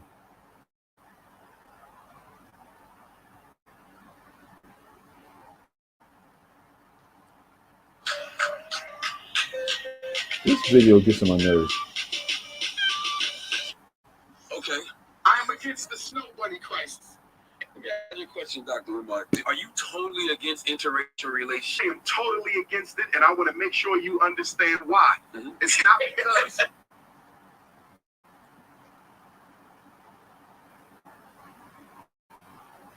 I really feel it's important for you guys to, to hear this before we disappear. As we disappear. Boys graduate from high school, and then 1 out of every 3 people's money. You whining and dining crackers on black people's money. I'm just speaking facts. I'm speaking facts. And by the way, Nasheed, I got some more bad news for you, homie. A couple of the brothers from around the way been texting me for the past 2 weeks. See, I ain't been able to go live until now. And I'm feeling marvelous. Right now. I ain't got a concern in the world. You understand me? The only thing I'm concerned about is whether my ancestors want me to put that first school in Chicago or Wilmington. The only thing I'm concerned about is whether or not, first of all, let me back up. Anybody who talks supervision, 2 out of 4 texting me for the past 2 weeks. See, I ain't been able to go live until now, and I'm feeling marvelous. The only thing I'm concerned about, you better make it the best dish shot you take, because I'm blocking haters. Let me be clear. My Instagram is for support. I'm going to show ass. Anybody who talks some slick shit, getting blocked. Okay? I'm going to dismiss your ass into... I'm scared anywhere. It will be your last. You better make it the best Do you dish shot sound you take. like someone teaching You better your make it kids? the best dish shot you take. I'm blocking haters. Let me be okay? No problems there.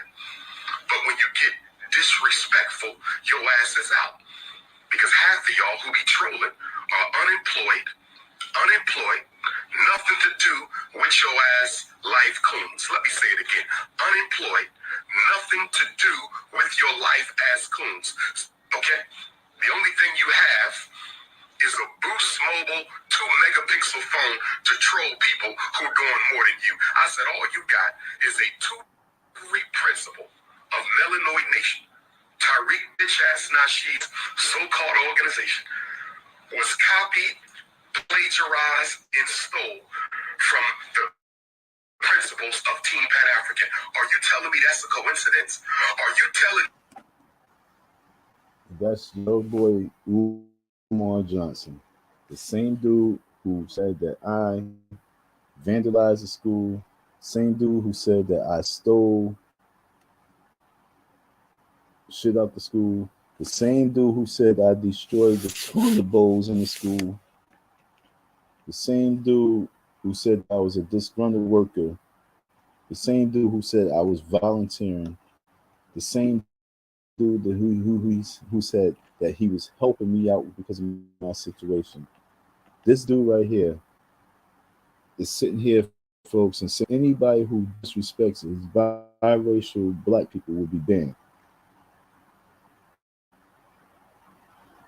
This man saying anybody who disrespect my biracial crackers, because that's how that is always crackers, will be banned.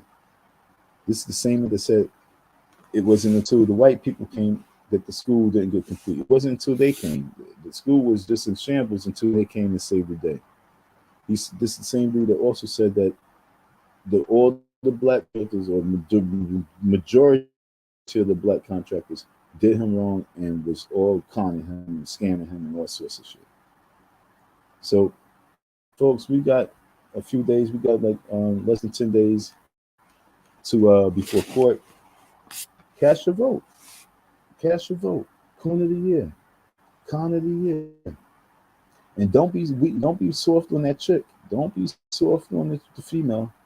Do not be weak and soft on that female. I feel as if by me not even covering the last video like I covered with these dudes, I feel like I'm not, being fair. But I want y'all to be, take. Matter of fact, let me throw this bitch up in here. Let me throw this heifer up in here. Okay? Why not? Because I didn't cover her, so I'm going to give her 10 minutes on the Umar Johnson joint. Where's this heifer at? She said that black women have always been the black man's welfare. That is like, wow. Like, wow.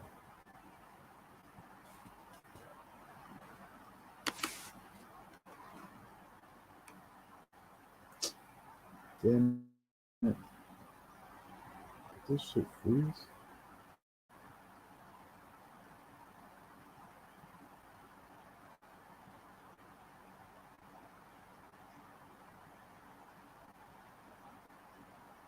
Did it freeze? What happened to it?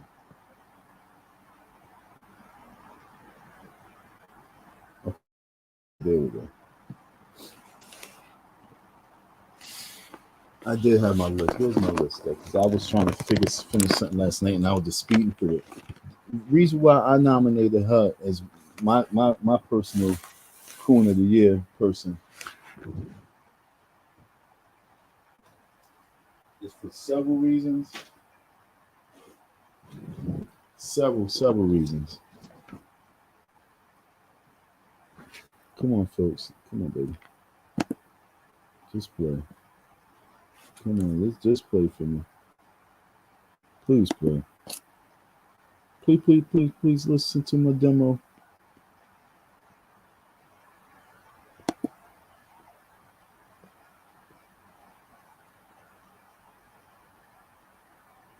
My screen turned different color. What the hell is that about? Why my screen turns white?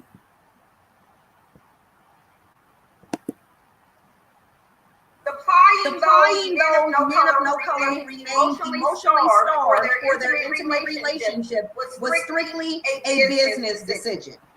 The benefits of what whites called Negro vice included creating jobs for many blacks of all ages, for sex workers, madams, bartenders, housemaids, cooks, musicians, children. Shut up. Oh my goodness. What the hell?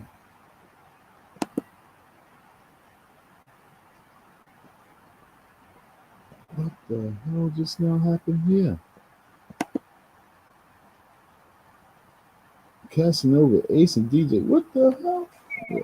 You already elevated him to the level of a god. He does not feel like he is a god unless he is on the level of men of no color. They don't want liberation.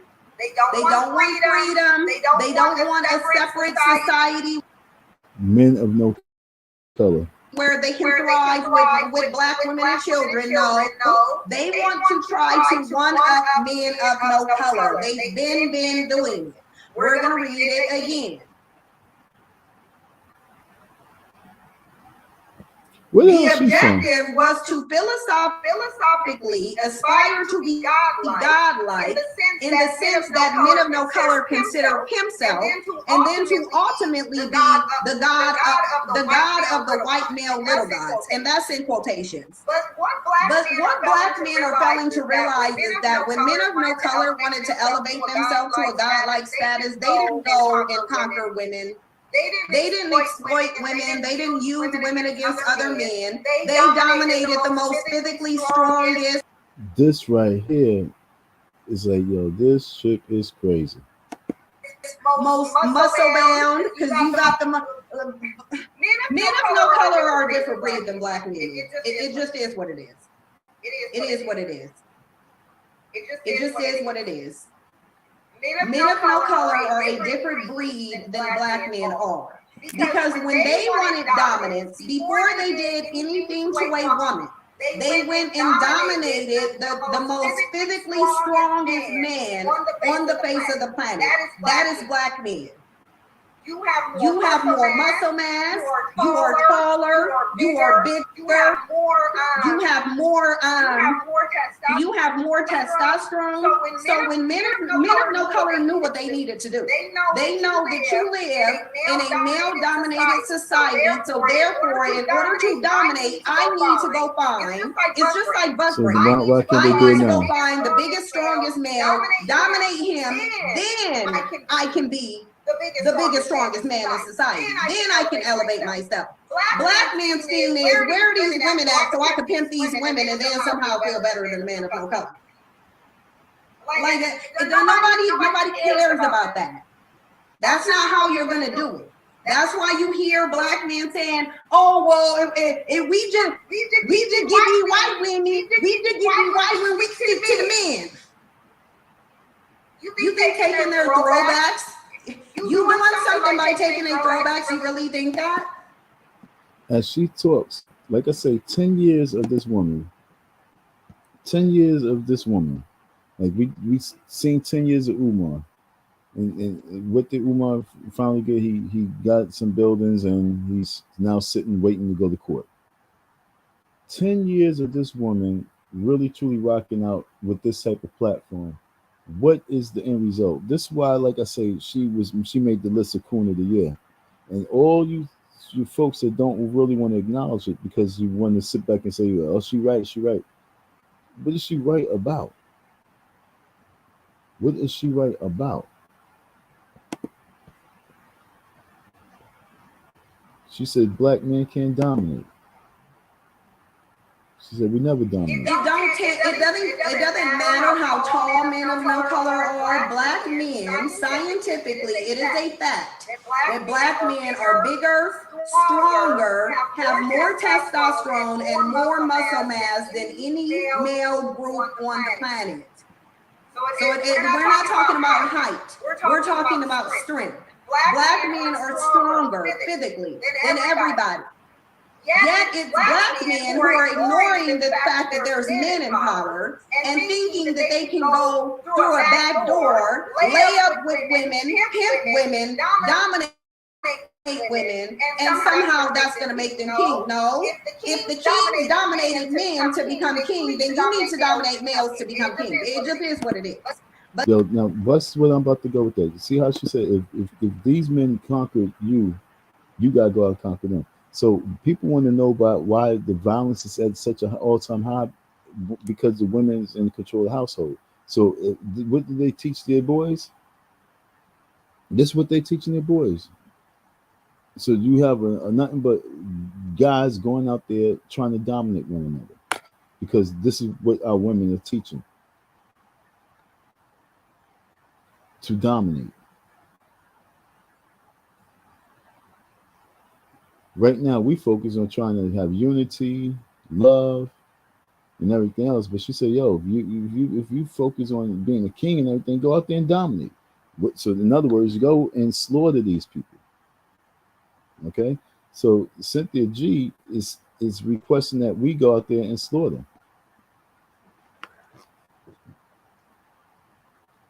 How many people is ready for that? You know what I'm saying? I love this right here. I really do. This is kind of scary because I'm really fascinated with this shit. How many people is fascinated with my dagger? You know what I'm saying? Shit sharp too. How many people is fascinated with my dagger? This shit is amazing. So you want me to select, cut someone's throat, right? That's what you want me to do, Cynthia G? You want us, the black men, to go out there and start slicing and cutting these people's throats, huh? That's what you're promoting for us to go do, Cynthia G? That's the way that's the only way the black man can get you now? We gonna have to go out there and conquer these men of no color? So in other words, the only way that we able to get in position right now of dominance and power is we gotta go out there and slaughter those men of color, no color. All right, man. Cynthia G says we need to mount up and go out there and slaughter these white folks. How many people is with me? How many people is ready? How many? Cynthia G said, yo, get out there and slay them. Don't come to me trying to enslave me and make me become a hoe. Go out there and slay these people that is ruling over you. Go slay them, and then come talk to me. But this is what they were doing. That's going to make them king. No. If the kings dominated men to become king, then you need to dominate males to become king. It just is what it is. But this is what they were doing. And they're going to go right to you as a black woman because you are their weakest target. Black men ain't never had no full. Black men ain't never had no full stable of women of no color. It's always been mostly black women. Always. Their access is determined by whether or not these women want to deal with them if they are not black. But I want to finish this. What these black pimps were about and how they went about it laid the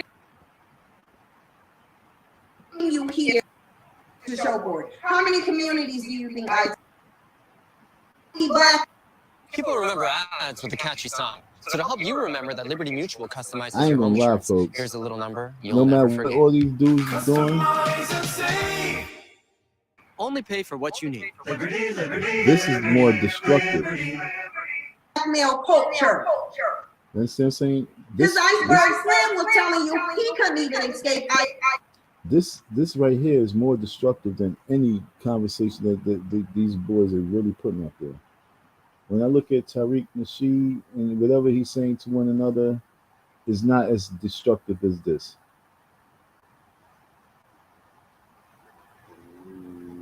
Who's come close to her destruction is Lenin. But like I say, studying Tahaka is actually as high, but there's a little difference between Tahaka and Lenin and her. Tahaka would speak of unity. Tahaka would speak of the community. Tahaka do speak of little things that's needed. Lenin don't, and this chick definitely won't. So I ain't gonna lie, man. I'm really leaning towards her, but I'm gonna give it a few more days. I'm leaning towards her because I don't like her. I don't like her.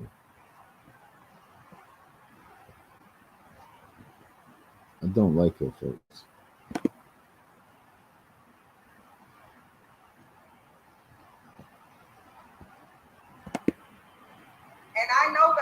And I know the theme.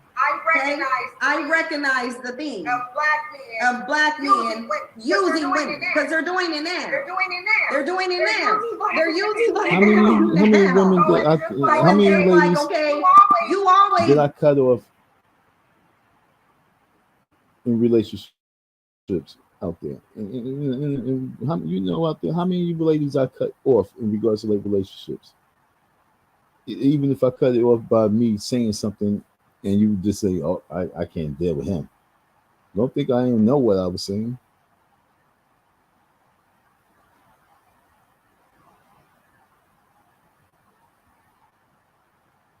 For her to be saying this, like, yo, she's out of her mind.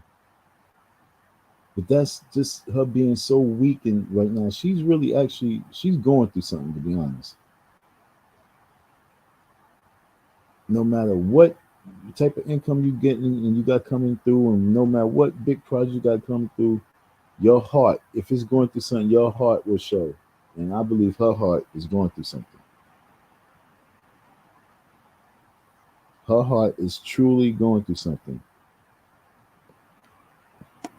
Been using black women to get money. You always been doing it. And obviously, and most likely, she's been used and abused, and that she just fed up with it. She's been used. She's been used. She's been used.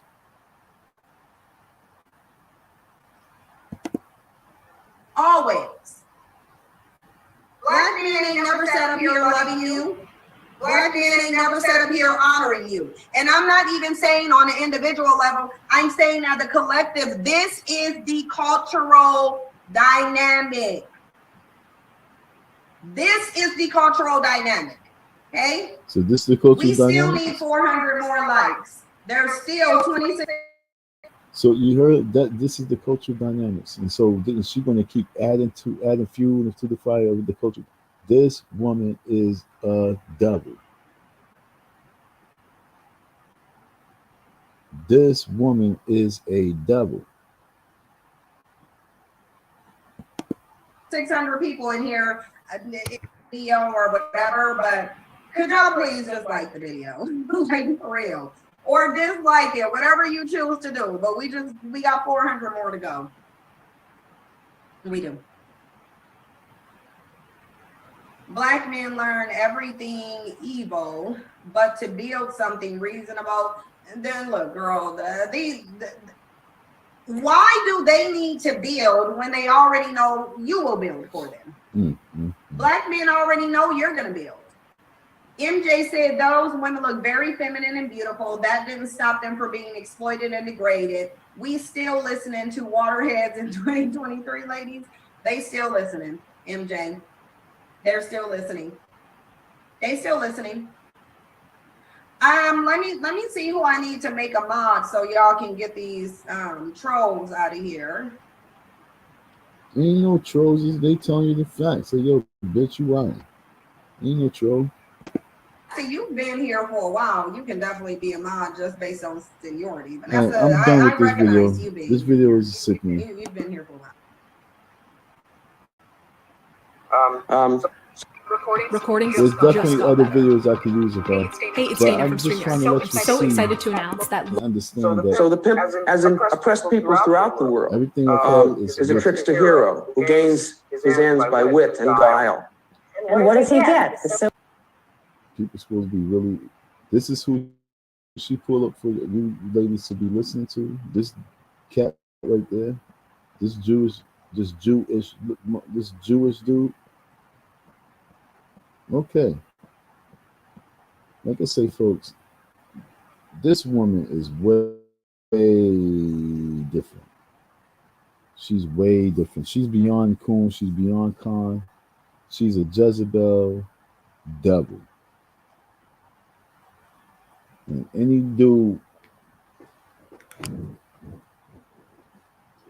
dude that's supportive of her really need to shoot themselves in the face. Because, like I say, you're not a man. You're not a man if you really sitting back and allow her to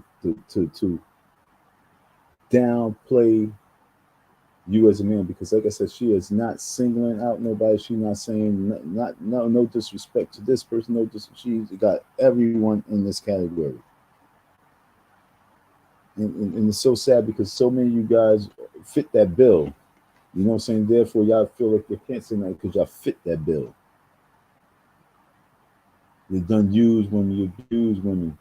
You sat back and waited for women for everything. You couldn't make no moves without the woman. So because you fit the bill, y'all sit back like little house mouses. But if you don't fit that bill, you should definitely be like me and smacking her across her goddamn face like a pimp.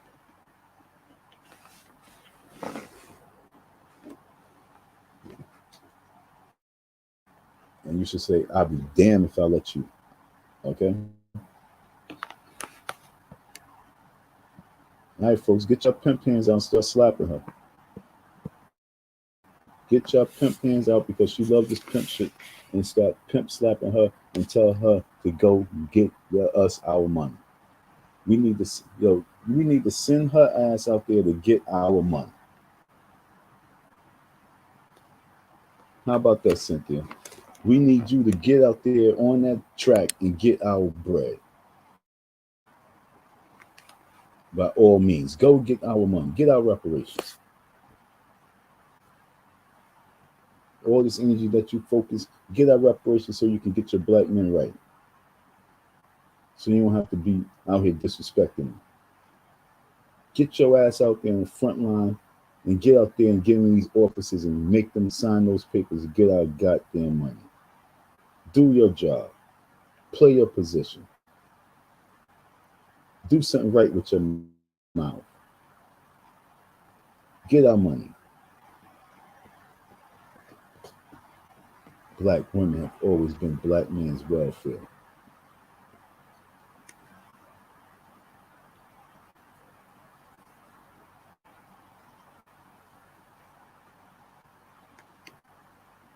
I swear to life, yo, when people started trying to play me out, man, I was like, yo, don't come my way. What the fuck you calling me for? Why you texting me? What's the problem? Yo, I don't know. Yeah, whatever. Don't think for 1 second that I'm one of these dudes who's, oh, I need her money. I need some money. I remember there was a time where individuals, they was hitting me up, and I'm like, well, if you want to help out, this is what I got going on. It hurt so bad that this damn bastard messed up my whole package. This dude messed my whole package up.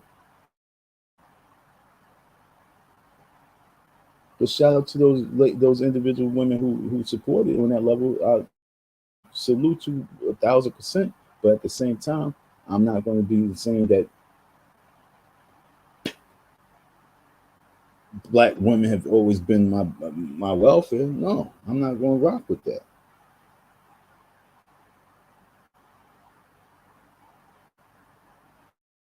I wish that we actually could have really made it happen where we all ate. That's what I was wishing. I wanted everybody to eat. But people who listen to things become cuckoo. Cuckoo. Come on, ladies. Y'all know y'all be cuckooing out here. Like I say, this internet world is better than TV. It's so interactive. You can interact with your celebrity.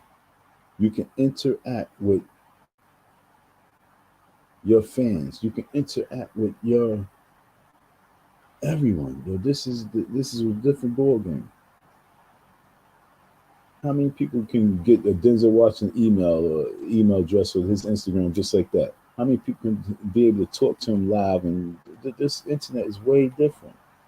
So us regular men and us regular women actually becomes a little bit something different to someone else out there, which is respected. This is love. This is relationship. Relationship and love is beautiful. Like, love, lust is all part of life. And so when you have individual men who's liking this woman or women who's liking this man, the con would abuse that. The coon would abuse that. The man would respect that, and if he feels that things is going the wrong way, he would dismiss that because of respect.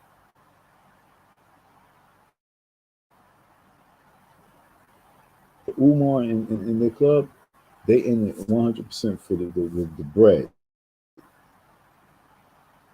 So there's no turning around. I'm here for the love, the mission. We're gonna get the evil out the people. They don't be acting right, because both black and white is smoking crack tonight.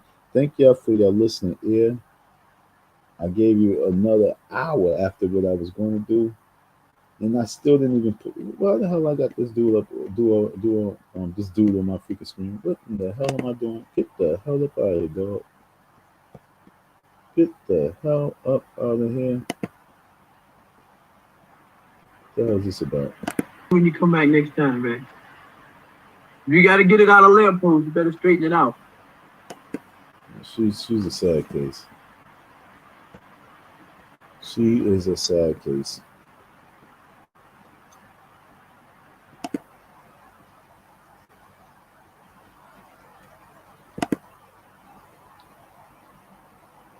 Like I say, folks, get over there, get in her ass, let her know that she's out of pocket, she's out of line, and she's doing nothing for anyone. And at the very end, she's going to look at herself and really regret what she has done. And if she don't, then she need to go kill herself. As for me,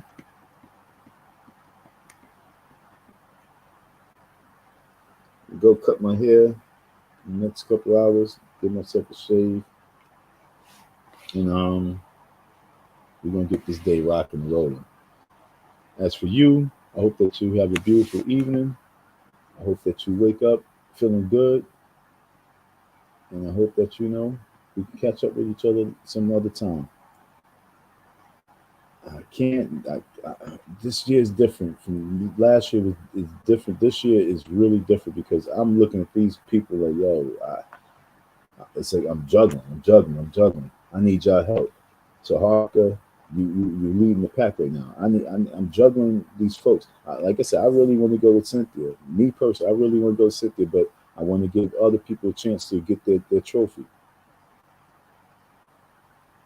I'm looking at Cynthia and Umar. You know what I'm saying? I don't know why I don't like that chick.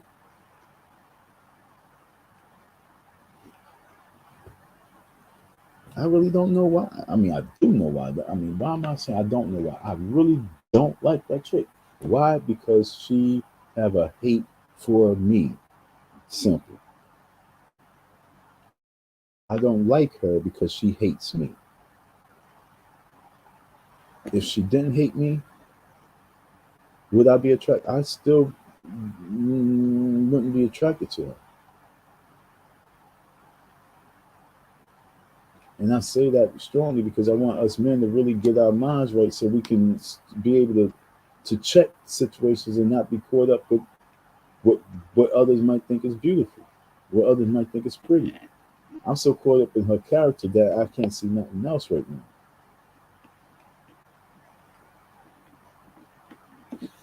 Her character do not have respect for black men. She has respect for every other man except for black men. That's totally disturbing. Where is this chick from? Thank y'all for your listening here. Umar. Oh yeah, I gotta take my butt to Staples because my stupid printer's not printing. I spend this damn money on the printer and it's not printing properly, which is so depressing. So I have to take my butt to Staples so I can finish pressing up about like 20 more sheets of papers. So that's where we at, folks. Umar, your cooning days is over. 2023. You're going to step up. Yeah. In regards to your school, you don't deserve it. In regards to school, yo, dude, You said one thing, and then you say other. Then you say that our black women, if you disrespect the biracial black women anyway, you're done. You're cooked. Then you say, I totally disagree with interracial relationships. And what about the product of interracial relationship? What about the product of it? What do you feel of that? The product of it. Especially if the product of it says, okay, I can identify as being black, but all my life, my whole movement is white. Still biracial person. Oh, because they identify their blackness, but they move in the white world because there's more money there. If I'm a white girl or a white boy and I'm living and moving in my blackness, and there's no black, there's nothing down that path. Why am I wrong? Because I'm gonna jump in my white lane. I got a baby I got to feed. Right? Everybody run behind their babies. I got children I got to take care of. Well, I look like playing in this black lane when I got this white lane I could play in. We got to get our lane together, folks. Very important. Thank you for your listening ear, your support. How many hours I did? I rocked out like 12 hours with you folks. About 12 to I did at least 16 mother effing hours with y'all folks. And not one time did I get a single red cent. Not one penny, not one dime, not one nickel, not one quarter.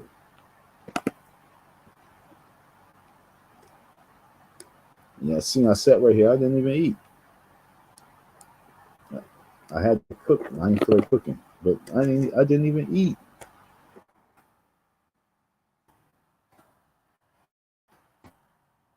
Who got breakfast for me in the next few hours? I need some breakfast. How to cook? Need me a wife.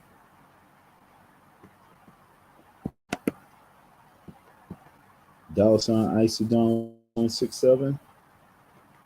Thank you for your support. We got Coon of the Year. Who else? No one. I'm the only one with this Coon of the Year, folks. I'm going to rock this Coon. This is my platform. Coon of the Year is definitely my platform. You do not want to be on the list of Coon of the Year, folks. And this is not for 2023. That was for 2022. Okay, so I'm still trying to decide who's taking it for 2022. But yet it's still 2023. Now we got new nominees coming up. We got new nominees coming up for 2023. Okay, so for 23, the year 23, we got some new nominees for 23. And don't be surprised if your name makes it. There's a lot of people out here on some coonery shit. Some straight Sean coonery. Don't make this list of Coon of the Year, folks. It ain't about no job turkey. It ain't about no bullshit. This is when we say Coon of the Year, we gonna prove it.